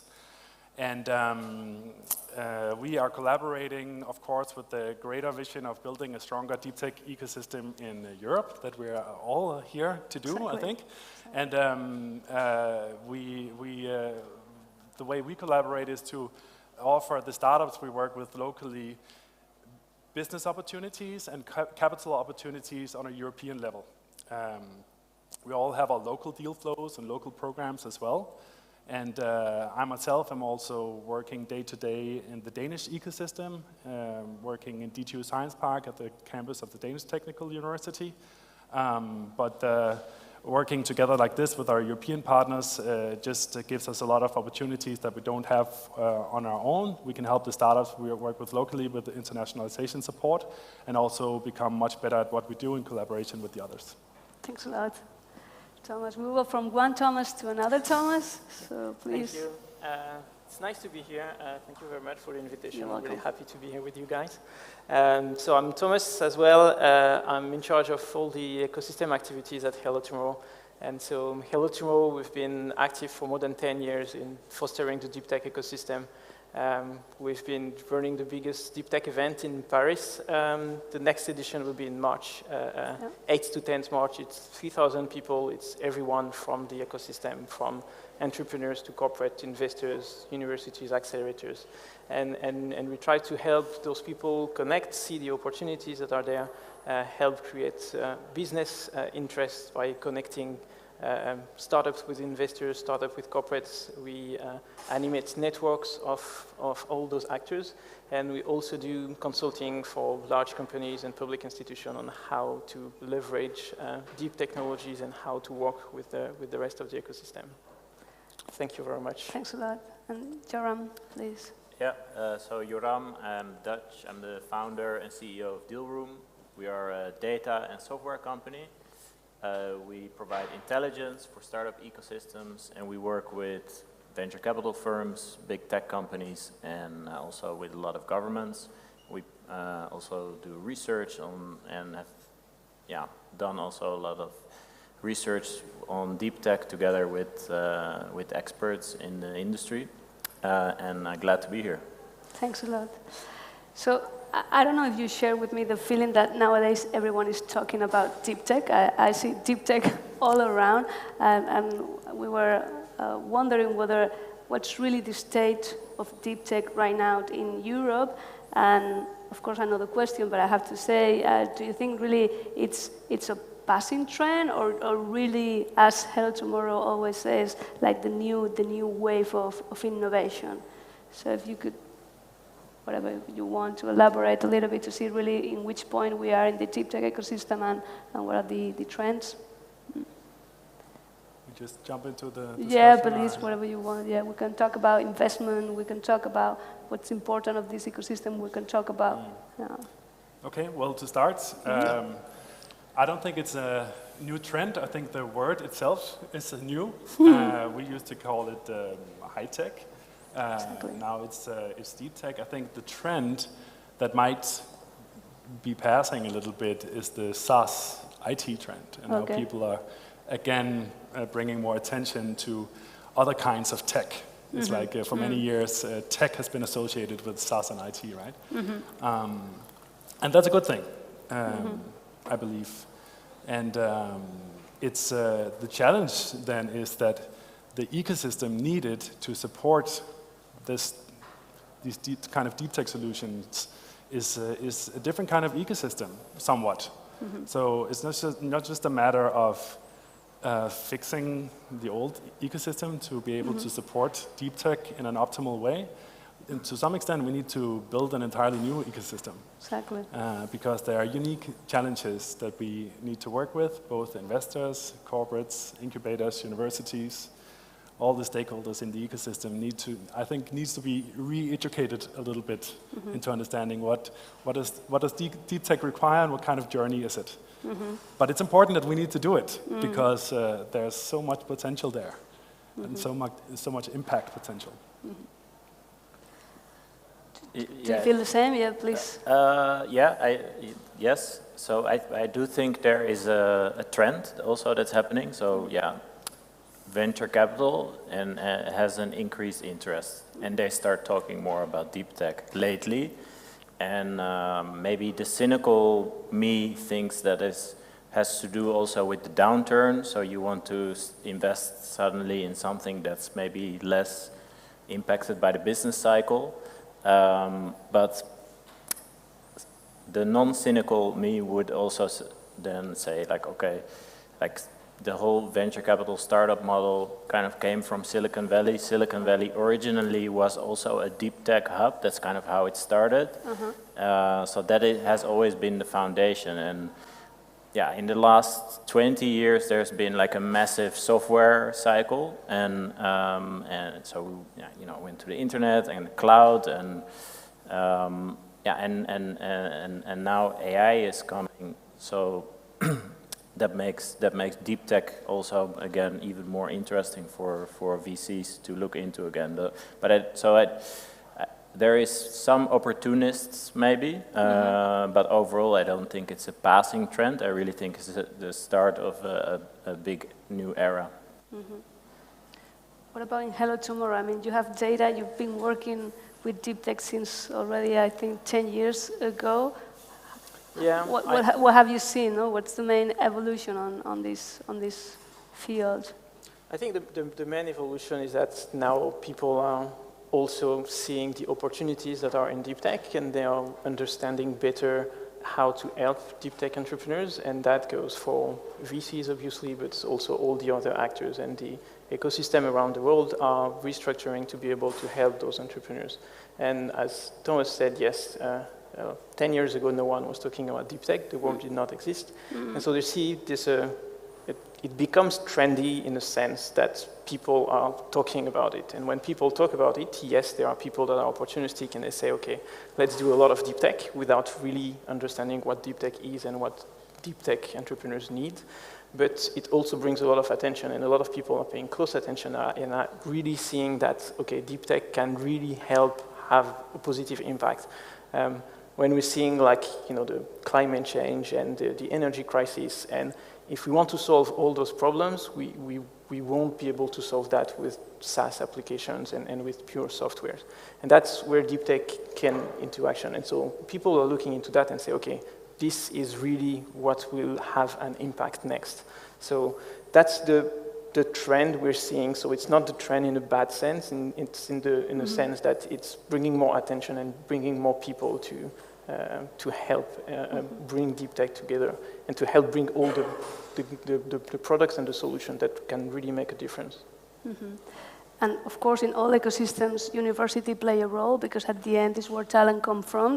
But I guess that when we talk about deep tech, so we are talking about, science, research, and a lot of technology. It's a player that you need to take into account into the equation. Have you seen that in your reports, studies? What's the average of deep tech startups that are really spin-offs on, and what's actually the role of universities and research center in this ecosystem?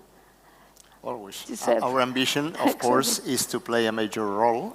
In fact, I'm representing this alliance of 9 universities all around Europe. And let me go a little bit on what you were commenting, Thomas, about that this deep tech concept eventually could be something trendy and should be more than that. So an example of this strong collaboration of the 9 universities, because we pretend to create a new aggregated university, making the 9 of them, which then means that the impact in terms of generation of talent, in terms of generation of knowledge is significant. One of the universities is in Finland, Aalto University. And Aalto University has a leitmotif right now of 3 main topics, and one of them is radical creativity, and they like it. This means that they try to boost radical innovations. No? So a suggestion for the summit next year is, let's be a little bit more ambitious. Instead of talking about disruptive innovation, let's talk about radical innovation, which is more challenging. So not only using technology because we like to use technology, let's go to build something great, and then with the cooperation of our talent, our knowledge, and the entrepreneurs, the people here, let's do it feasible. You actually work in a park with universities, yeah? Right, yeah. Well, so I still believe that the main role of the universities is great research and the technology. They provide all the roots of these new great deep tech solutions that we're all working with. So that's still, I think, and should still be the main role. But what universities also need to do more, as all stakeholders in the ecosystem needs to do more when it comes to deep tech, is to become much more connected, globally connected also. Because I think, as we can all agree, you cannot succeed in the deep tech journey alone. It's complex. It takes a long time. It requires a lot of capital, so we all need to think about this interconnectedness that it requires. And from the university perspective, I think it comes a lot down to, of course, fostering great researchers and also inspiring some of them to become entrepreneurs. But not all of them should become entrepreneurs. Some of them are motivated to do research, and they should do that. But then we all need to, and the universities included, need to become better at then connecting them with experienced entrepreneurs, bringing it in the commercial mindset. And I think that's hugely important. And also, we need to, within Europe, we need to work a lot in the tech transfer offices with the conditions we provide spin-outs with. Also, when we negotiate, when the universities negotiate terms with, researchers, the students wanting to starting new ventures based on research, so it becomes attractive actually to build a company. It requires a lot of work, a lot of risk willingness, and the previous panels talked a lot about this risk willingness, but I think on top of that, it also requires a lot of patience in the ecosystem, because it's a long journey. Yeah, so that's important. What about just adding on that is one thing also that university are at the beginning is the starting point of the chain, but it's a long chain. It's the ecosystem. It's university. There's the entrepreneurs obviously, but then it's incubators, accelerators, and then you need to raise funds. And so you have the VCs and all the grants that you can get, and then you have the corporates that could be your clients and everything. And university are as the starting point, and tech transfer offices also need to have the right mindset into thinking, okay, how can I set up these new entrepreneurs and these new ventures so that they start on the right foot. And I talked to a lot of VCs, and all of them, all of them investing in deep tech, have told me, okay, I've walked away from some deals because there was bad terms from universities from the start, because some universities were too greedy in taking too much equity from the companies, or taking royalties and a lot of the money from the startups even before they could be successful, and that could really kill startups. And in the end, for university, it's a loss as well, because it's better to have 10% of a successful startup than 50% of a failed one. And there are a lot of universities still in Europe that have not made this switch in mindset that says, okay, when you go from research to entrepreneurship and to business, basically, it needs to come from the start, and then they need to have the right conditions to do it. And if I can add to that, it's for many of the universities, it's not about earning money on their research anyway. What they are primarily motivated for is to protect their field of research. So that's their main concern. So, but that shouldn't,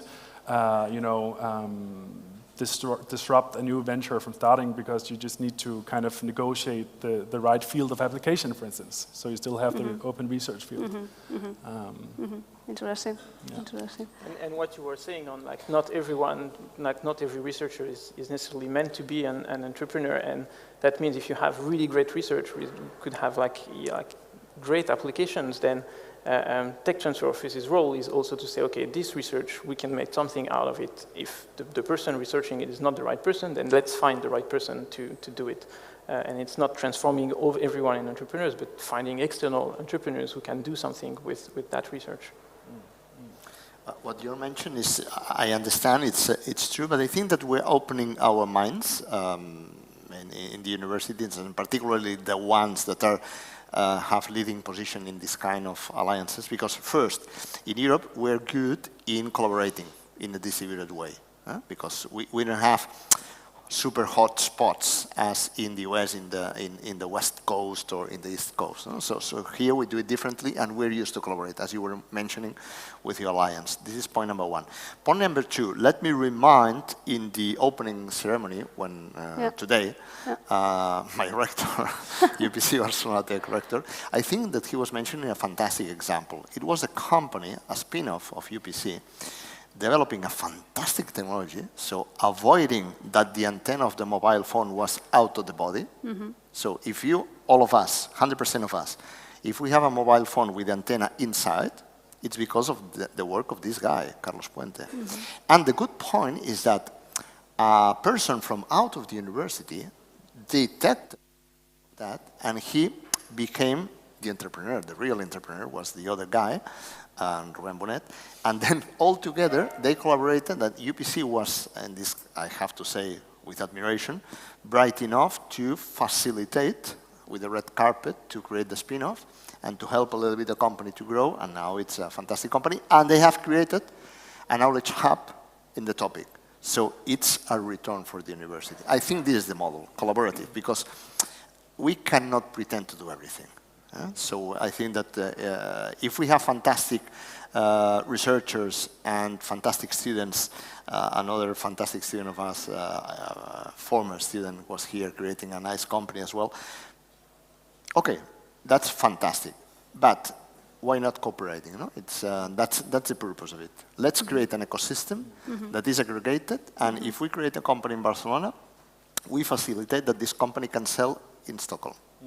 Yeah, I think you have some really important points there, like mentioning the US, for instance, from different perspectives. I mean, one thing is, like for instance, corporates looking for new innovative solutions, right? In the US, which compared to Europe, is a much more integrated market. And you know, okay, so for new technology, you have these hotspots, right? It's Silicon Valley, Boston, and New York, and all that. It's not as clear in Europe. It's much more kind of scattered in Europe. So we need these kind of alliances and collaborations to build that infrastructure and access. And another thing is also that we're a bunch of smaller countries also. So on this deep tech journey, which is expensive to fund, we don't have the same huge VC funds as in the States, for instance. So many of the VCs in Europe, many of them are also more or less regional or locally focused. They need to work together across borders also to jointly fund these new high impact, high potential solutions. It's super necessary for them as well. What about the corporate world? So we have talked a little bit about investment, about the role of the universities, but also corporates are key in the equation. I don't know if Tilrom or I'm not sure, or Hello Tomorrow, you have data on that, how corporate venturing is doing in that field of deep tech, if it's increasing, decreasing, and mainly if really the corporates are ready to absorb all this innovation. I mean, we have seen some panels before where corporates were explaining their strategies in order to scout and in order to acquire, but it's not easy. Yeah, well, I don't know what you think, but I think corporate venturing is still not a major part of actually deep tech investing. Like corporates are doing their own R&D, but it's maybe very detached of the areas that we're talking about here. Yeah, with the exception of like a couple of companies across Europe, like in semiconductors, and so such as ASML and maybe some other sectors that are doing really developing novel technologies. Most of European corporates are investing in kind of I would say like old technologies, or not investing nearly enough. So yeah, I think, but there's room for improvement. There's a massive room to step up. And that would be a really important chain in the whole deep tech ecosystem. I think our corporates, they can de-risk a lot of the research. They can be customers, but there's I think there a big gap relative to the US, where you have these massive software companies that are just inherently much more interested in kind of the bleeding edge of research. Do you want to add something? And I think, I mean, it's the one big difference maybe between also Europe and the US is the way that entrepreneurs and VC also see corporates and what should be the collaboration with corporates. In the US, it's still very much focused on, okay, I start a startup and I want to be the big player. I want to be dominant in my field and build a huge company. And in Europe, it's still mostly I want to have a good exit and look at the corporates who buy me over and invest in me and started with corporate venturing.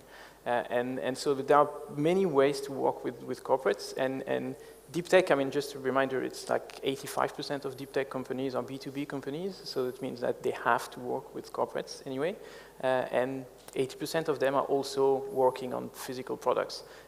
That means that they need to have prototypes, they need to set up production facilities, they need a supply chain and everything. It's not like a software where you just take the money and scale your server capabilities and your customer acquisition. So you need to have all this infrastructure in place. And if we can take just like one example that everyone knows is, we had COVID 2 years ago, I guess everyone knows, and what kind of saved us is the mRNA vaccines. And mRNA vaccines were developed by startups, big ones, scale-ups now, but they did not produce themselves that. They rely on others. BioNTech worked with Pfizer. Technology comes from the startup, and who was able to scale it, to produce it, and to supply it to the world? It was a large company. And it's the same for everything. For Moderna, they were all also working with, with suppliers, with existing companies who had the capabilities and the production capabilities to do it. And so that's a great example of how you can work with the corporate also. And it's not necessarily just through corporate venturing or through being acquired.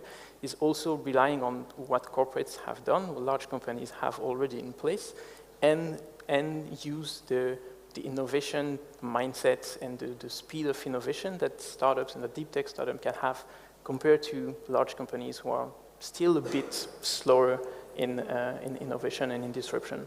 Mm-hmm. You work actually with corporates in your acceleration programs, I guess. What are they looking for, actually? I mean,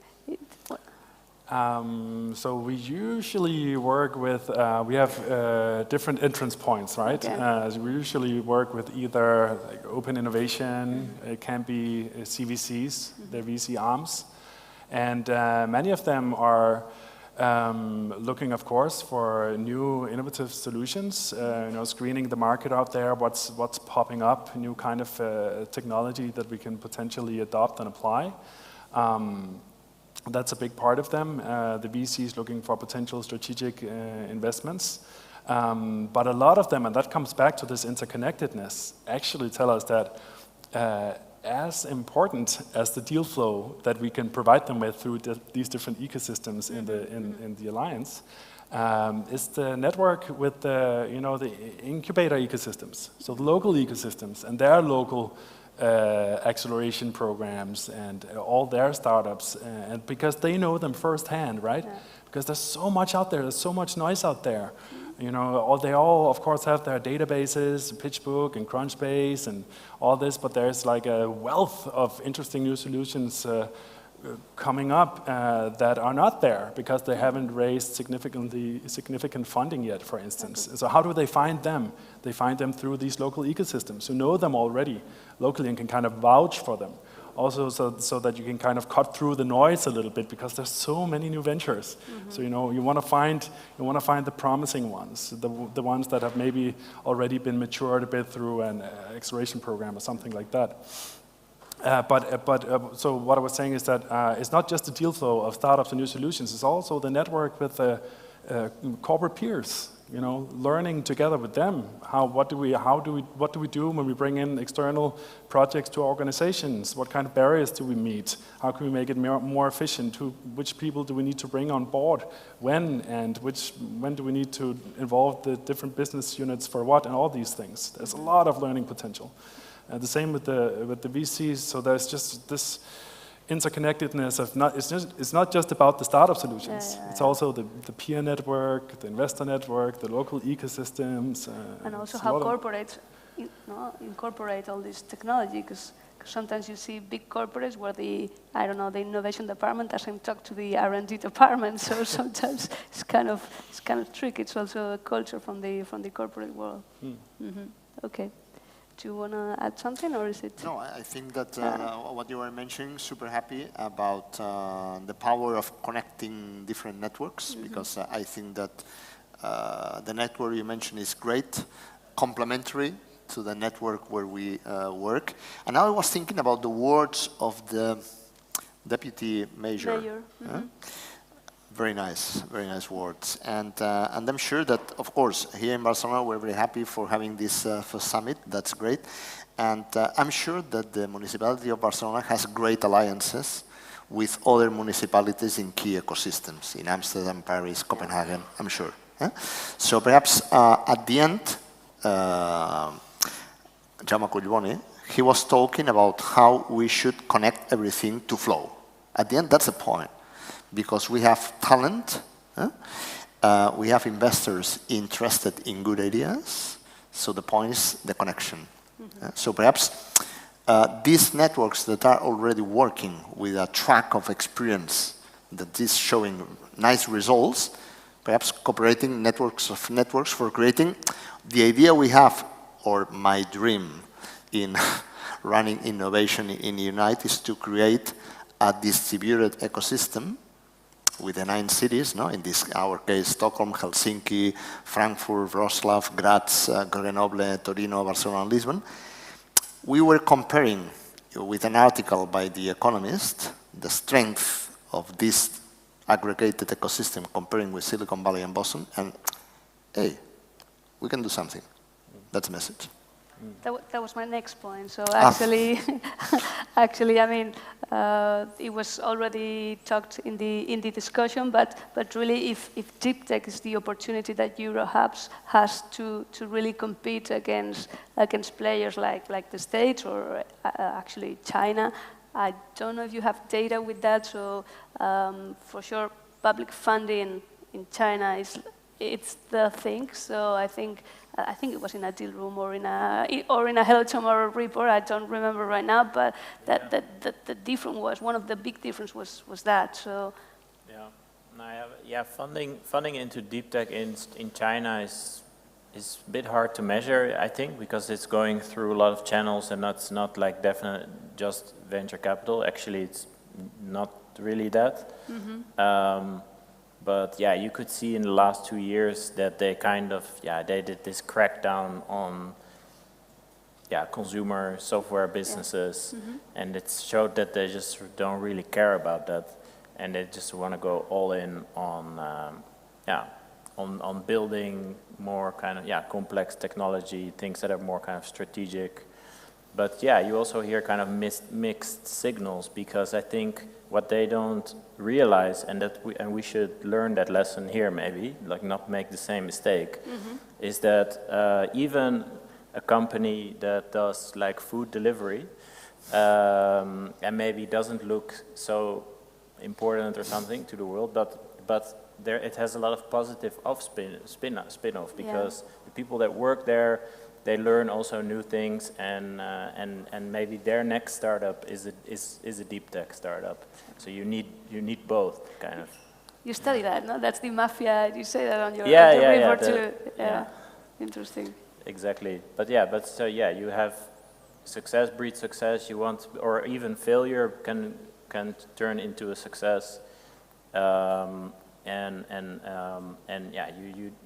need also. You need also food delivery startups. So not every startup has to change the world, you know. Kind of, you need both.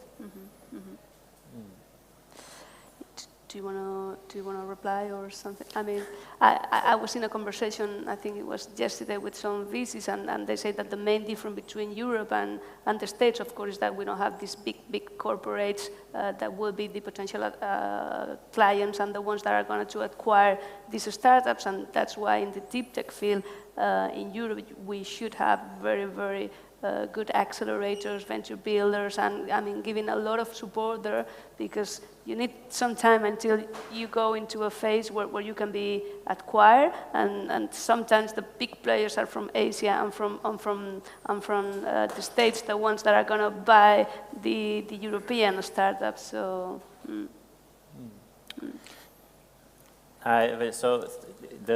Also to your earlier question, so we did do data, we ran data on seeing like where do deep tech companies come from, and like the vast majority have their roots in university.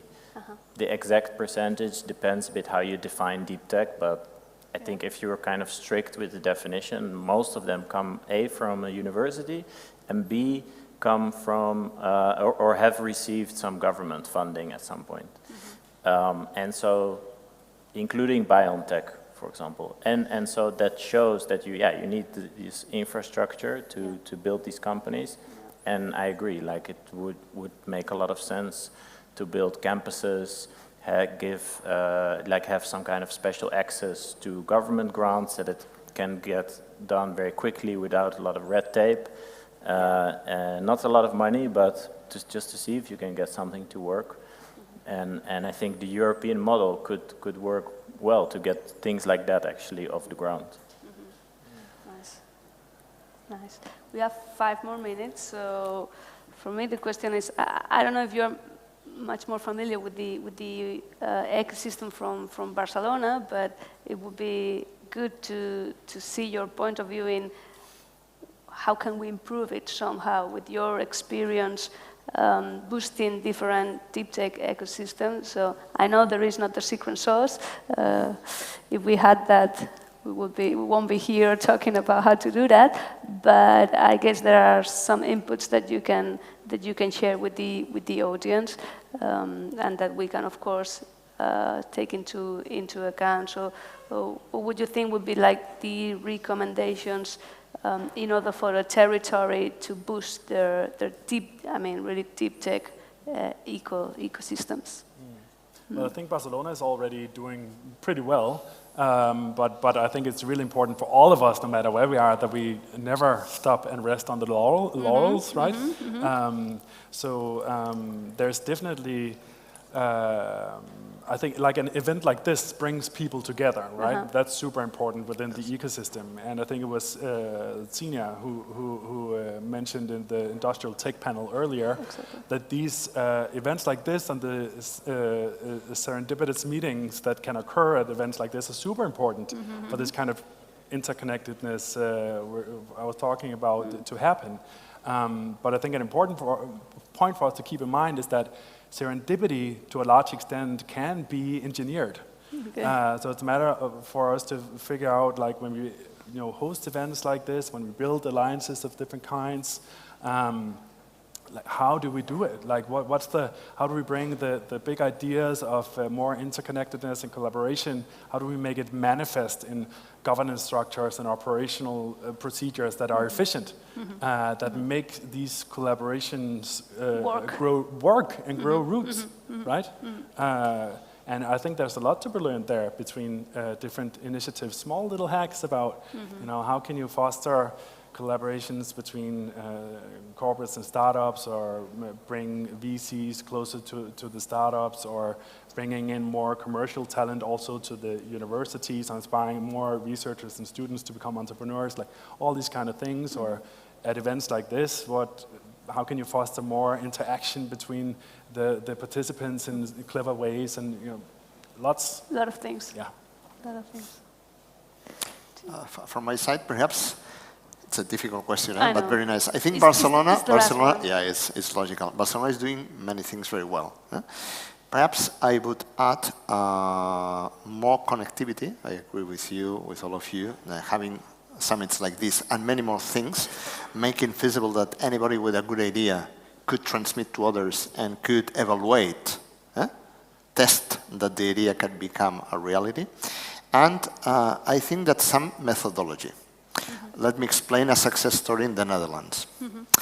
In the Netherlands, some people with very good skills in industry, and not in the university in this case, in technology, they considered that they could do a new process, photolithographic process for manufacturing chips. And they convinced somebody to invest around 5 billion euros on that. Okay. They succeeded. This company manufactures, has designed the machines that are essential for the fabrication, for manufacturing the top chips in any place in the world. This means that the big manufacturers in Taiwan, in South Korea, and in the US, they have to buy the Dutch machine. Okay? So I wonder who was doing the risk analysis for that project. because I would like to see the risk analysis of this project, honestly. So this means methodology. Somebody had a very good idea, but this was not discarded. That's the point, because if you ask, well, I need 5 billion, let's question ourselves our position if we have to decide saying yes or no, okay? But somebody was doing the job very well, and I think that this should be done also here. And finally, radical creativity. Let's be radical in the good sense. Let's be radical, okay. Do you want to add something to that? Maybe just on one last thing for me is that you can't do it alone. It's true for deep tech entrepreneur, you can't succeed alone, but it's also true for like an ecosystem the size of like a city, a region, or a small country in Europe. Deep tech is huge in terms of the impact that it can have, but it's also in terms of the requirements. When you need to work with large companies, when you need huge amount of money, like raising a huge amount of money from VCs, you won't find that necessarily in your own small ecosystem. So you need to connect with other ecosystem to have access to all this. And because deep tech is also vast, we're talking from synthetic biology, quantum computing, and you'll have different actors that are specialized in each one of those verticals, and you can't have everything at the same place. You can't have giants in every sector. And so you need to build the connections to be able to help entrepreneurs in whichever vertical or technology in deep tech to connect with the right people who can help them. And say, okay, they might not be from my region or from my city, but if they help them grow, it will create wealth for the region, for the city. So that's, I think, one thing that's true for everything. It's you can't do it alone. Nice. Please. Yes, I don't know enough, I think, about Barcelona deep tech ecosystems really give like recommendation, but for sure a key ingredient is universities. And so I think if you can get, like Barcelona is already a huge tech ecosystem in Europe, and one of the fastest growing, and it's a nice mix of locals and people from all over the world, and people love to live here, so that is already a great foundation. I think if you can get the universities really in on the ecosystem, then that's probably a good start. Okay. Thank you very much to all of you. We ran out of time, so... And we need more deep tech focused incubators and accelerators. Exactly. That's also important. That's also super important. So thank you very much for the panel, for having accepted being here today, and see you next time. Thanks a lot. Yeah, thanks. Thank you. Thank you. Okay.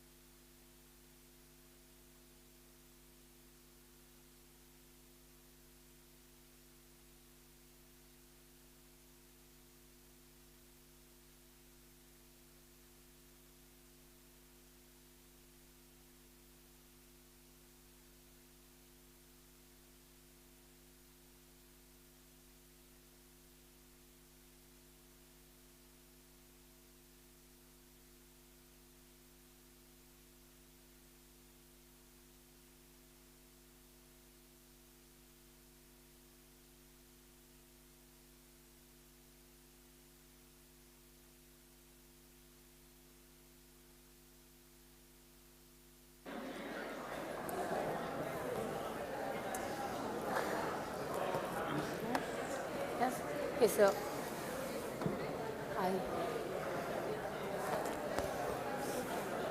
¿Ya va? A ver, hola. Okay. Good afternoon. We are about to start. Thank you, all of you who come to this panel on urban mobility, and thank you to the Deep Tech Summit for having us and give us the opportunity to talk and discuss the new challenges that mobility is going to face, not just here in Barcelona, but around Europe. To discuss all of these topics, we have Noemi Moya, who is the Regional Head of Public Policy for Spain, Italy, France, and Belgium at Boy Technology. Good afternoon, Noemi. Thanks, Paula.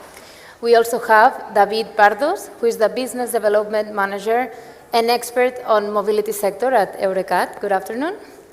And also we have Daniel Serra, who is the Director of Ecosystem and Stakeholders at EIT Urban Mobility. Good afternoon, Paula.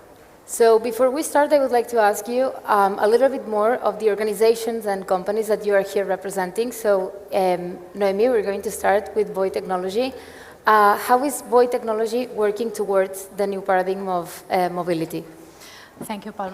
So first, let me just introduce the company. Boy Technology is a Swedish company, is a startup. It born in Stockholm in 2018. At this moment, we are offering micromobility services in more than 100 cities around Europe with bike services or e-scooter services.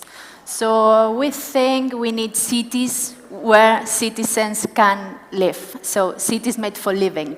And for that, we need to change the way the cities are built or designed. At this moment, we have 50% of the space dedicated to cars, and 55% of the global population living in the cities. So this is what we need to change with the 15 cities, 15-minute city model with more green spaces, you know, the way of designing the cities. And micromobility can help.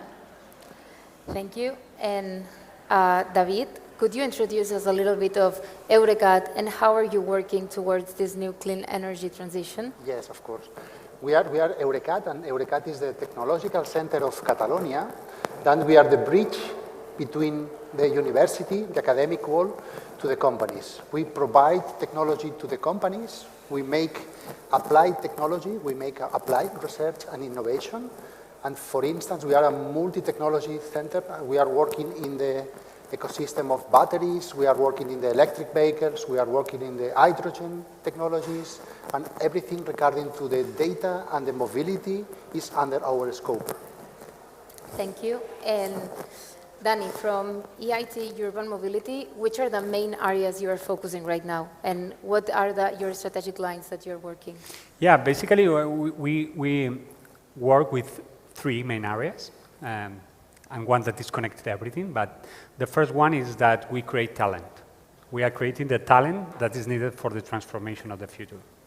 The second one is that we invest and we develop innovation to bring to market. We help that the innovation that, you know, most of the universities, research and industry, they have already to help them to bring to market. And the last one is we accelerate business. We accelerate companies that in a very early stage, and we support them in the process of growth. And we connect all the strings, okay? We are able to connect with, we are one of the largest community of institutions, students, startups in Europe, and we connect them because, you know, we are creating a big European ecosystem and now around the urban mobility. Thank you. So now I would like to ask you, how did you envision the future of cities regarding mobility like 10, 20 years ago, and where do you think we are right now? We are celebrating this panel, right, the last day of the European Mobility Week. This year's theme was better connections. So I think that this paradigm shift that we are always talking about is already here. It's actually the present. So I would like to ask you a little bit of how did you imagine mobility would evolve, and where are we going from now? Okay, maybe I will start, yes. You know. I think we are the next 10 years in Europe will be, I think the cities will change more than the last 100. That's a reality. I think this is not only in Europe, but there's one factor, one driver that is key, decarbonization. We have a need to decarbonize the cities, and that's the mission, cities from Europe to decarbonize the cities. How I envision the cities, I think the cities will be, I always say that it will be like a Sunday. You remember when you are in a Sunday, you see that there are no cars in the street, but with the possibility to have the freedom to move, okay, with a very sustainable mobility. I will say that, I will not say that we will ban the cars. I will say we will ban the private ownership. That's different, okay? And obviously the new trends are that the public transport is the backbone of the mobility. We need to increase the number of public transport in cities because it's the way to transport more people in a more efficient way. The technology, we don't want to have technology-driven cities. But the technology will be behind all these solutions, will be in the transport system, will be in how we design the cities. That means that we need a lot of technology. We need a lot of data in order to design better cities. Maybe the city of today is nothing compared with the city that we have in 10 years, okay? But I think that the city will evolve a lot, and I think it will be, as is today, the hot pot of innovation. And that means that we need to keep the city where everything is happening, especially in our case for urban mobility. And I would like to ask you, Noemi, in the latest report Boy Technology has published, you invite all of the readers or even the users of your service to reimagine the future of mobility, but without falling into old habits. What would you say are the new habits and related to what Danny just said? First, as a consumers, we don't want to wait for the bus 1 hour or 30 minutes. So we need a clear service. So we need to combine, we have real multimodal services. The technology is ready to have that, to put the citizen in the middle, and then give them a real based in data, in analytics, in design, together with the city stakeholders, the politicians of the city. So thinking about moving without taking too much time or waste your time because the service is not designed for the citizens or having the citizens in the center. And also one of the key topics when it comes to the future of mobility is the debate about diversifying supplies and to introducing new kinds of energy in order to make these other kinds of mobility devices. So from your point of view and your area of expertise, how do you envision the city regarding that? About the vehicles? Diversifying, yes, supplies or using other kinds of energies. I don't hear very well because it's something surround you. Because no, the sound is not good. No, tell me again the question, please. How do you envision the future of mobility when it comes to diversifying supplies or using other kind of energy? Okay. I wish, or I want that the future of the mobility in the cities will be full of technology. That means not only one transport, multimodal system with the focus of the citizen, the customer in the center. That means we deliver solutions for the citizen, because obviously someone says that in 2040, 70% of the population will live in cities. That means we will have more and more people in cities, then we have to provide new solutions with technology, with data, and with a multimodal system. That's what I wish, what I want for the future, a multimodal solution for the citizens and for the mobility. And Danny, from your point of view, I would like to ask you what's happening here in Barcelona. It's not an isolated case. This is a transformation that is affecting different European cities. So what would you say are the main parameters that we need to use when it comes to analyzing the future of mobility? We've talked about technology, but also there's a lot of other contextual maybe parameters that are affecting how we move around the city and also how we are going to live in the future of the city. So what would you say is like the common parameters or the way analyzing what is going on in Europe in the different cities? Yeah, as I said before, the decarbonization and the need of the decarbonization of cities is the main driver that we have today. But with the situation, with the Ukrainian war, I will say that we have the need to repower Europe. I mean, we need to found new balance of energy. And we see that the hydrogen and the need to use green hydrogen as an alternative fuel, it's something the Commission is pushing. This week has been approved 5.8 billion euros for projects for hydrogen. And that means that we have the need for, especially for some countries where they need to, to change this balance from energy, from the gas from Russia to an alternative fuels. And I think the first time, and I think it's not happened on the batteries at the beginning, Europe won't find their own way. I mean, we don't want to follow what other continents or countries are doing. We want to find our own way, okay? The way we produce, the way we create demand, and there's a lot of opportunities. The other topic that for mobility, I think it's quite relevant, is everything related to shared data and the way we share data. And I think that's a big opportunity because Europe is trying to push for what we say the mobility data spaces. That will be big spaces where a lot of companies, the cities, in countries, they will share data, and that will create what we say the economy of data. Recently the Ministry of Economy said that in 2025, 5% of our GDP will come from that economy. That means that sharing data, we can make money, and that's a big opportunity. And this is not happening today at all. Public sector and private companies, they are not selling data. That means that we need to find new ways. We need to develop, we need to apply technology, new ways to collect data, to ensure that the data, we can ensure that the data from the customers, we can give the transparency. And that's a very important factor that we think that we will transform the way that we will move in our cities. And what would you think is necessary to provide all of this data? What do we need in the cities to be able to transfer all of this data that these new operators of the sector are going to generate? Any thoughts on that? Yeah, a real public-private collaboration. For me, this is key. And I give you an example. We generate data when we are operating, we are using our scooters, we have the service in a city. Thanks to the GPS, the geofencing, we know where our scooters are riding, where we need to park the scooters. If there's a rack and the scooters are parking near the public transport, our users are using the scooter together, combine it with the public transport.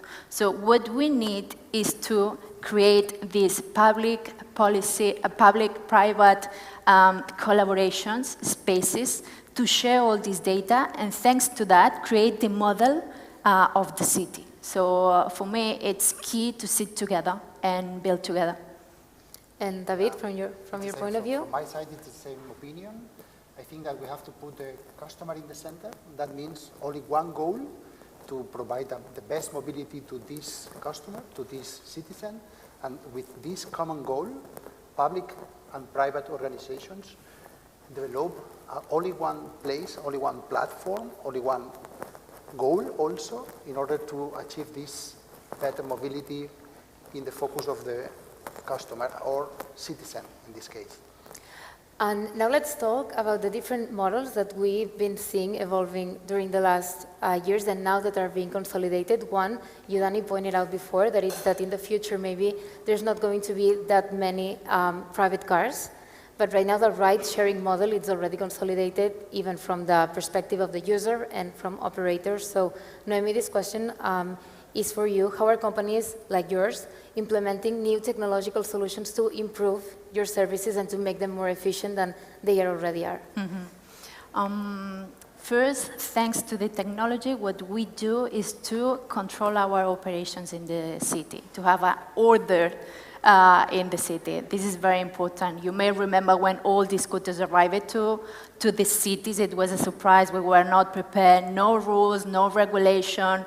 clutter in the city, these scooters in the middle of nowhere. So thanks to the technology, this is what we can control. So we create the area where the scooters can ride. If you are not in this area, you cannot, so the scooter is stopped.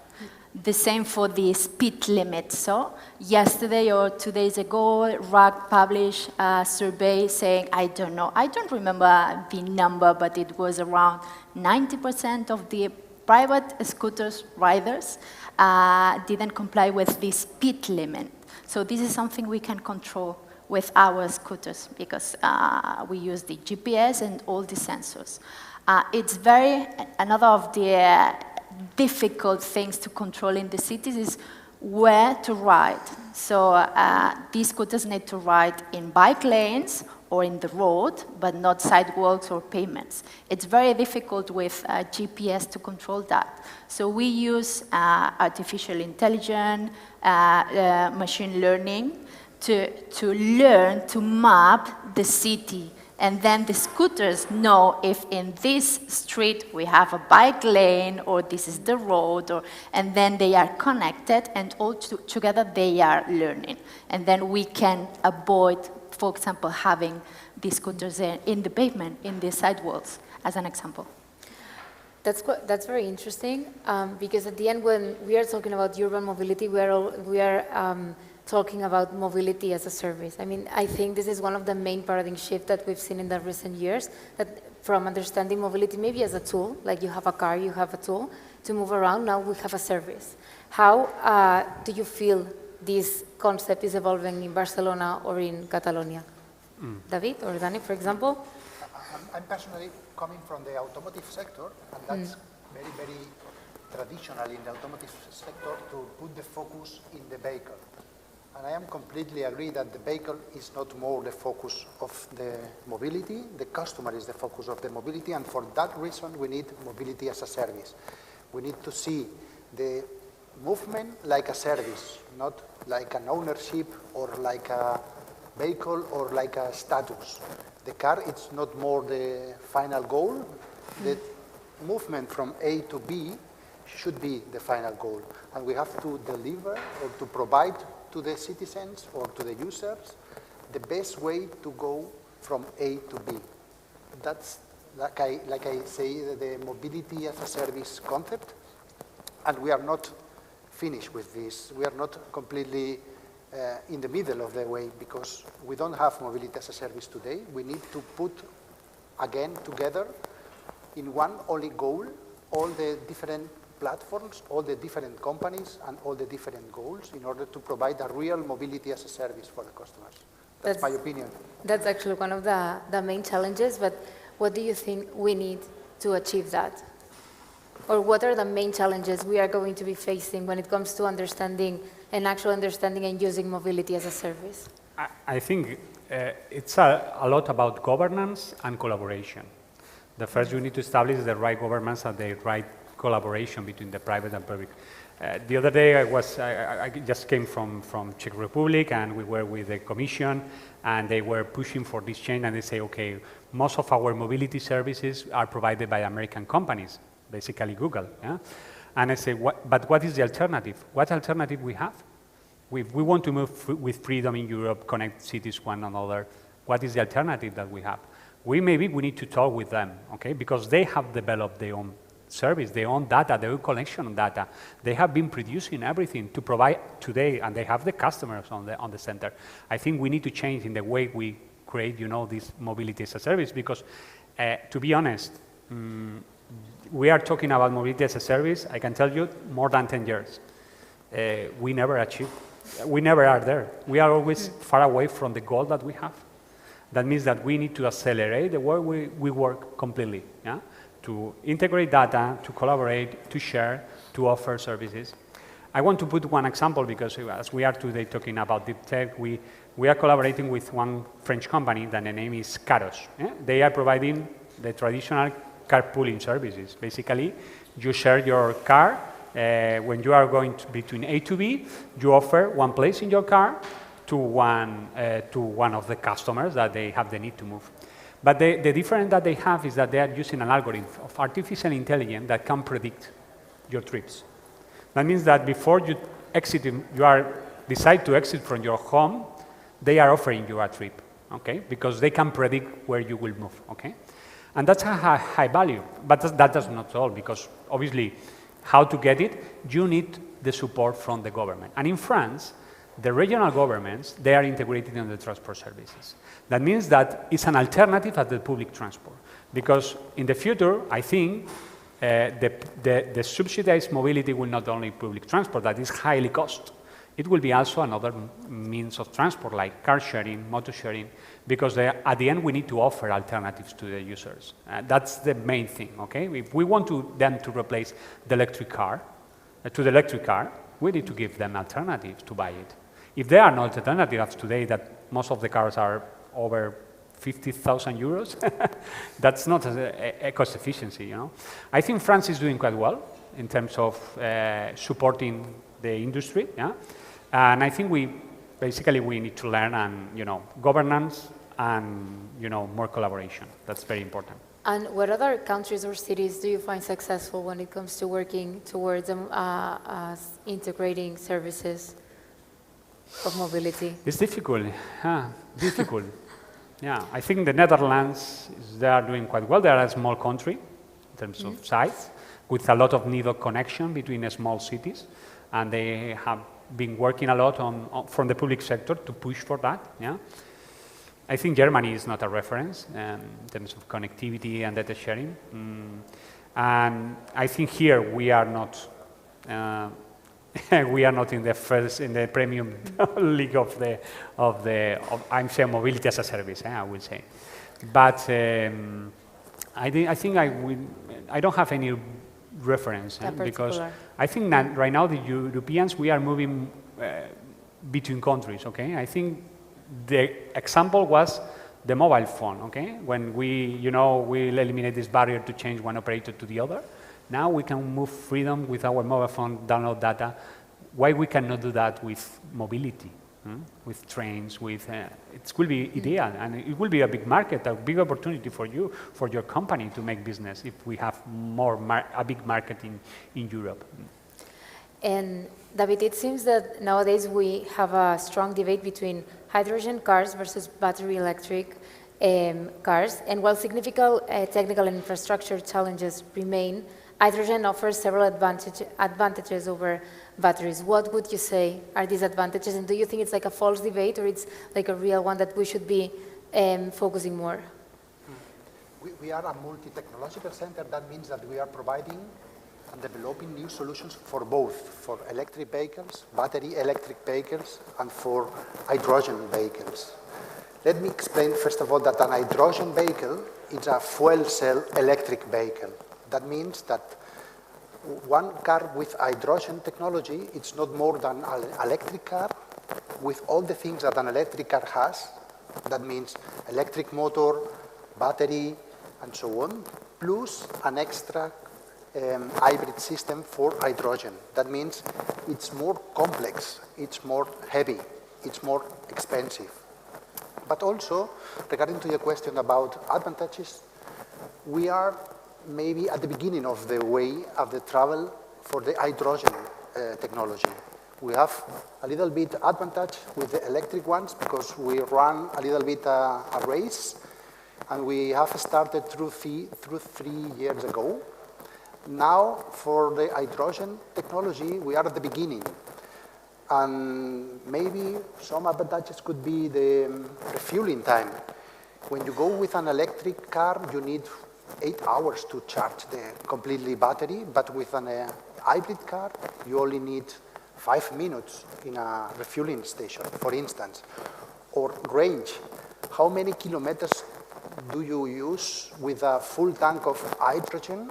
For instance, in a commercial car today, with hydrogen, we use 500 or 600 kilometers. That could be also two of the more important advantages. But on the other side, it's quite expensive because the technology is quite new. We don't have refueling stations. In Spain, we only have 10 refueling stations.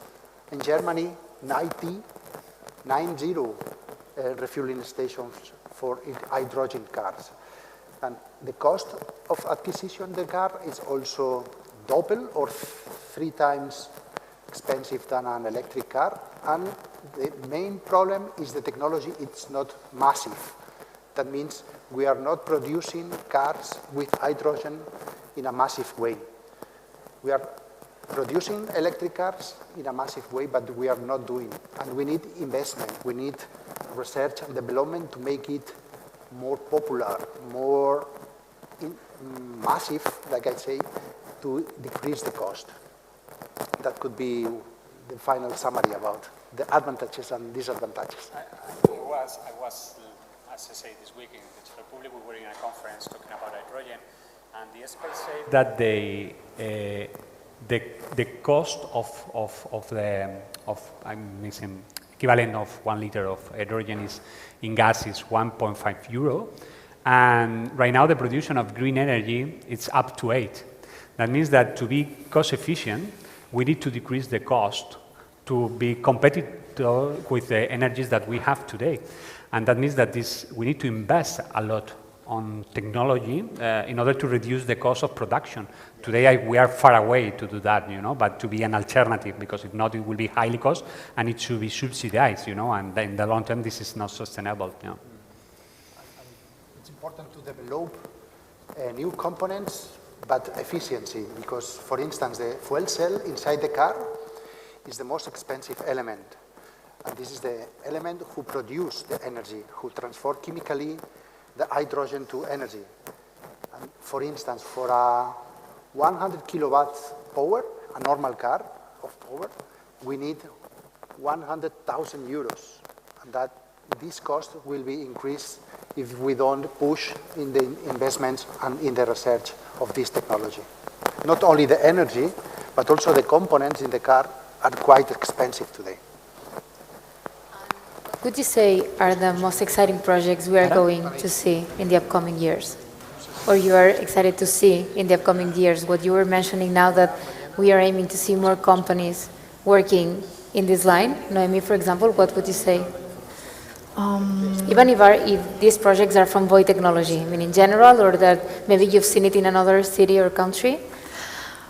For me, and again, putting the citizen in the center of our decisions and our projects, the real mobility as a service is what we need, okay? What's mobility, and I think maybe the people working in the public administration, maybe they don't have enough technical knowledge to understand what is real mobility as a service project. For me, you wanted to go from point A to point B, just paying one time, but taking the bus, the metro, a bike, and this is for me the future, okay? So all the innovation, investment has to be here.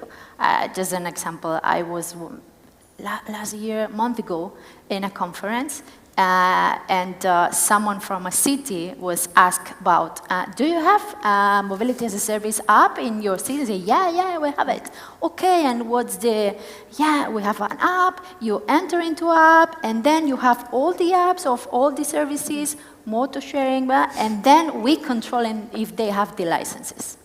So this is not mobility as a service. Again, we need to put in the center the citizen, not our customer, not our client, because the scooters, the bikes, they are living in the streets with pedestrians too, so put the citizen in. We are citizens, we know how we want to move in our cities. We are seeing these days a lot of problems to arrive to Barcelona. And I think it's very important in Barcelona not just to think as a city, but also as a metropolitan area to work on the mobility solutions. And what about you, Dani? I think I agree. That's how the solutions should be brought to market. I think from the technological challenge, we have challenges like hydrogen, the way we create algorithms and so on. But is how we integrate in the mobility service. Because the need from the mobility perspective, it's quite simple, the problems that we need to solve. Basically, we are moving people between A to B. That's the more simplified way that we need to do it. We can optimize the algorithms to make more efficient, but it's quite simple. Everybody can today make an application that it's on a mobility as a service. That means that we need to create, the right governance, and also to open it to an ecosystem that we want them to grow. That means that if I always say, we want to solve the problem of logistics. All the cities want to solve problems of logistics, but they don't have the data because the data is operated by the mobility operators. And with some of them, they are not talking.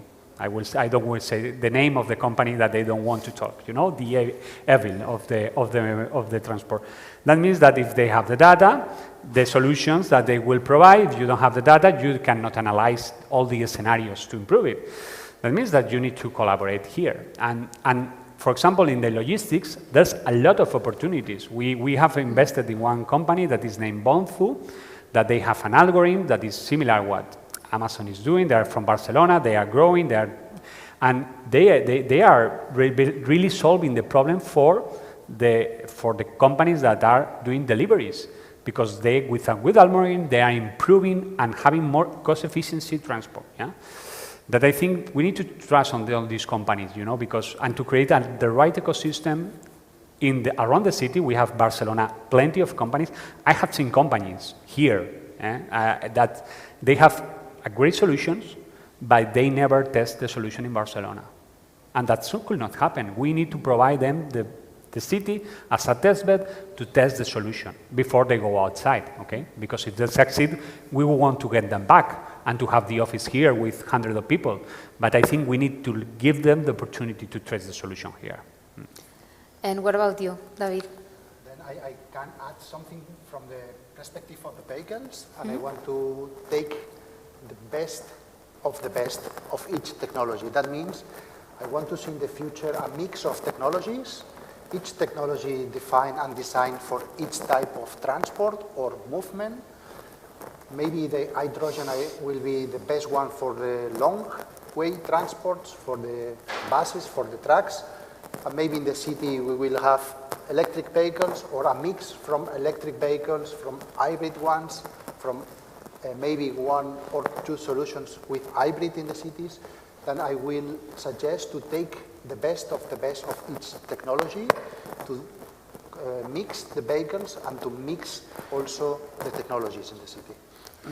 And right now I think we have 5 more minutes left, and I would like to give you the opportunity if someone wants to ask someone something.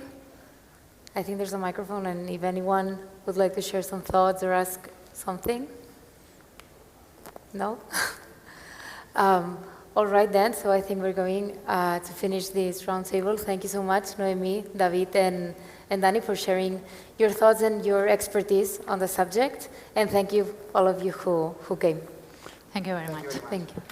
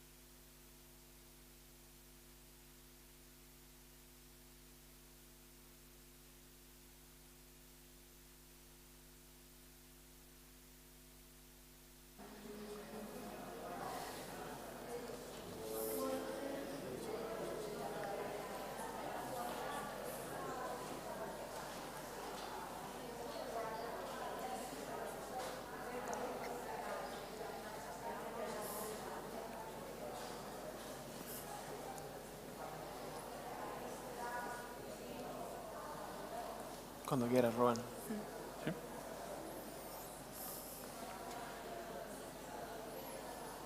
Hi everyone, good afternoon, and welcome to the Quantum panel at our Barcelona Deep Tech Summit. Okay, today I'm really honored to be the conductor of this amazing panel with Silvia Carrasco, Knowledge and Technology Transfer Director at ITFO, Alba Cervera, Senior Researcher on Barcelona Supercomputing Center and Coordinator of Quantum Spain.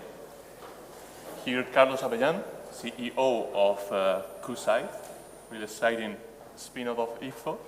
He will tell us more about that.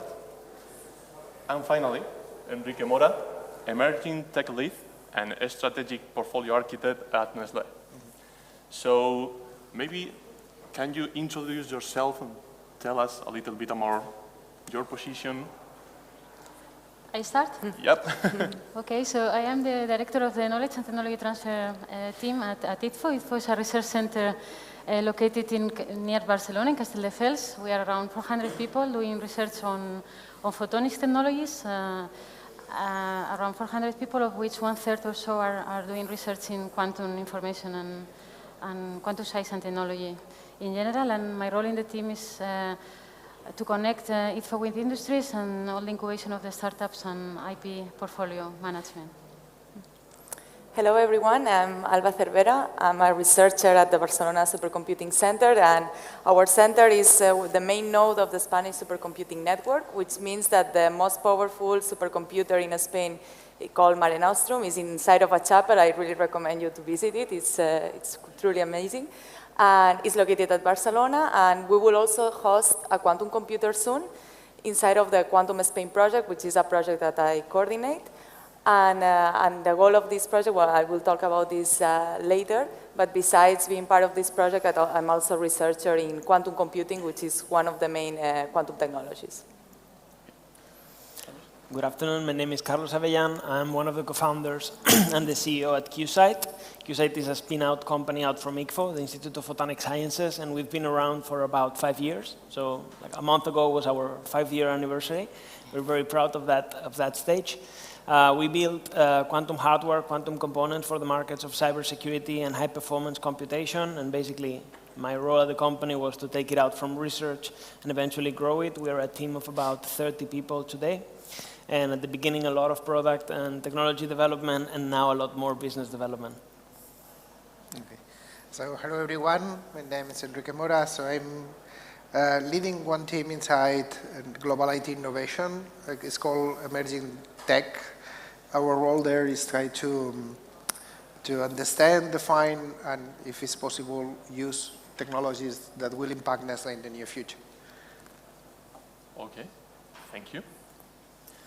Well, if you are not familiar with quantum technologies and quantum world, it may seem a little obscure or really maybe the deepest tech in the deep tech stage. But something interesting about that is that what we are calling right now quantum technologies is actually the second quantum revolution, what it's already known as a second quantum revolution. What was the first quantum revolution? Actually, something that occurred during mid-end of last century, and two of the main results of this first quantum revolution was the transistor and the laser. These two technologies were the seed of a really huge amount of application tools and components that we use every day today. Actually, transistor, laser, were something that increased the performance of existing technologies in several orders of magnitude. I mean, 1 million, 10 million, even billions times in performance compared to previous technologies. And that huge amount of advance provided by transistor, by laser, well, resulted in optical communication today. That means high bandwidth internet today. Resulted in microprocessors that resulted in computers, smartphones, and of course, everything else on top of that. Application, networks, cloud. So basically, a lot of things related to our day-to-day lives are related to those advances of the first quantum revolution. Right now, this second quantum revolution is, can be categorized in several fields. You can talk about quantum communication, you can talk about quantum computing, you can also talk about quantum sensing. So we can start a little bit talking, in general about this. For example, quantum communication. What are the possibilities for the next years, even decades, on quantum communication? Yeah, so quantum communications, so basically when we think about communications, it's our ability to transmit in the digital world, some bits from here to there, right? And whatever medium you use, you're transferring classical information from one place to the other. Quantum communications is nothing else. It's exactly the same thing, but instead of transferring bits of information, you're transferring quantum information, okay? I think Alba will get into more details about qubits and that sort of thing, but let's keep it as simple as that. So it's transferring quantum information from one place to the other. That will enable things like connecting quantum computers, right? If you have quantum computers, you will need quantum communications for them to talk. But in the short term, a lot of people talk about quantum communications on one of their specific applications that is called quantum key distribution. And that is basically how can you use this quantum communication technology to solve a cryptographic task, which is exchanging streams of random numbers, right? And these are cryptographic keys. We may probably get into more details, but this is a specific application of quantum communications, quantum cryptography, or QKD, and it allows us to exchange cryptographic keys. So it's a very tangible result with applications already today. Thank you. Okay, and what about quantum computing? Because it's something that, sounds a lot these days. What can be the possibilities of quantum computing, and what is quantum computing? Well, quantum computing means that we also deal with quantum information, as in quantum communication. In the end, it's a different kind of computational paradigm. And what that means is we know that there are certain problems that cannot be solved efficiently with traditional computers, even if they are supercomputers. So they are completely out of range of these supercomputers, or they will require the age of the universe to end certain computation. And here is where it comes quantum computing. It can address some of these problems efficiently. And these problems, some examples are, for instance, the simulation of materials, of molecules, of chemical reaction, etc. Everything that is related with the quantum world, so the world that describes the physics at the microscale. But it also means that there are some problems, mathematical problems, that can be solved efficiently when we deal with this quantum information. So quantum information carries other kinds of properties than traditional computation. And that means that problems such as integer factorization, which is, for example, if I give you the 15, I ask you what are the two numbers that multiply give this 15. So this apparently simple problem is exponentially hard to be solved with traditional computation, and all the cryptography today relies on this system. So quantum computers can technically factorize efficiently, although for that we need quantum computers of much bigger capabilities than quantum computers today, so we can discuss about this maybe later. But the idea is that we have a different way of computing, which will also help all applications that are related with supercomputation in the end. Thanks, Alba.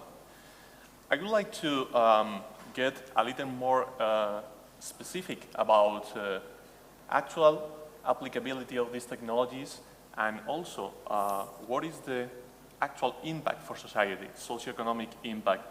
So maybe Enrique can tell us a little bit about what is the interest for a company like Nestlé, you know, a big company, established, let's say, traditional company in quantum technologies? Yeah, that's a very good one. Yes, I would say that innovation is in the Nestlé DNA from the very beginning, and it's in everywhere. And IT, information technology, is not an exception. So we are a global IT innovation team. It means that we are trying to impact in all the IT teams. And in a company like Nestlé, it means a lot of people. And what we are trying to do is define 3 different horizons and map some technologies that we think that will impact in the different horizons. Horizon 1 for sure is tomorrow. Horizon 2 is after tomorrow, so 2 or 3 years. Horizon 3 is let's see. And quantum computing, quantum text mainly, has been defined as in the horizon 3, and we want to understand if quantum text will impact information technologies or any other team inside Nestlé in the near future. Near maybe means 3-5 years. For that, we have to be ready now, and we have to start to understand those technologies, because it's really difficult for people outside of the research, outside of the academy, to understand the technologies and see how we can apply them.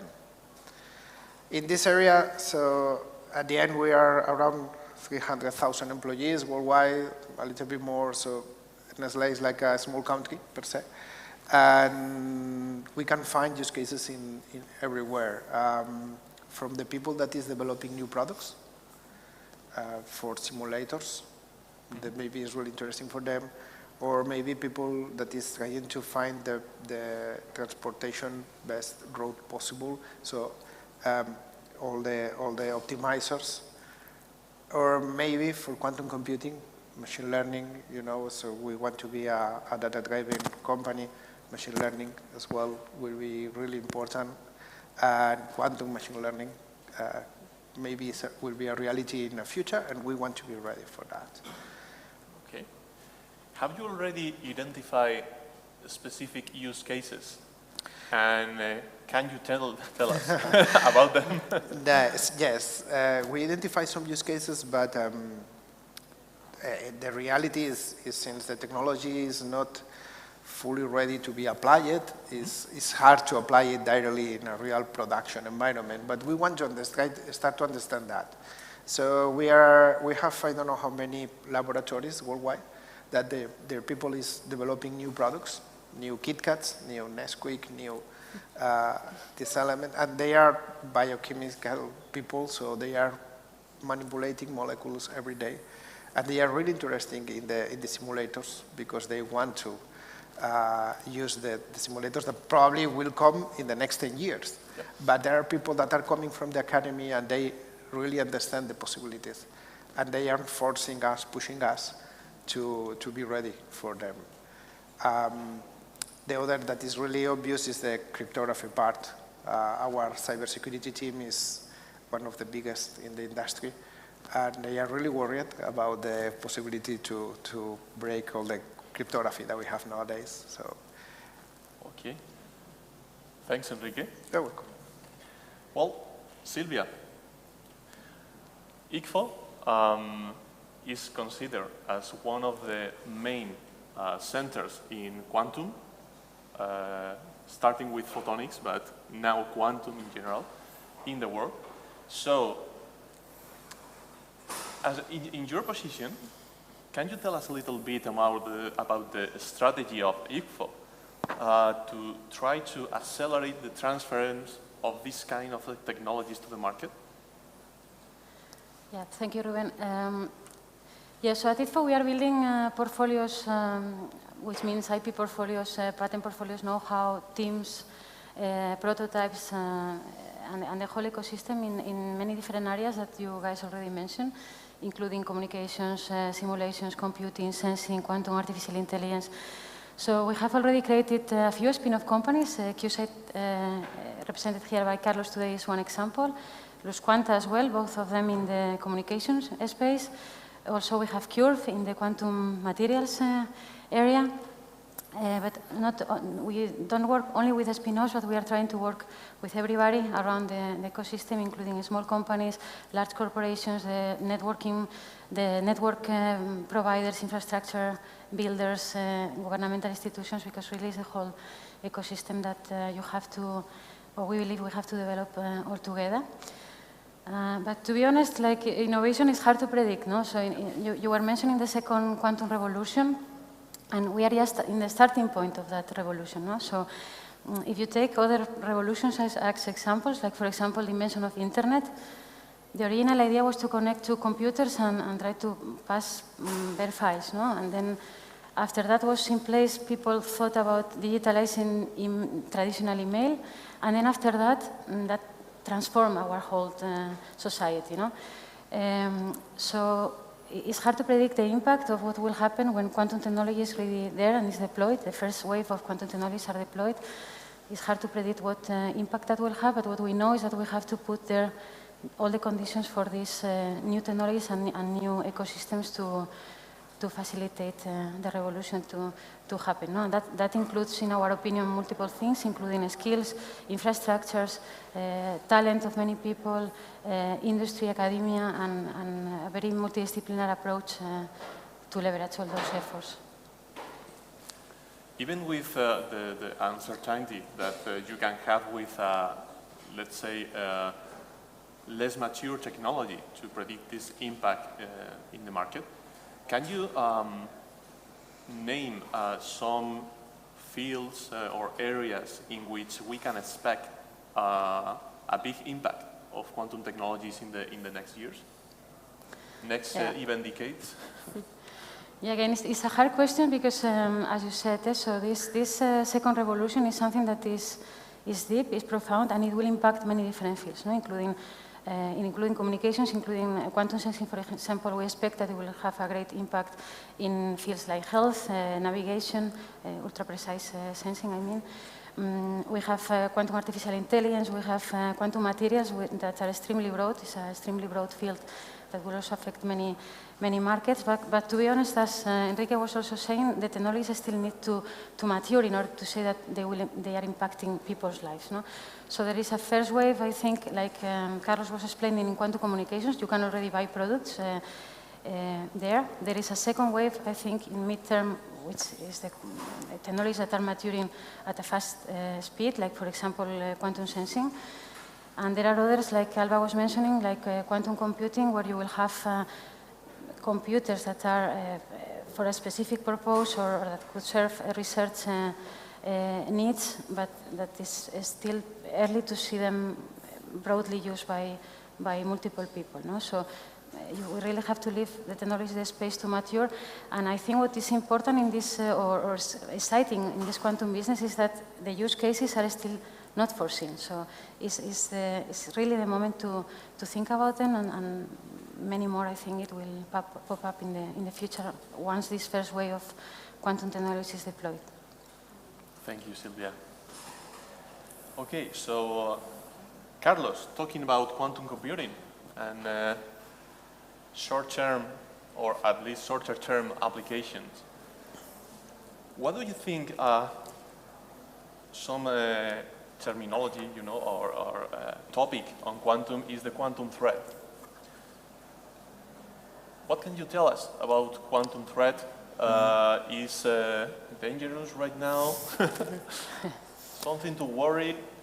Yeah. So, especially in 2022, it's been quite a year around this topic of the quantum threat, right? And the quantum threat basically refers to something that is relatively simple. It's all about information security, right? And most of the things we're building today in our day-to-day is our phone, logging to the bank, sending an email, playing a video game, whatever, or social media. We exchange data online, and we need that data to be secure, to be protected.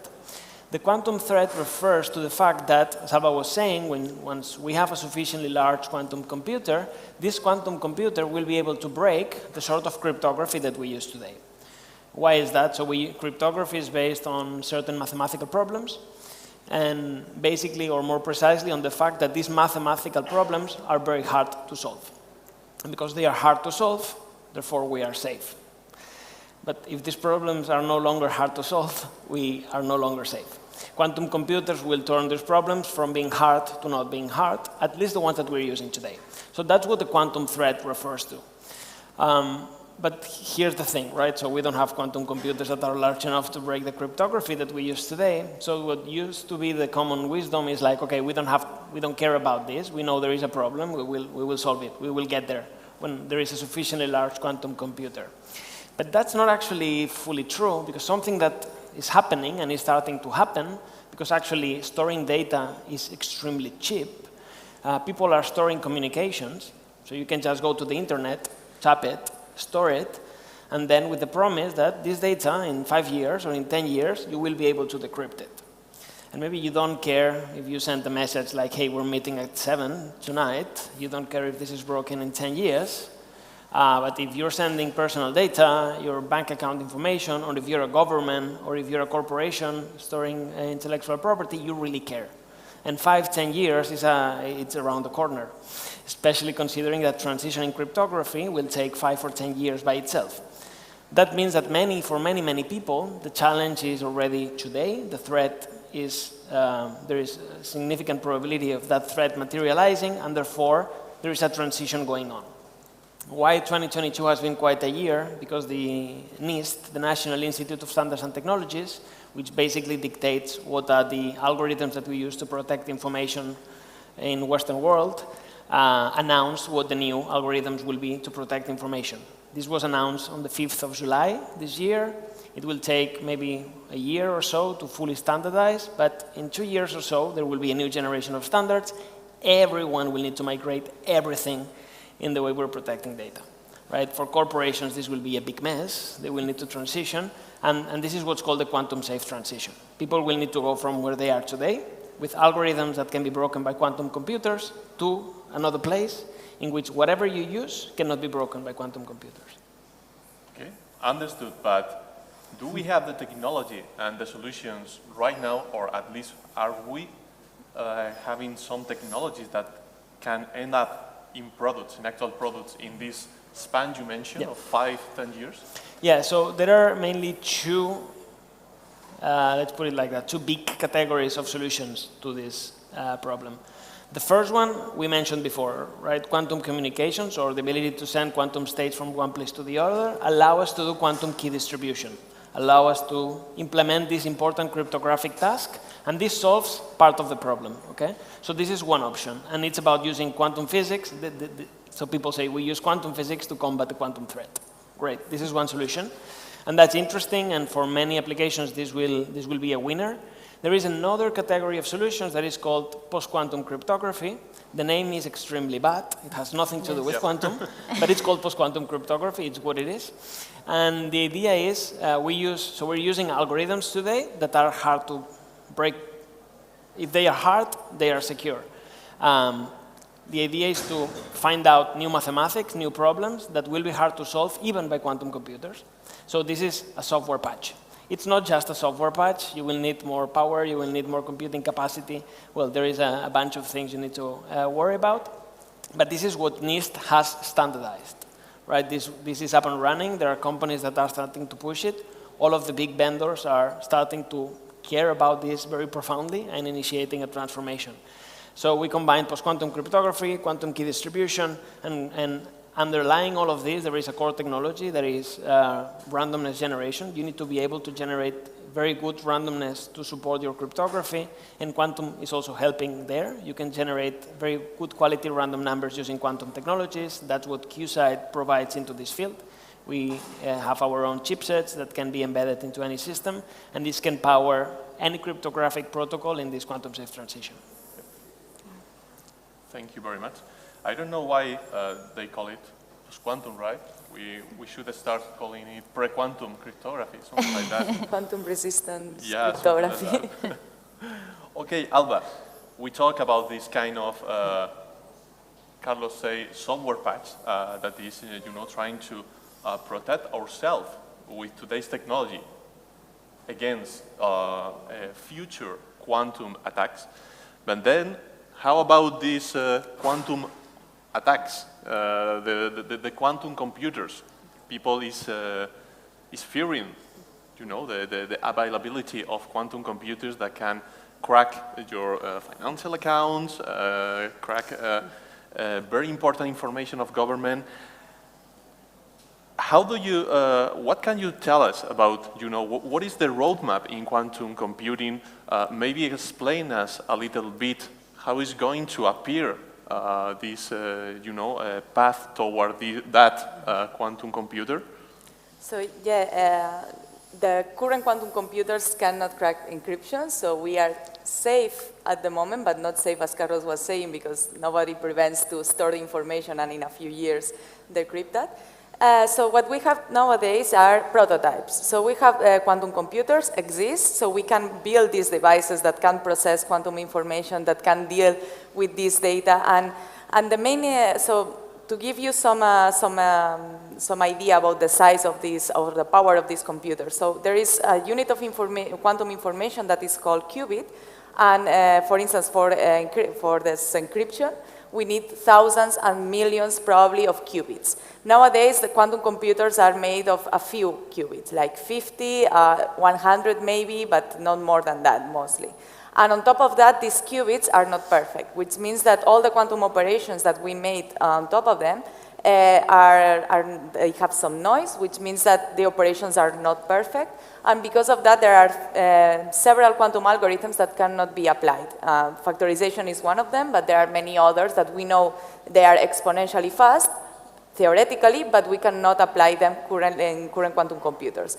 But in the meantime, we can do other things. So we have these quantum prototypes, which start to have a scale that they cannot be simulated in a classical computer. So up till now, we can simulate what happens in a quantum computer with a traditional computer.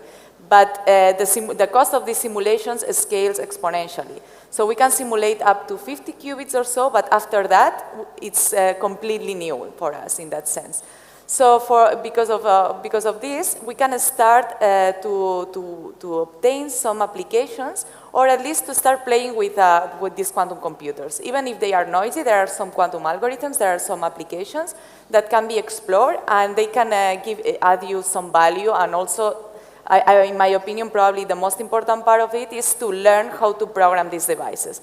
Because the field is expanding quite quickly. So in 2018 or so, the record was 20 qubits or so, maybe 30, and now we are talking about 100, so it's moving quite fast. And the idea is that we need to be prepared for these future quantum computers. So there are some algorithms that we can play with in the short term, in the current and short term, and there will be algorithms that will be useful at the long term. And for this short term especially, but also to be prepared for the long one, this is where centers like the Supercomputing Center, the Barcelona Supercomputing Center, and other centers across the world, they are starting to have these quantum computers in their centers. So not cloud access, but having the machine, having the technology. And this is important because in the end we are learning how to program them. We are learning how to make algorithms that are resistant to noise. We are witnessing what's going on in the technology. We know how to control that, and this is what is happening in the current term. So what we are witnessing is like few centers will have quantum computers. Everybody will start playing with that. On top of that, there are some companies that are also offer these quantum computers, at least the small prototypes. And we are starting to see some companies that are even going public. So they are offering the computing services under pay for use, or they are developing some kind of business about that. And I think this is going to explode in the current term and probably in the next 5 years. Well, I think that a very interesting case here is IBM. I mean, IBM is a company that is really betting a lot in quantum computing. So I think that they are really trying to lead this revolution. Yeah, there are many companies that are doing that. IBM is probably one of the most famous and important ones in this field because they have been investing in quantum computing even before it was some trendy deep tech, in the 80s even. So there are some really good researchers there that are basically the fathers of this technology or some part of it. But it's not the only one. So IBM was one of the first ones that offered the quantum computing in the cloud for free, at least the small chips. And this allowed many people to start playing, including myself, to start playing with these machines. But then after IBM, we also saw other companies like Google that is developing also very similar technology as IBM. We are witnessing other startups like Xanadu, which made other kinds of quantum computers but with photons. Others in Europe, like we have IQM in Finland, we have Kilimanjaro here in Barcelona.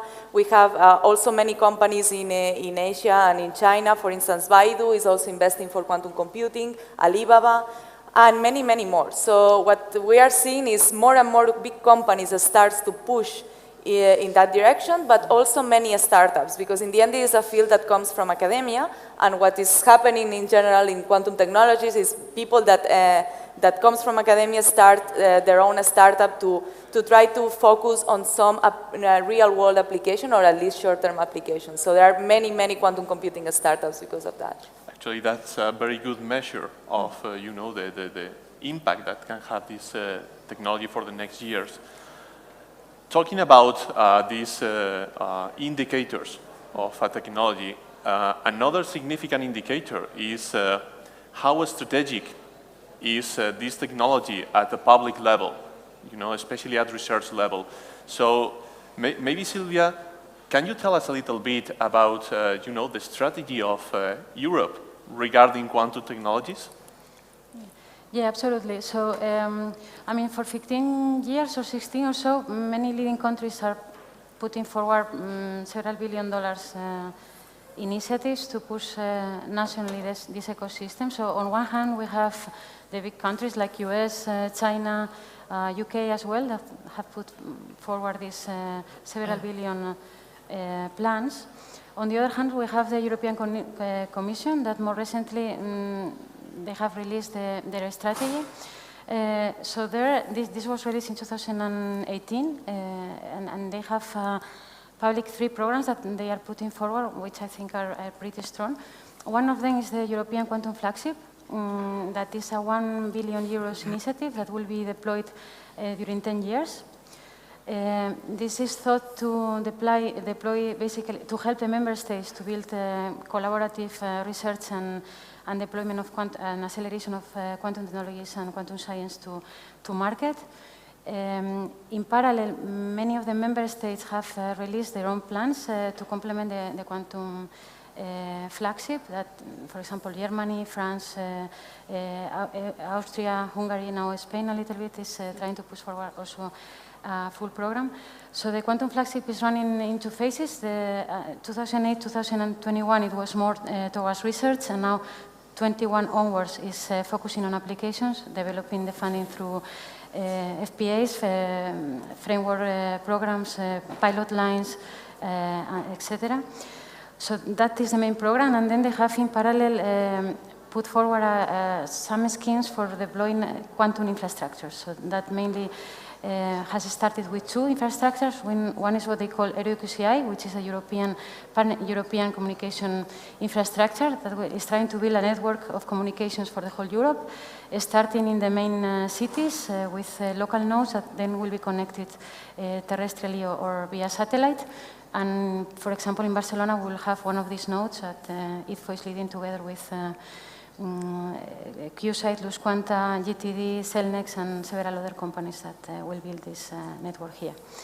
So this is EUROQCI, is one of the 2 infrastructures, and the second one is EuroQCS, and Alba can tell you more about that one, which is the similar infrastructure, but to build this network of quantum simulators and quantum computers across Europe, and we also have a node here in Barcelona with the Barcelona Supercomputing Center.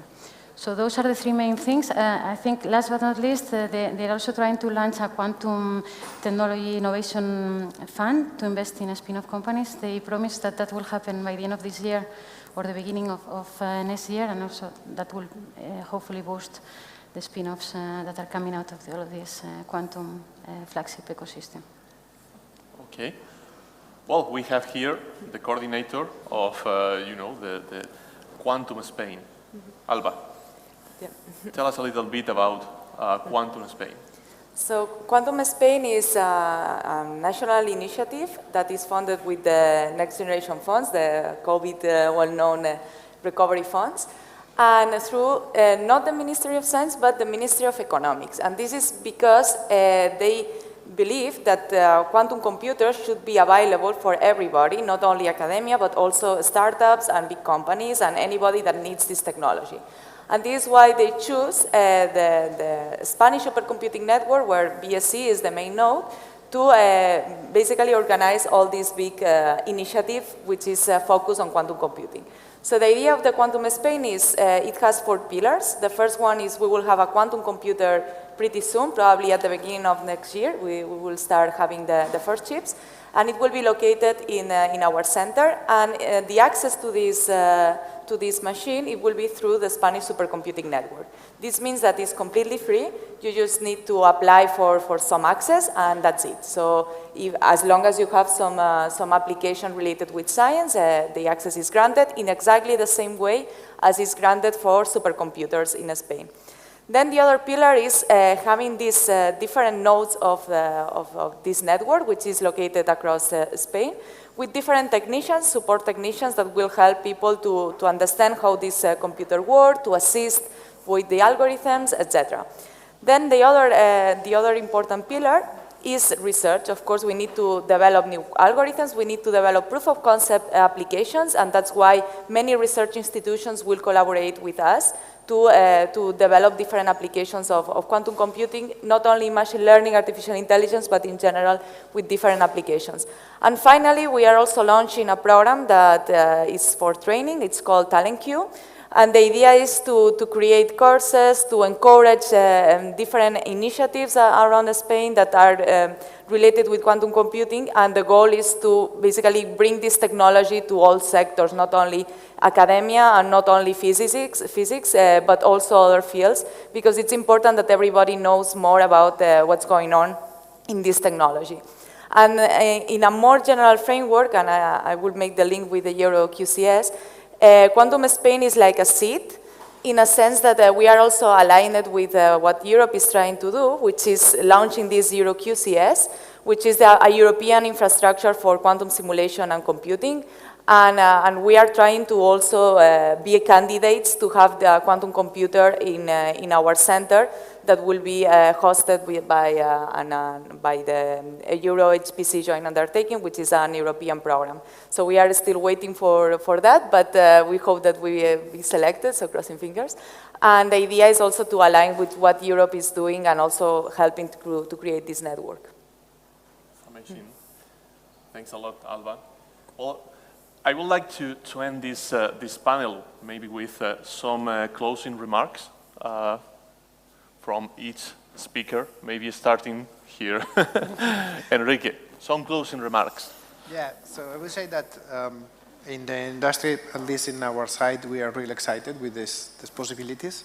The main problem that we face is that we want to actually create real projects or solve real problems. We need people that knows this technology, and these people is not available. So the talent is in the academia, in the research institutes.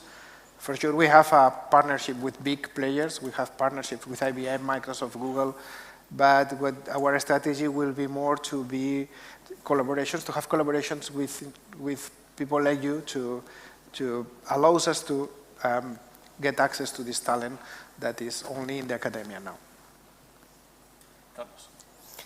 So I think it's a very exciting time for being in the quantum space. So I personally started in quantum technologies 10 years ago. And at that time, it was really the mantra was that quantum is for physics corridors, right? It was something that was only happening in universities.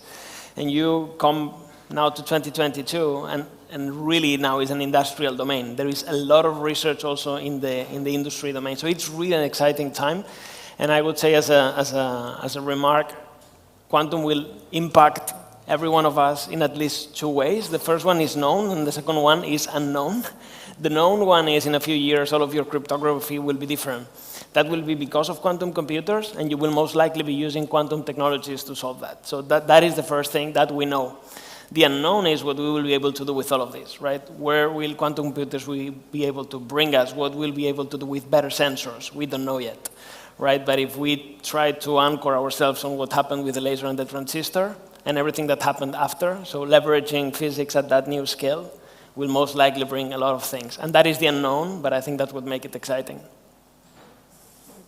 So yeah, I would say, following these lines of thought, that it's the moment to be bold and to start starting thinking about quantum technologies, because this is where the technology is evolving almost, I would say, exponentially probably in the coming years. And this is a technological revolution, so we need to be prepared for that. So we need to be there now and not in the future when everything is already set. And we are in a perfect opportunity and place to develop this technology and to become one of the key players. Okay, so tough not to do it now. I agree with my colleagues. I will perhaps close by saying that indeed we are in the starting point of this second quantum revolution. No? So I believe the impact midterm is going to be large, but the long-term impact might be transformative. No? So in the unknown that Carlos was mentioning. So let's hope for that and build that together. Okay, thank you very much, Silvia, Alba, Carlos, Enrique, and of course, thank you very much to our audience, both physically present here and by streaming. That's all. Have a nice evening.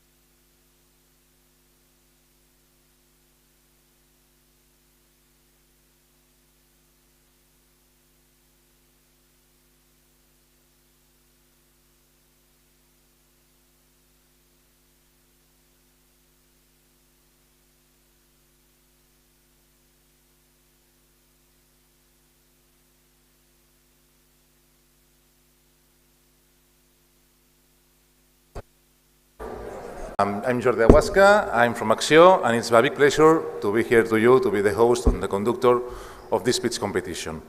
The award lasts no more than an hour, and we will see the pitch of the 5 final candidates out of 35 participants.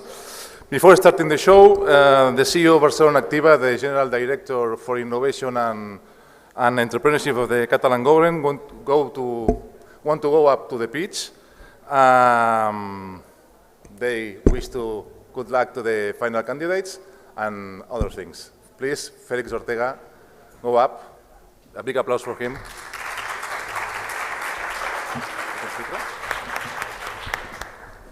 Thank you very much. We're reaching the end of this first Barcelona Deep Tech Summit. We have the opportunity to show and to learn from all these great minds here in Europe and our own ecosystem. We've seen the potential of the science, the technology, and the tech transfer, and now it's a time to recognize talent. First of all, I just wanted to say thank you to all the teams that has been involved in organizing this summit, people from Acció, from universities, and especially our team in Barcelona Activa. A special word to Itziar Blasco, which I think is here, for putting up the summit and all the note. And thank you also to the JAM Corporation for hosting this event here at this great JAM factory. So I think now it's the time for new talent. Thank you very much. Luis, please, it's your turn. Go up.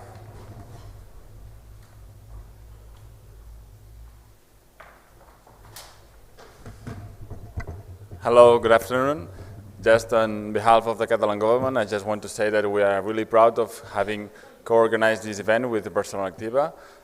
We believe that Catalonia deserved this event. It was about time to have a gathering of all the universities, research centers, companies, investors, startups and scale-ups in the same place, because we've seen in the last years how we have been proud of our universities, our research centers, but maybe we have lacked the will and the skill to monetize this talent and make much more out of our university system.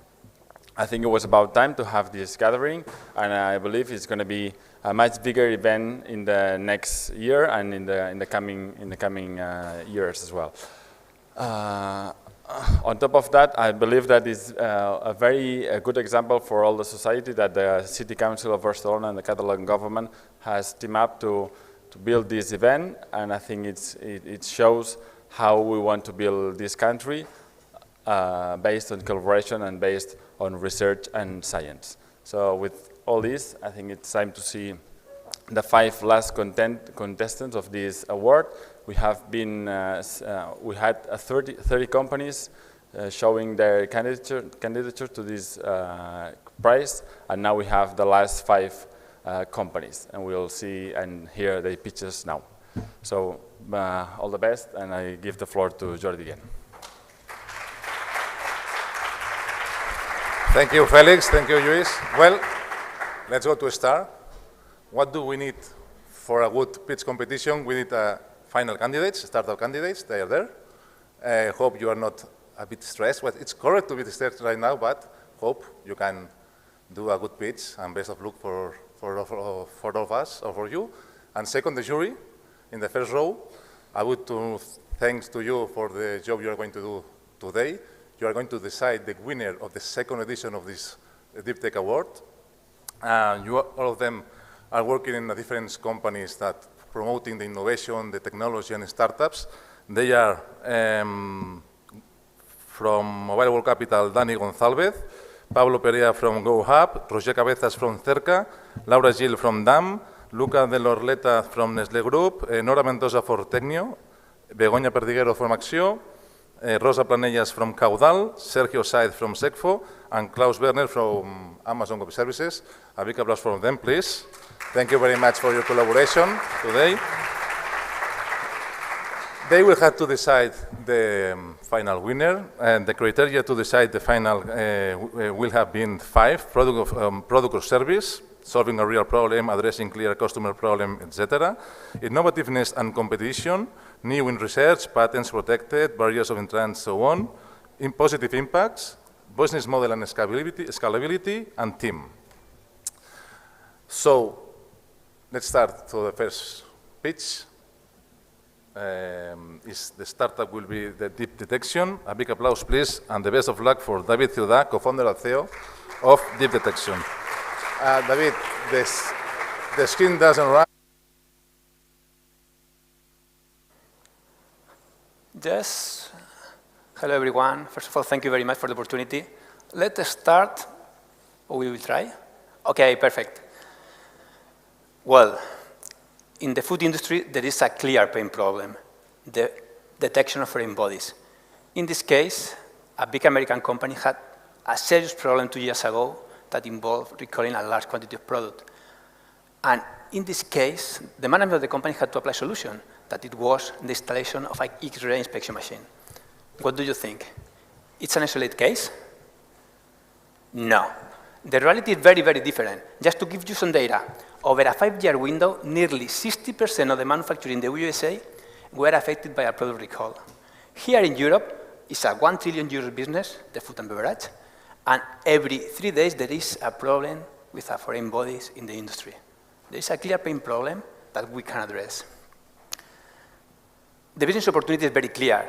I mean, the technology of X-ray is widespread in the industry, but they have reached a limit of its performance at high speed. What manufacturers, what corporate want to see is not what actually get. And this is what we want to solve. How?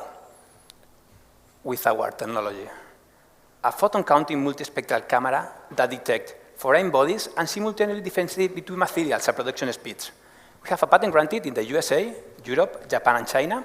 And with this camera, you can detect the non-detectable, such as plastics, bones, or glass. You can classify materials according to composition. And it's a tunable X-ray camera. What does it mean? That you can detect, you can decide what you want to detect in real time. We are very focused on the food industry. There is a clear growth in the industry. They are looking for inspection, photon counting technologies, and we believe that we are going to be there with the first photon counting camera. But we want to enter in other markets, like recycling, automotive, security, because there are clear pain problems in the industry that we can solve with this type of technologies. Then the future is impressive in that sense. Our business model is very clear, hardware and software model, okay? We sell cameras, hardware to X-ray manufacturing company, and we are going to be in the market next year with 2 models of cameras. And we have our smart module, artificial intelligence. What does it mean? That we are able to help the customer, the end user, to personalize and have a smart solution to every single product, every single problem. And this product will be on the market late 2023. Deep Detection has a profitable and scalable business model and will be profitable in 2024. Now we are in a beautiful moment.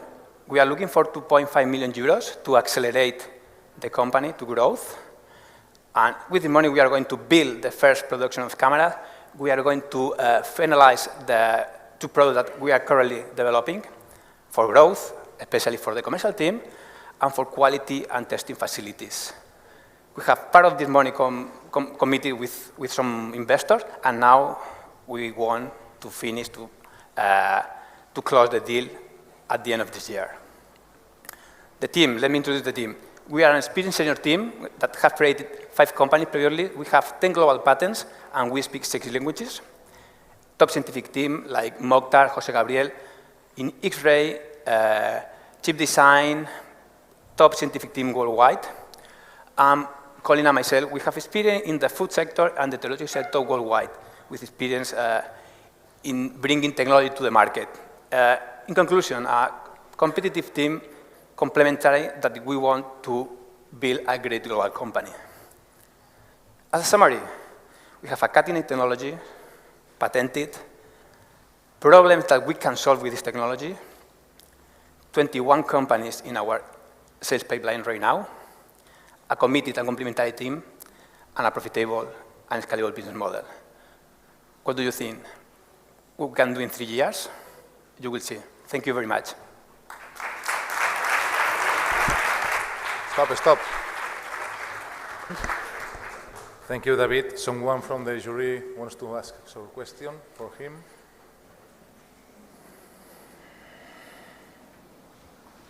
How do you expect or monitor that with new regulations or different regulations across countries for your international expansion? Hi, hello, sorry. How do you expect that the regulations from different countries is going to affect your international expansion? Are you going to focus on those with tougher regulations? Well, in that sense, for example, in the European Union, there are no regulations about foreign bodies, but they try or they are pushing in order to have a law that brings safety of the food product. Okay? Right now, there is nothing in Europe, in the European world, Asia, neither USA, but there is a lobby that we have to assure better products, safe products, and more better quality products in the food industry. There is no regulation right now that every technology that can help to assure the safer and the quality of the product, it will be excellent in that sense. Okay, thank you very much. A big applause for him. And then I will remind that every startup will make a up to 5 minute pitch, and then each of them will have a Q&A question, 3 minutes Q&A, so you would have more time if you want to, but it's not necessary. Thank you. Okay, the second startup is Exeus. Paul Cervera, co-founder and CEO. Please go up.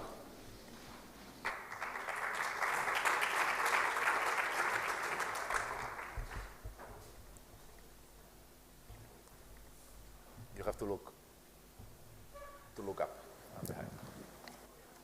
Hello, everybody. Hope you are enjoying a good time here in Barcelona. I'm going to tell you something, because as you know, our body interacts with the environment. And this environment affects directly to our genes. For example, imagine that we are doing sport, we are following a diet, we are getting injured, or even we have a virus. All these facts affects directly to all the genes we have, but not in the terms of the DNA, because our DNA is not going to change during our lives. What it changes is the expression of the genes that we have inside our DNA. And this means the RNA expression. So I'm gonna tell you two different facts. Imagine that we are following a good diet, we are doing frequently sport, we are resting, we are sleeping. Our genes will express correct information, and we will not have any alterations in our body. But imagine the opposite fact, that we are not following a good diet, maybe a fast food diet, we are not sleeping enough, we are not resting. Our genes will express some alterations, and we can detect that in our gene expressions. So in Exeus, we have developed the most sophisticated health report based on gene expression, and we are doing that with artificial intelligence. Basically, we are analyzing all the alterations and all the insights of our body, and then we are giving personalized recommendations to correct all these patterns that we can detect. For example, in our metabolism, in our digestive system, in our nervous system, inflammations, infections, whatever. And it's holistic. So, how it works exactly? First of all, we need a blood extraction in one of our specialized centers for the analysis. When we have the blood, we have to sequence the RNA or the gene expression, and we are doing that in our lab. And after that, when we have all the information about our gene expression, we are clustering and processing all this information to create a final report. And this report has two parts. The first one, all our results and all the insights of our body, and then these personalized recommendations in terms of supplementation, food, diet, lifestyle, whatever. And with that, we can correct these results and these alterations. So basically we are an evidence-based test, because we are a spin-off of Sant Pau Hospital and Universitat Politècnica de Catalunya, and also we have some specific papers published in journals such as, for example, Science. Here we have an example. This is Hugo, is one of our customers, and we have detected a lot of alterations you can see in the metabolism, in the carbohydrates, lipids, vitamins, in the immune system, and also we can detect exactly which is the pathway, the metabolic pathway, that is altering or is causing this kind of inflammations or infections or whatever. So basically, with our recommendations and with 3 months plan, then we are changing all these kind of parameters, and finally, we can correct them. So it's this green bar. With that, we can understand exactly what is happening in one specific moment, and then we can track the health status and correct these kind of alterations. Another example is Rebecca, that she has also another kind of alterations and some metabolic pathways that are causing some problems in our health status. So after a 6 months plan, with our recommendations, also, we have changed the status quo of the health of Rebecca. So basically, our goal is to change completely how we are understanding the health, because actually nowadays we are reactive. We are doing a reactive medicine, and we have to be proactive, because with that we can prevent chronic disorders that is one of the main causes of mortality in the world. So how are we doing that? We are partnering with some institutions and with some specialized centers, for example, with doctors, also with some distributors, to arrive to a global network and to start changing this kind of analysis, giving them more information and tracking all the processes that they have exactly. Now we have more than 20 associated centers, and we are increasing it so much. Basically, this is possible because we have an incredible team. For example, we have some key opinion leaders in areas such as genetics and also in artificial intelligence. For example, José Manuel Soria, the doctor, that is here, and also Alexandre Parera, that today is not here, and Teresa Tarragó, that she is the CEO, and she's in charge of all the parts related with business with me. So, also we have a lot of partners. We are working with some people that I'm sure that you know, for example, Kilian Jornet, Luis Enrique, and another people that has a lot of relevance in the health system and also in sports and management. And with them, we are challenging all the people to live more and better, because to do that, it's in our hands. So, thank you so much.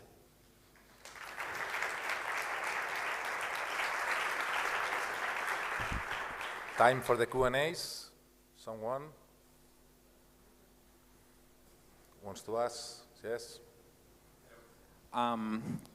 Beyond your business model that it's towards consumers and the tests that you have that you're doing, do you have any ability or plans to monetize the aggregated data that you're building out of these tests?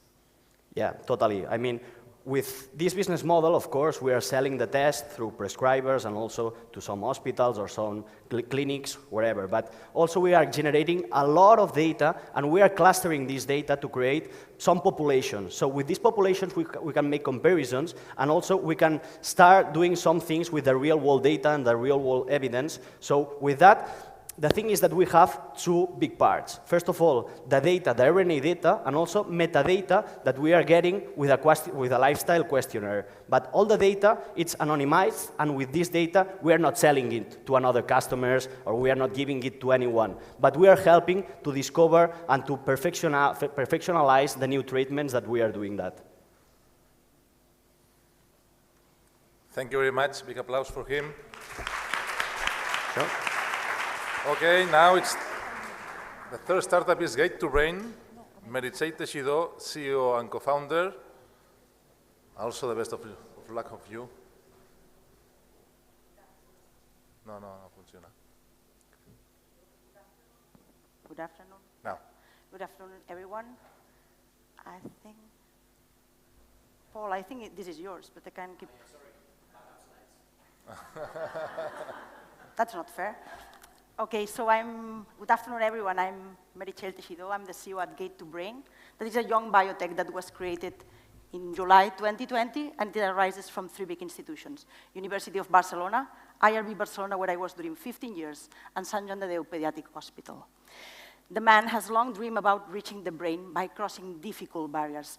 At Gate to Brain, we have a dream that is to cross barriers and bring medicines beyond them. Biological barriers such as the blood-brain barrier, retinal, skin, or tumor barrier, but beyond the barriers that of the lack of development of pediatric drugs. And why not beyond the barriers to achieve that one day health can be for everyone, everywhere. But why the brain? Because the brain is the more precious organ in the human body, but also the more difficult to reach when we need to treat it. This is due to the existence of the blood-brain barrier that protects it. The reality is that 1 every 4 of us suffer from a brain disease during our life. Alzheimer's, Parkinson's, schizophrenia. The list is huge. The good news is that there are drug candidates for most of these diseases, but 98% of them will fail because they cannot cross the BBB. And this stops their development and the opportunity for patients. At Gate2Brain, we have a technology that is a peptide-based technology that helps candidate drugs from different natures to reach the brain. Our technology is based in peptides, 3 families of peptides that are already patented. Our peptides have some hallmarks that make us stand in front of others, such as protease resistant, a cost-effective solution, crossing the barrier without affecting the normal functioning. These are our hallmarks. We have a clear vision of how our technology positions it in front of other solutions, such as the ones that are using antibodies, or the nasal route, or endogenous proteins. Even we have compared it with other technologies that use peptides. Let me show you one image. Quantum dots are fluorescent nanoparticles not able to cross the blood-brain barrier, but when we decorate them with peptides, they can cross the BBB and reach the brain parenchyma. But then, to be aligned with our mission, and having in mind that that children are a quarter of our present, but are 100% of our future, we cannot select another indication for our first indication that benefits from the technology that in the field of pediatric oncology. In fact, G2B002 is our flagship product that will try to fight against pediatric brain tumors with intact BBB, such as DIPG and pediatric glioblastoma. DIPG and pediatric glioblastoma are the perfect scenario. The BBB is intact, the animal model derived for patients is accessible at Sant Joan de Déu, and the drug to be transported was already identified, just needed a better transport. We have recently achieved evidence of a therapeutic efficacy of our G2B002 in terms of survival and in decrease of tumor burden. This is really relevant, and in fact, this gives an opportunity to all those kids suffering from pediatric glioblastoma and DIPG with the potential to expand to other tumors that are sensible to the same drug, including adults. In fact, we are following a business model from pediatrics to adults. Our global strategy is to further develop G2B002, following the preclinical studies to reach a clinical trial here in Barcelona in 2025, to then license the product. In parallel, we have a co-development program with a couple of big pharmas to try the technology in their own candidates. By this, we will create trust, and probably we will try to trigger acquisition. Then is when the big impact in all those suffering from CNS diseases will come. This is the path from the beginning, from the creation, the funding path, always combining non-dilutive and dilutive grants during this time. We are a team that ranges from business to oncology, from peptides to operations, that working together with an external advisory board, consultants, mentors, we create a team that dreams to cross barriers and bring medicines beyond them. Dreaming that one day health could be for everyone, everywhere, and remembering that everything starts in pediatrics. Thanks.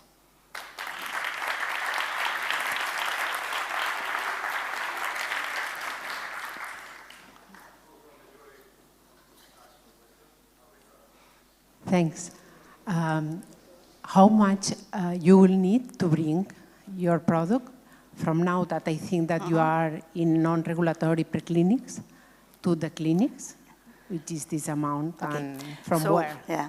From where we are now, that we need to finish the preclinical, non-regulatory, and then do regulatory, to the door of a clinical trial, I always say, we need around 6 million euros. We will combine, for example, we are at the second stage of AC Accelerator, which is a big grant, so probably we are looking for a BC in 2023 for 3 million euros. Okay? With this, we will reach the clinical trial. And the clinical trial in this field, because it's a unicenter clinical trial, so the kids travel from all around the world, or at least from all around Europe and other countries, to Barcelona, to Sant Joan de Déu. The clinical trial is valued around 2-3 million euros. apart from the amazing impact that you could have on pediatric oncology, is there any other areas that you are exploring as an opportunity? Yeah. Yes, completely. So pediatric oncology for us is our therapeutic proof of concept, to try that we can make a change in one indication, but then the explosion will come through these co-developments that will create the trust somehow in the technology to transport other type of drugs. In fact, we have a recent patent on the use of the technology for the transport of antibodies, and this opened a broad approach and a broad potential for the technology.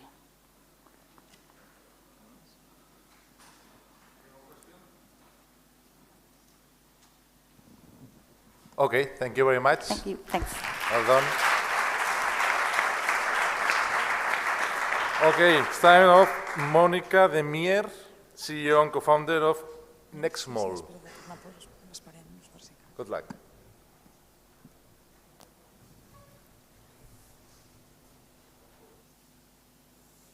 So we wait for the correct, yes. Do I need to move it? Okay. No, here. So, good afternoon, everyone. Thank you very much for the opportunity to present our company here. We are Nextmol, a startup company specialized in computational chemistry. We develop a software-as-a-service platform to accelerate the R&D of better and more sustainable chemicals using molecular modeling and using artificial intelligence. So we are a spin-off company of the Barcelona Supercomputing Center. We have the support of Repsol Foundation, of Amazon Web Services, and NVIDIA. And we have raised more than 800,000 euros in equity-free and public funding from different entities such as Axios, Sedeti, ENISA, or the European Innovation Council. So our world constantly needs new, better, and more sustainable chemicals to solve challenges such as sustainable mobility or the production of clean energy. But do you know how much time elapses since initiation of research until commercialization of a new chemical? So typically more than 10 years. And why so long? So until now, the R&D of new chemicals is done exclusively in the laboratory. However, the laboratory requires to synthesize its new idea of molecule before it can be characterized. It's based on a trial and error approach that requires a large number of tests before arriving to the molecule with the desired properties, and it barely allows for automation. So in the current context of increasing competition and shorter product life cycles, this has become too costly, too slow, and too inefficient.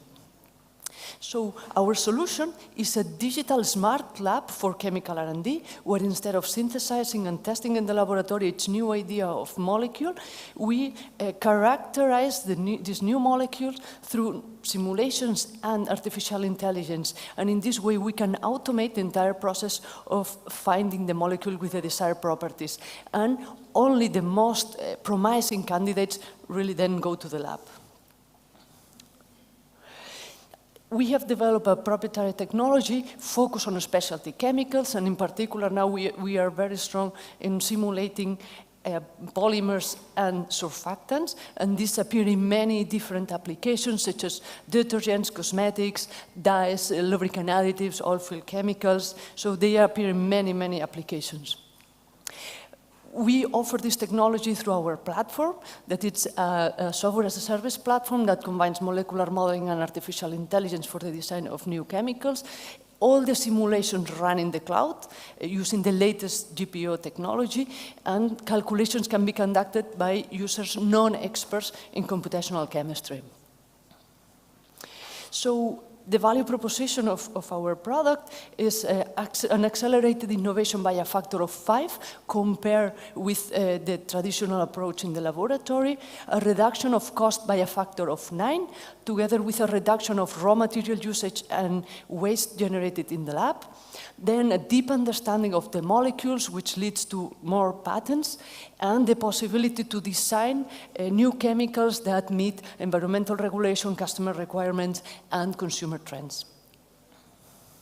So just here to give you an idea of the market, the global R&D spending in the chemical industry in 2020 was 48 billion euros, and also the global digital chemical industry market has been valued at 11 billion euros in 2021 with a growth of around 20% per year. So here you can see more or less the landscape of competitors. So this gives us an idea of the dynamics and the potential of this new market, but this is an emerging market. And we are a team of 8 people, where 75% hold a PhD, and with a strong focus on R&D and product development. And here you can see some of the awards that we have received. On the one side, the Seal of Excellence in the EAC Accelerator, in the South Summit, the Best Industry 5.0 and Best Team in the edition of this year. We have also received a project from the European Commission. It's called Women Tech EU for women-led deep tech startups, and well, we were ranked number 2 in the CEDETI call for technological startups. So the future of chemistry is now. Thank you very much.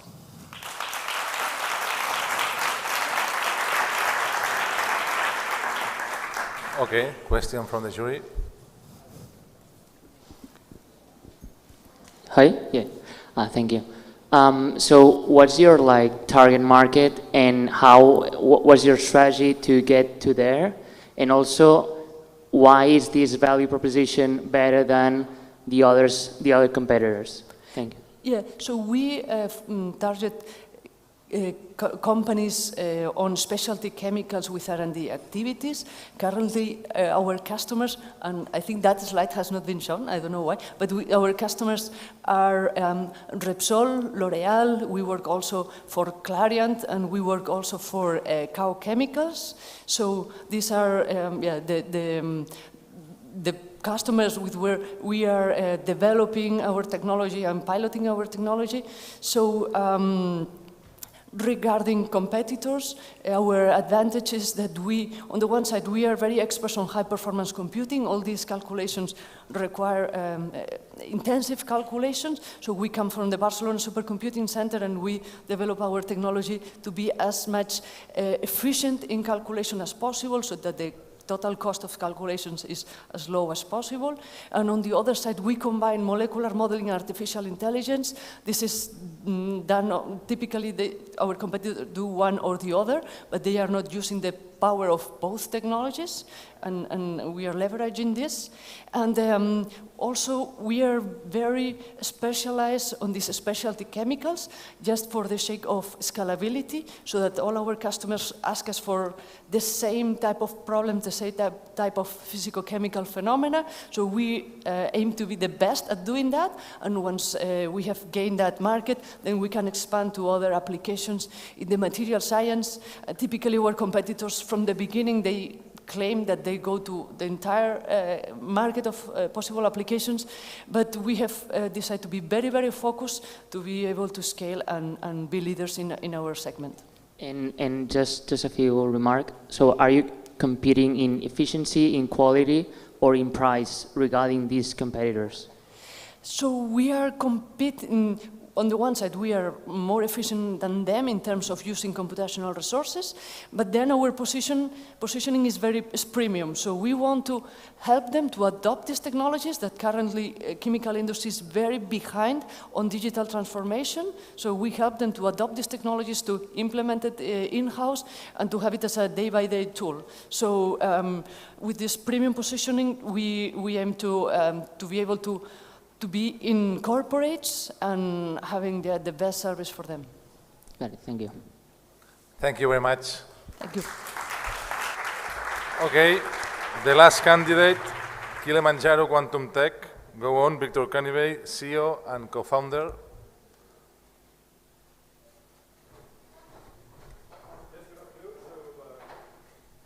I guess I'm the last, but not the least of this presentation today. So I'm going to introduce you to Kilimanjaro. Kilimanjaro is the quantum computing startup from Barcelona. We're working on quantum computing. Computing has become the backbone of the economy. for bioinformatics, for finance, for logistics, anything that we do, we are dependent on computing.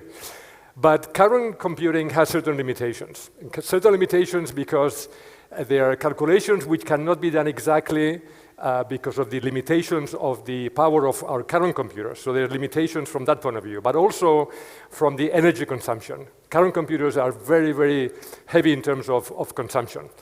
So there's a new way, there's a new wave, there's a new frontier for the computing industry, which is called quantum computing. And quantum computing is something that is going to have a big economical impact eventually, when it becomes reality. McKinsey speaks about $700 billion of economic value is going to generate, so something very, very serious. So what is actually quantum computing, very briefly? So quantum computing is something which is magic, right? I mean, physics at the level of the atoms or the photons, one by one, operates in very special fashions. And the secret here for quantum computing is the capability of manipulating states of matter at these very small dimensions to leverage the magic of superposition to be able to do calculations in a parallel fashion extremely more powerful. So the promise is orders of magnitude better performance on the one side, and on the other side is to be able to do calculations that cannot be done today because of the size of the problem. So that's the promise of quantum computing. So what's the opportunity? What's the opportunity for a startup like Kilimanjaro? The opportunity is that there are certain barriers to make this work. So all the big vendors, the industry believes that this is going to happen, become reality in the next decade. And the reason is that certain problems have to be addressed. And one of them, the most important one, is what is called the fragility of the information, of the quantum bits, of the qubits. They decay very quickly because of the interaction with the rest of the environment. So once they decay, they do not act as quantum, and they're lost, and the quantum computer loses all of its power. So what Kilimanjaro is planning to do is the following. We have a different architecture, which is called an analog quantum computer, and therefore we bypass the need to resolve completely the problem of the error, the quantum error corrections. We bypass this problem. And we do that specifically for some problems. Not for everything. We are focusing on some application-specific situations. So for example, we are thinking, we are planning, we are developing chips, quantum computing chips, for a given molecule, so that it exactly works as in that molecule is supposed to work. So those are the kind of ideas that we have in mind. Who is behind this? So we are 5 founders. Myself, I'm a physicist. I've spent all of my career on the business side in the IT industry. The core of the company are 3 scientists with a long academic research career behind them, many publications, leading figures in their own fields. And then we have a 5th friend, which is coming from the finance and the legal side. This started out because one of the scientists came out with an idea for a European program funded by the European Commission, which was to build the architecture, this new architecture, this coherent analog system. And the idea then became to say, well, if this is funded by the European Commission, it's promising, it has credibility, scientific credibility, we have an opportunity to take it to market. So taking it to market means creating the startup. We are a spin-off from the Barcelona Supercomputing Center for the big access to the big calculations we need to do for planning. We are a spin-off from the Institute of High Energy Physics, which is connected to CERN in Geneva, and they are the experts on the chips, on the physical aspects of building the chips, and also from the UV. So we focus on building the chips and the algorithms. We design them together so that we guarantee the maximum performance. So where are we? So where are we is we started in 2020, just before the pandemic. We have built a team of 20 people, enthusiastic team of 20 people. Most of them are physicists, many PhDs, a couple of MBAs. So that's the team, very important. That's the main asset we have, the team. We have filed several patents this year to protect some of these ideas. And more importantly, we have been working with clients from the very beginning. In fact, we have been funded by clients as clients, not as equity, as clients. And this includes Repsol, Enel in Italy, so these are energy companies. Here we're looking at some of their problems in optimizing financial calculations, amongst others. We work with a company called Stuart that you might recall. They are all the riders in the city with delivery of pizzas. They have a big logistics problem that they need to resolve. They belong to GeoQuest. GeoQuest is the French post office. And then who else are we working with? Indra, GMV, large Spanish high-tech companies, and with banks. So all of these companies want to learn about quantum. They have problems that are going to work very well on our future machines. So we're working with them today, and we get paid from them today to develop all these algorithms. So beyond this, what is the plan? So I won't go through any details here. We're working on the quality of these qubits, of the chips, the quality, so that they're really quantum. They work in the best possible way to protect the nature of their quantumness. And we also work on the algorithms that go beyond them. We do this not alone. We have a great set of advisors coming from Google, from IBM, from research centers. All of them are very closely working with us to help us in this development. Very importantly, we have developed an ecosystem of other organizations that work very closely with us, because we build the chips, we build the algorithms, but in the middle we need other things. We need control electronics, we need cryogenics, we need special cabling on the one side, and then on the other side we need to work with the specialists in quantum software. So we are becoming a strategic partner with one of the top 3 worldwide quantum software companies in the world, a company from Canada. So all of this, something fell down here, so let me keep it. I guess I'm running out of time, I guess. Anyhow, so just to say that all of this work is to make sure that when we launch by the end of next year, that the differentiation that we have defined with certain characteristics about how we compare to the competition is very clearly in our favor. Okay, so very quickly, go-to-markets, cloud access, number 1, pay per service. Number 2, as the specific quantum chips definition with vertical vendors. Remember the idea of one chip for one molecule. The market is large, is growing very fast, several billion. And just in closing, to say that as we have this idea of the new architecture, we have built a team, we have built the patents, we have clients, and we are now looking for additional funding. We're going to scale up both the instrumentation side for the clean room and the team that works with us to actually make this work. And we have received several awards also from different organizations. One of them we are very proud of.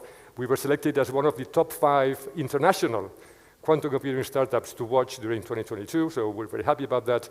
And let me show you how we celebrate our successes. So when we get awards, this is how we do. So if we win this one, we will celebrate. If we don't, we'll celebrate in any case, the participation. Okay, thank you very much.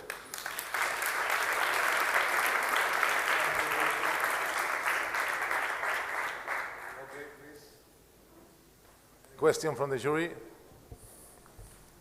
More hands up. Thank you very much for the presentation. How would you position your company versus the IBM, Google approach to quantum? Right, exactly. So how does a small startup in Barcelona try to kind of fight against all these big monsters, right? IBM, Google, Alibaba, Baidu, you name it, Honeywell, Intel, everybody, Microsoft. All of these companies know that their future depends on how well they use quantum computing in the future, because it's going to be not only for the hardware vendors, but Google, for example, doesn't really sell hardware. It's not that they want to sell quantum computers, probably. But they know that their business is dependent on being able to access these kind of systems. Okay, so all of these big players are really spending a lot of energy and attention. And by the way, and there are a number of startups also. It's not only them, it's other startups. There are some in the US and some in Europe also. So what we are doing is something different. So they are going for what is called a general purpose universal computer, right? Which is great, which is fantastic. But what we are going for is something different. Because we want to bypass this long time to solve this quantum error correction barrier, which is a big, very complicated problem. We have decided to go a different way. So we have an architecture, which is called analog, which also uses the magic of quantum, but in a different way. And the advantage is we don't depend on this error correction problem. And therefore, we can go to market earlier, but we go to market earlier with real quantum effects. And the important thing is that the downside is that we cannot address all problems, like IBM eventually will do. We can address certain problems, but certain problems which have an important economic impact. For example, there are two examples. One is a real quantum problem, which is, for example, chemistry. I mean, one of our colleagues here was working on this chemical modeling, which is extremely important. So what we are trying to do is to build certain chips that for certain molecules, to begin with very simple molecules, but the idea is that once you prove that you can have an exact evolution of the calculation of this molecule, then moving to larger molecules is easy to do. You just need a bigger chip. So we're going to focus on these problems, which are really quantum, and also on some of the optimization problems. So one of our customers, some of them will work on logistics, as I mentioned before, and others on financial calculation. So it's optimization or chemistry. So we don't really compete because we're very focused on certain areas. Thank you. Thank you very much. Big applause, please, for him. Okay, just for the audience information, the winner will get a free ticket for the next edition of the Hello Tomorrow event. I don't know if you know that, but I think it's the codel of the Deep Tech Fair around the world. And now the jury has to take the last decision. They will have maximum 3 minutes for, please. And while they take the last decision, please, Félix, Luis, also Marcia Segarra, please go up to the pitch, because we are going to prepare ourselves to deliver the prize to the winner.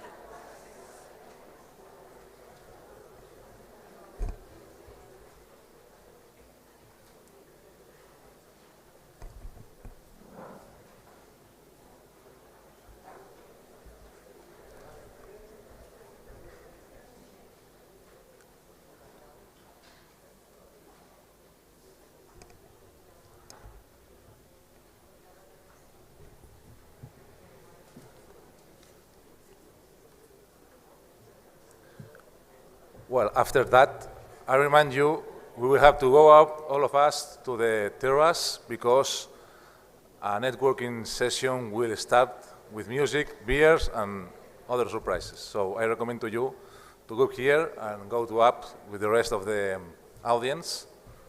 We will be a lot of people and funny moments. It's here.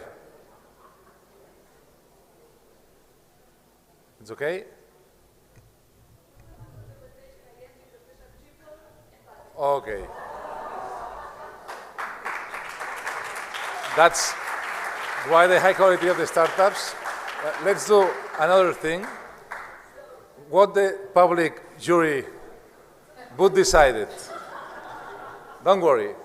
It will be a not valid vote. While they vote again, please, hands up, who of us would decide for Exeus?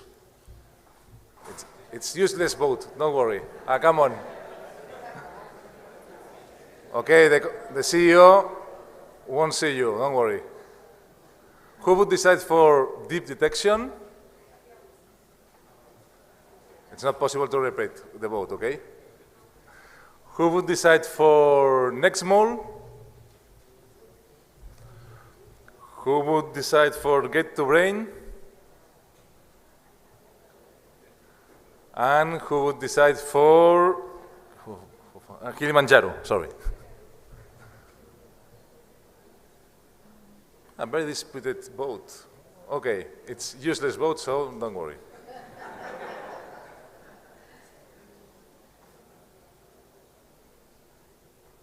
Okay.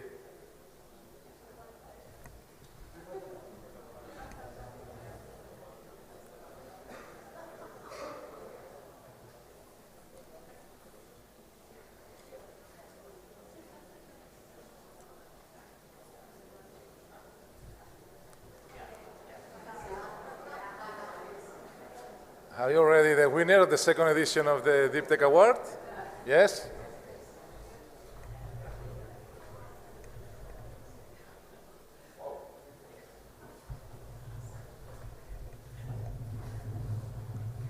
very disputed vote. Please, Luis, Felix, Marcel, go up to pitch.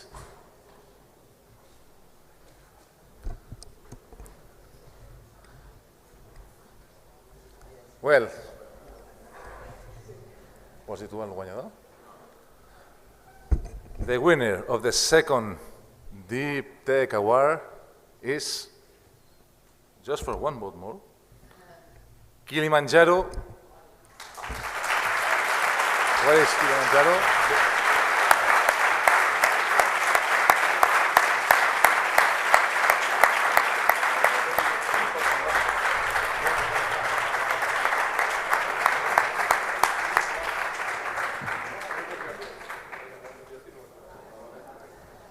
Felicitats, congratulations.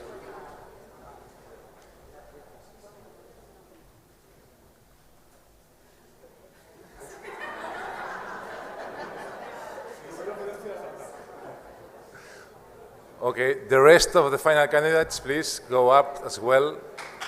And big applause for them.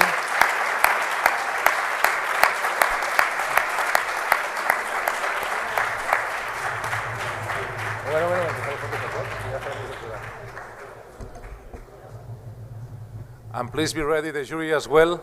You will be the next.